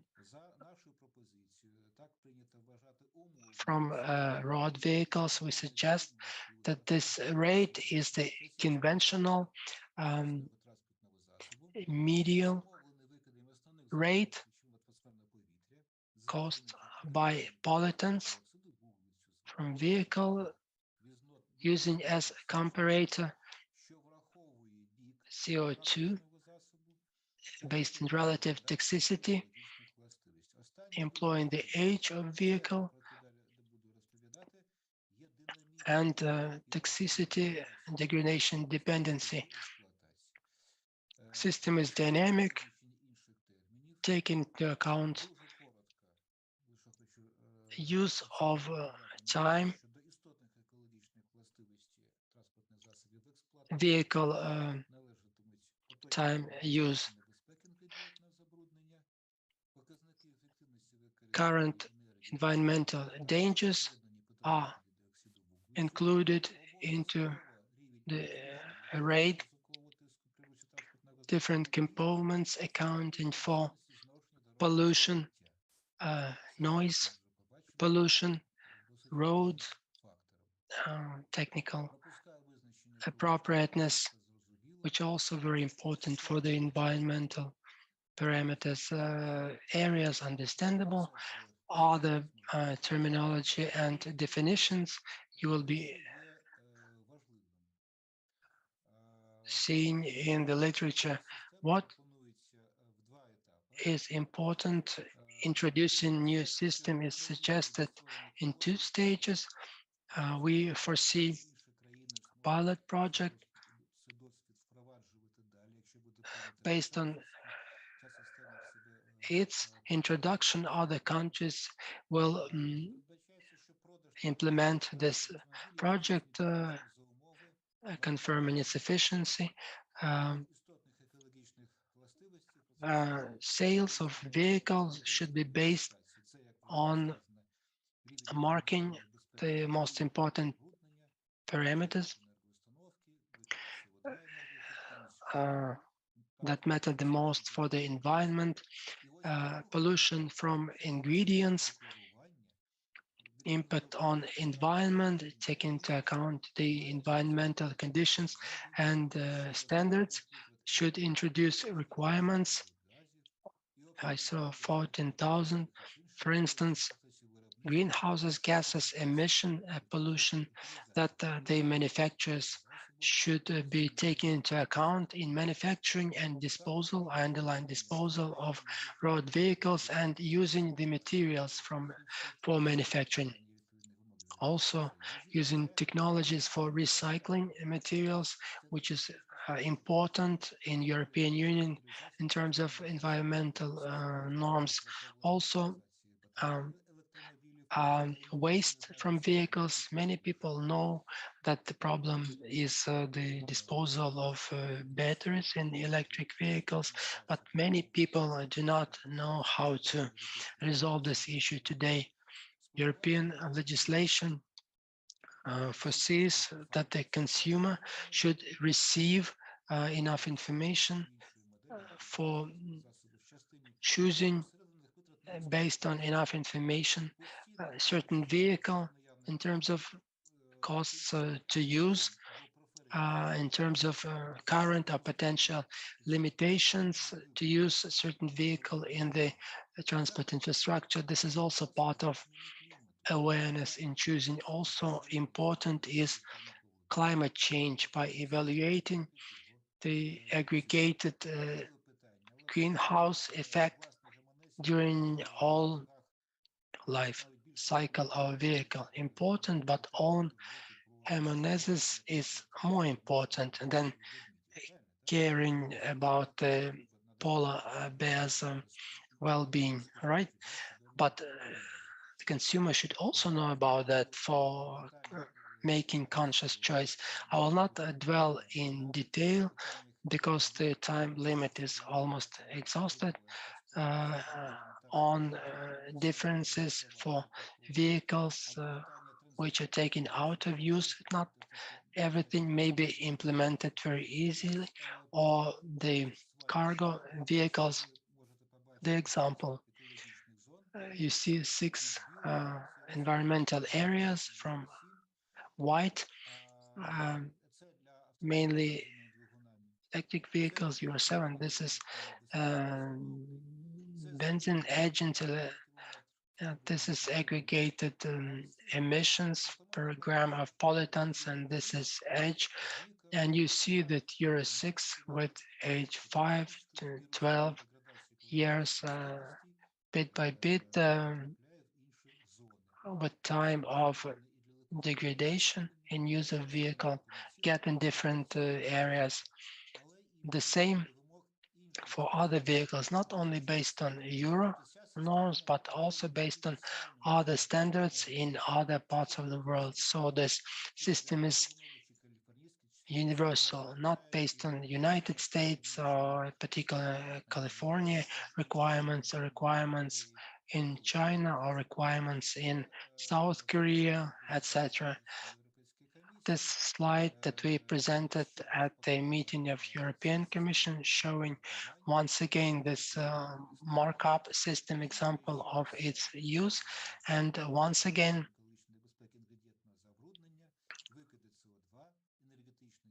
ecological safety, ingredient pollution, energy efficiency, also energy efficiency based on road cover, where also issues related with pollution during all life cycle.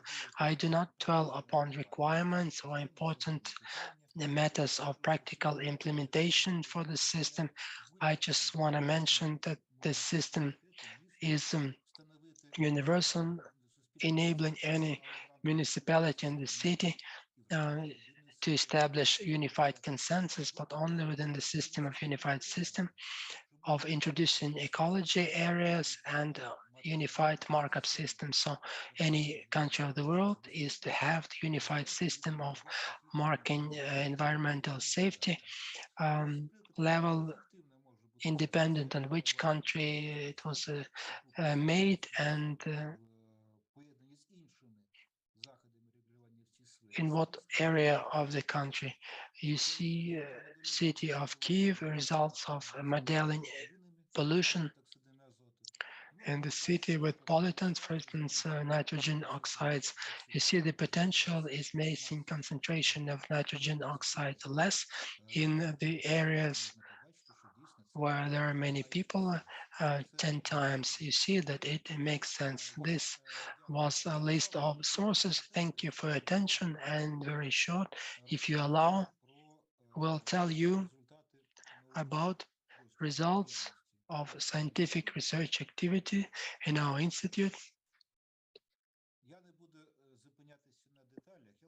I will not dwell on details. I will just focus attention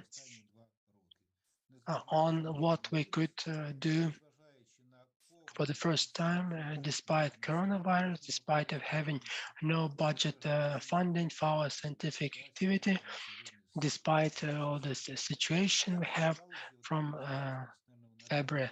So for the first time, national achievement status was obtained by this object.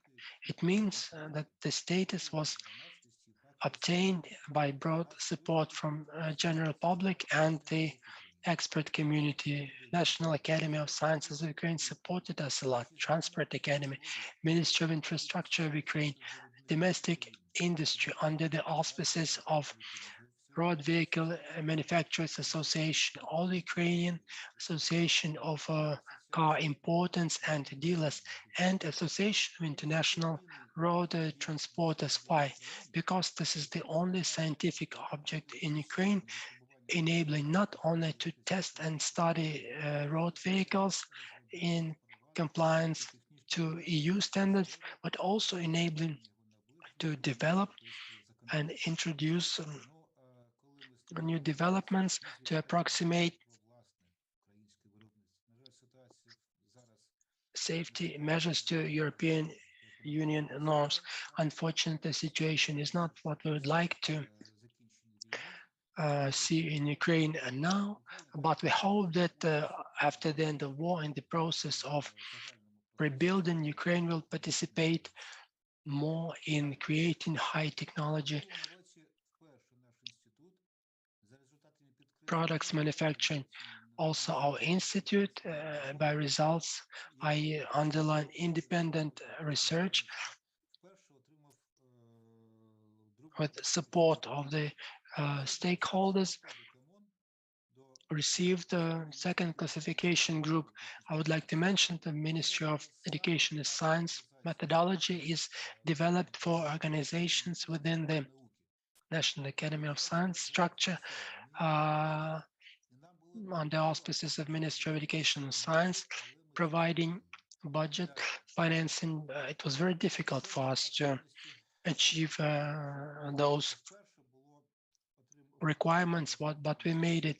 In terms of publishing our achievements, we have published our achievements in Spring and Nature, Wide of Science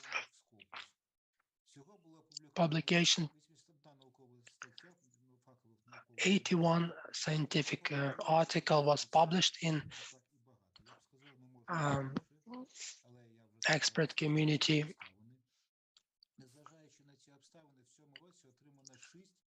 sources. Despite circumstances I've already mentioned, we received 6 fully fledged patents for inventions. Please do not confuse it with the useful models. You know that it was not easy at all. Our employees participated in 25 scientific conferences and seminars, 2 scientific conferences, 3 with this one. The conference we are having this year is already becoming a good tradition. This is new. Inter-industry, interdisciplinary platform. We're very pleased that many research institutions in Ukraine participate here, including National Academy, other institutes, universities, and other esteemed organizations. In terms of training personnel, 9 candidacy dissertations are prepared for the first time in the history. As I know, first doctorship and 9 candidacy dissertation was prepared. The current situation is not what we ever had before. It means that science is working on. In terms of finalized research activities, 8 completed, 12 completed by order. Important is norms for the materials used for vehicles, important for the National Guard and other critical transportation technologies. Scientific regulatory support of the industry that we were doing by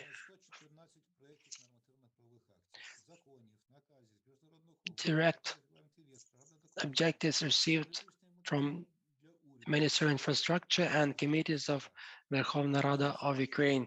41 standards and many other important documents have been developed. This is a very important activity, and for the first time, activity gained acclamation at the European Commission level, in particular previous presentation on introducing environmental evaluation system, the joint theoretical and methodological support enabling to model ingredient pollution and other pollution sources in road transport, enabling generation charges in particular, and in accord with other social economic development areas in Ukraine. Those results were recognized by international communities and were supported by Ukraine in terms of implementing the objectives of Paris Climate Agreement, according to so-called second list. In particular, environment company cooperation reported on the joint committee between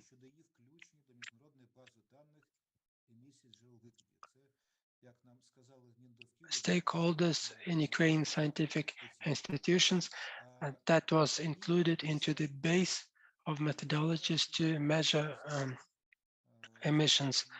And the latest point, the plan for scientific research activities by 2025 includes 32 areas of investigations domestically, and more than that, this plan is developed in accordance for objectives and priorities determined as strategic for developing our institution. Also, in accordance with plans approved by Ministry of Infrastructure, we could have implemented much more, but you know that institute activities without budget support from the country is fulfilled by the industry stakeholders that order some activities implemented by the specialists in the Scientific Research Institute. Thank you very much for your attention. Excuse me if I have exceeded my time limits. That's it on my part. I will answer questions with pleasure. Thank you, Oleksiy Andreevich. Valentyn Vaslovich wants to ask you a question. By the way, excuse me, I suggest maybe we will go to discussion panel right away, and this question will be presented in the discussion panel. Do you mind, Valentyn? Okay, I support this. So, colleagues, I would like to summarize. We have finished our first day. Now, I suggest without break to go to discussion panel. If you will require a break, please raise your hands. We will make a break for about 10 minutes. I think it makes no sense. We're not sitting in the audience. So I think this will be okay. If we work within discussion panel, then we make a break.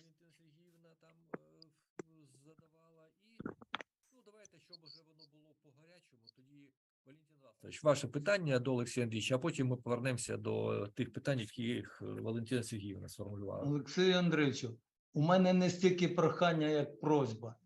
У тому переліку літератури, коли ви повну публікацію зробите своєї доповіді, будь ласка, наведіть методики оцінки вартості людини. Ви з нею користувались?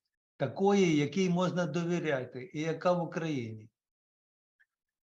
Це одне з таких найбільш цікавих питань, Річ у тому, що в Україні затвердженої методології оцінки вартості людини, вартості життя людини, да, не існує. Але існують міжнародні методології. Питання, наскільки вони можуть бути інтерпольовані на, вибачте, нашу з вами сурову дійсність, дуже риторично, окремо, але дуже слушне зауваження. Це означає, що така методика має бути що розроблена все ж таки в Україні. Але це питання, яке далеко виходить за компетенцію нашого інституту. Це і Міністерство охорони здоров'я, це і Міндовкілля. І там дуже багато таких питань, які потребують значних зусиль для того, щоб ця методика і ці оцінки, це Мінекономрозвитку, до речі, щоб вони могли бути використані не тільки під час наукових дискусій, але і прийняті в законодавстві, регулюванні в цій сфері. Це дуже оцінка наслідків війни, наприклад, воно багато таке векторне. Так. Олексій Андрійович, вибачте, от росіяни кажуть взвішені частички. І, як на мене, це набагато вдаліший термін, ніж тверді частинки. Як ви відноситесь до цього? Абсолютно, дякую, Володимир Васильович, абсолютно з вами згоджений. Англійською suspended particles, а в даному випадку ми використовуємо не тверді, а зважені. Чому? Тому що, якщо подивитися на ці частинки, вони є далеко не твердими. Вони нагадують, якщо їх подивитися в електронний мікроскоп, таку губку, і всі губки дуже багато рідких речовин, які є страшними канцерогенними. Тобто ви абсолютно правильно кажете. Дякую дуже вам. Так, Валентин Васильович, все ваше все, питання. дякую. Тоді, Роман Вікторович, ви пам'ятаєте 3 питання, які Валентина Сергіївна задала? Не треба повторювати? Ні, дякую. Прошу тоді. Я постараюся лаконічно відповісти. Перше, там стосовно залучення до діяльності експертів. Справа в тому, що в кожному окремому випадку, наскільки з моєї практики, ті групи, які працюють, є офіційні, є неофіційні. В деяких групах є просто відкритий доступ і може долучитися, хто бажає. А є такі групи, де залучають за погодженням з головою групи або рішенням групи необхідність залучення на ті чи інші засідання експертів з тих чи інших питань. Якщо я відповів на це питання, то можу уточнити, якщо якась група конкретно цікава. Я, до речі, так по екранам намагаюся знайти Валентину Сергіївну і... Це я. Ви є, да? Да, будь ласка, тоді. Так, мені ж цікаво було почути відповіді, дуже цікава презентація. Так, ви відповіли. Так, я розумію, що є офіційні групи, неофіційні групи, порядок залучення до офіційних груп. Це є якась платформа, так, у них там на сайті можна подивитися? Сайт ЄКООН, він відкритий, КВТ ЄКООН, можна ознайомитися з діяльністю цих груп, подивитися, як після затвердження затверджуються звіти цих груп, затверджуються на початку року календарні зустрічі. Зараз в презентації, яку ви нам демонстрували, там не було групи щодо мультимодального транспортування. Це просто вона не створена чи просто не зазначена? Тому що групи маленькі, є великі корневі групи, які я хотів вам представити, і є група в структурі, є показані глобальні групи і групи більш нижчого рівня, це такі або тимчасові, або постійно діючі, але вони експертні, вони, скажімо так, вузького направлення, тому десь вони вказані, десь глобально вказані, а десь вони входять в межі ще підгруп. Зрозуміло, дякую. Покрити всі групи дуже складно, і я на одному... Ні, я просто ж цікавлюся цією тематикою, не побачила, то я б Є група, є спеціальна, це не група, це підгрупа по мультимодальним перевезенням. Дякую. Стосовно вашого питання страхування воєнних ризиків, справа в тому, що якщо це стосується системи зеленої карти, то тут в першу чергу, звісно, йшла мова про те, щоб забезпечити підтримку переміщеним особам, в першу чергу громадянам України, які вимушено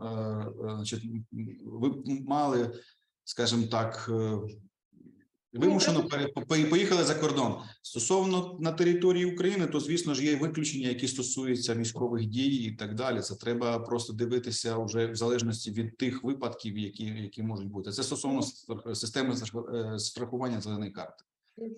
Я питала не в рамках страхування зеленої карти, а в рамках того, що я була на форумі, там обговорювалися ініціативи, скажімо так, які плануються запроваджувати в Україні, і вивчається наразі питання для того, щоб залучувати інвестиції. Певна річ,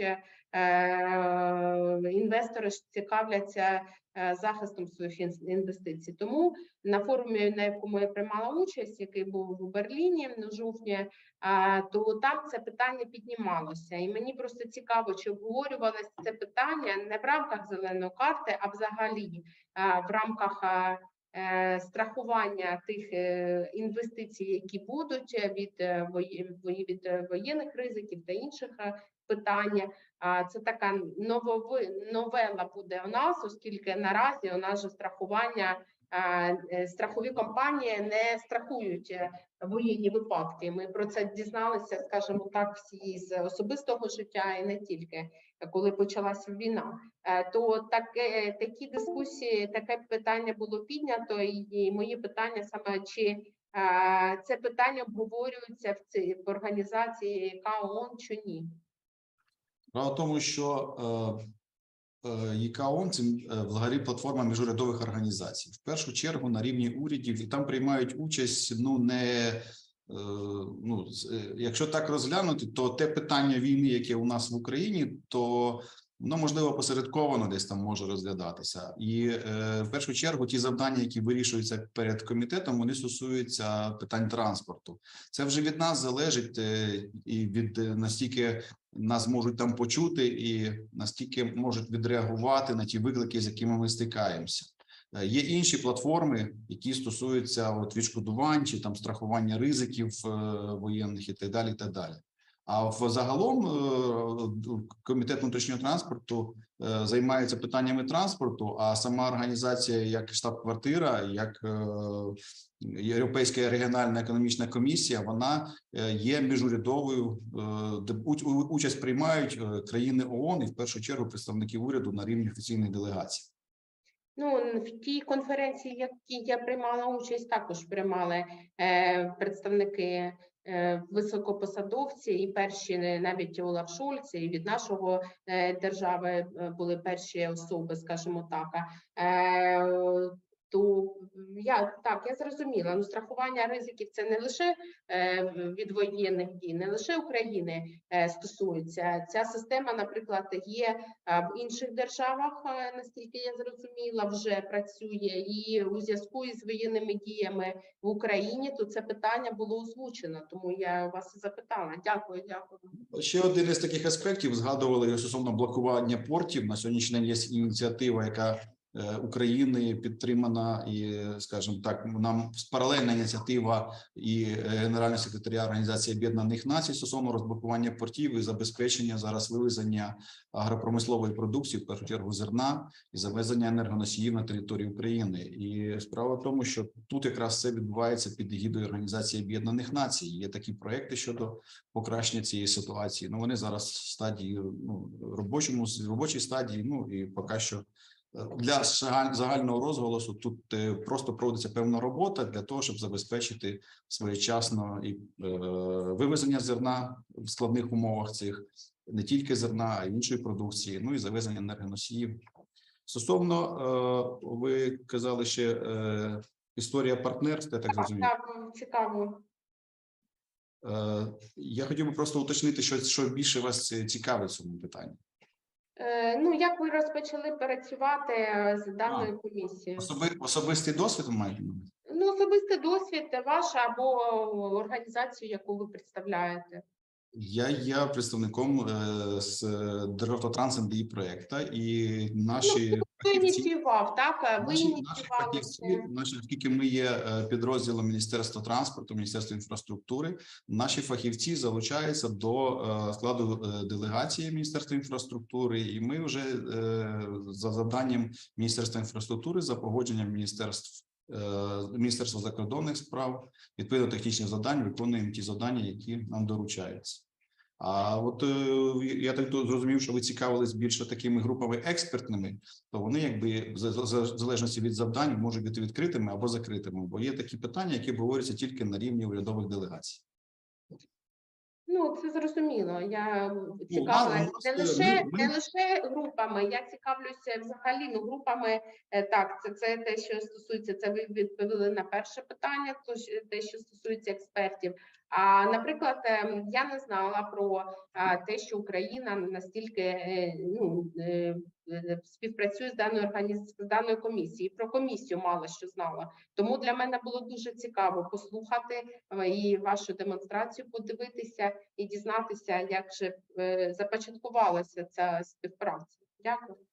Україна є членом ООН, є членом Організації Об'єднаних Націй, досить активно працює. Це не зараз, ми працюємо давно вже, стільки, скільки існує Організація Об'єднаних Націй, але більш активно, може більш активно. На сьогоднішній день, якщо сказати від себе особисто, то я очолюю декілька груп в цьому комітеті внутрішнього транспорту. Ну і за завданням, знову-таки, від компетентного органу, в першу чергу, це наше Міністерство інфраструктури, виконуємо вже ту роботу, ті завдання вирішуємо, які перед нами стали. Те, що Україна є членом, так я знала, але про комісію не знала, так я чула, ну про конкретно не знала. Тому дякую за інформацію. Дякую. Дякую. Так, це, значить, ми вичерпали ті наші питання, які ми залишали на дискусійну панель. Прошу, шановні, тепер, якщо є запитання до любого доповідача, задавайте, ми готові відповідати. Всі, хто доповідав, можливо, питання по організації якісь є там і так далі. Прошу.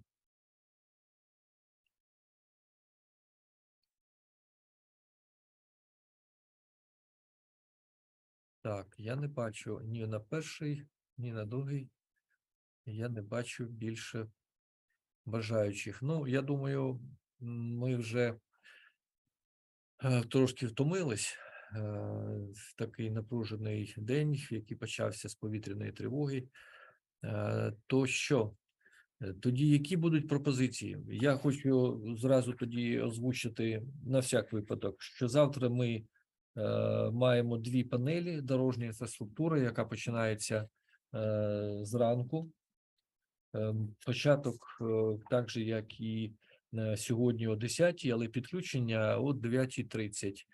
Там технічну групу прошу з цим питанням, щоб не було такого, як в Франції, не було плутанин. На дорожню інфраструктуру, Олексій Андрійович, хто буде вести?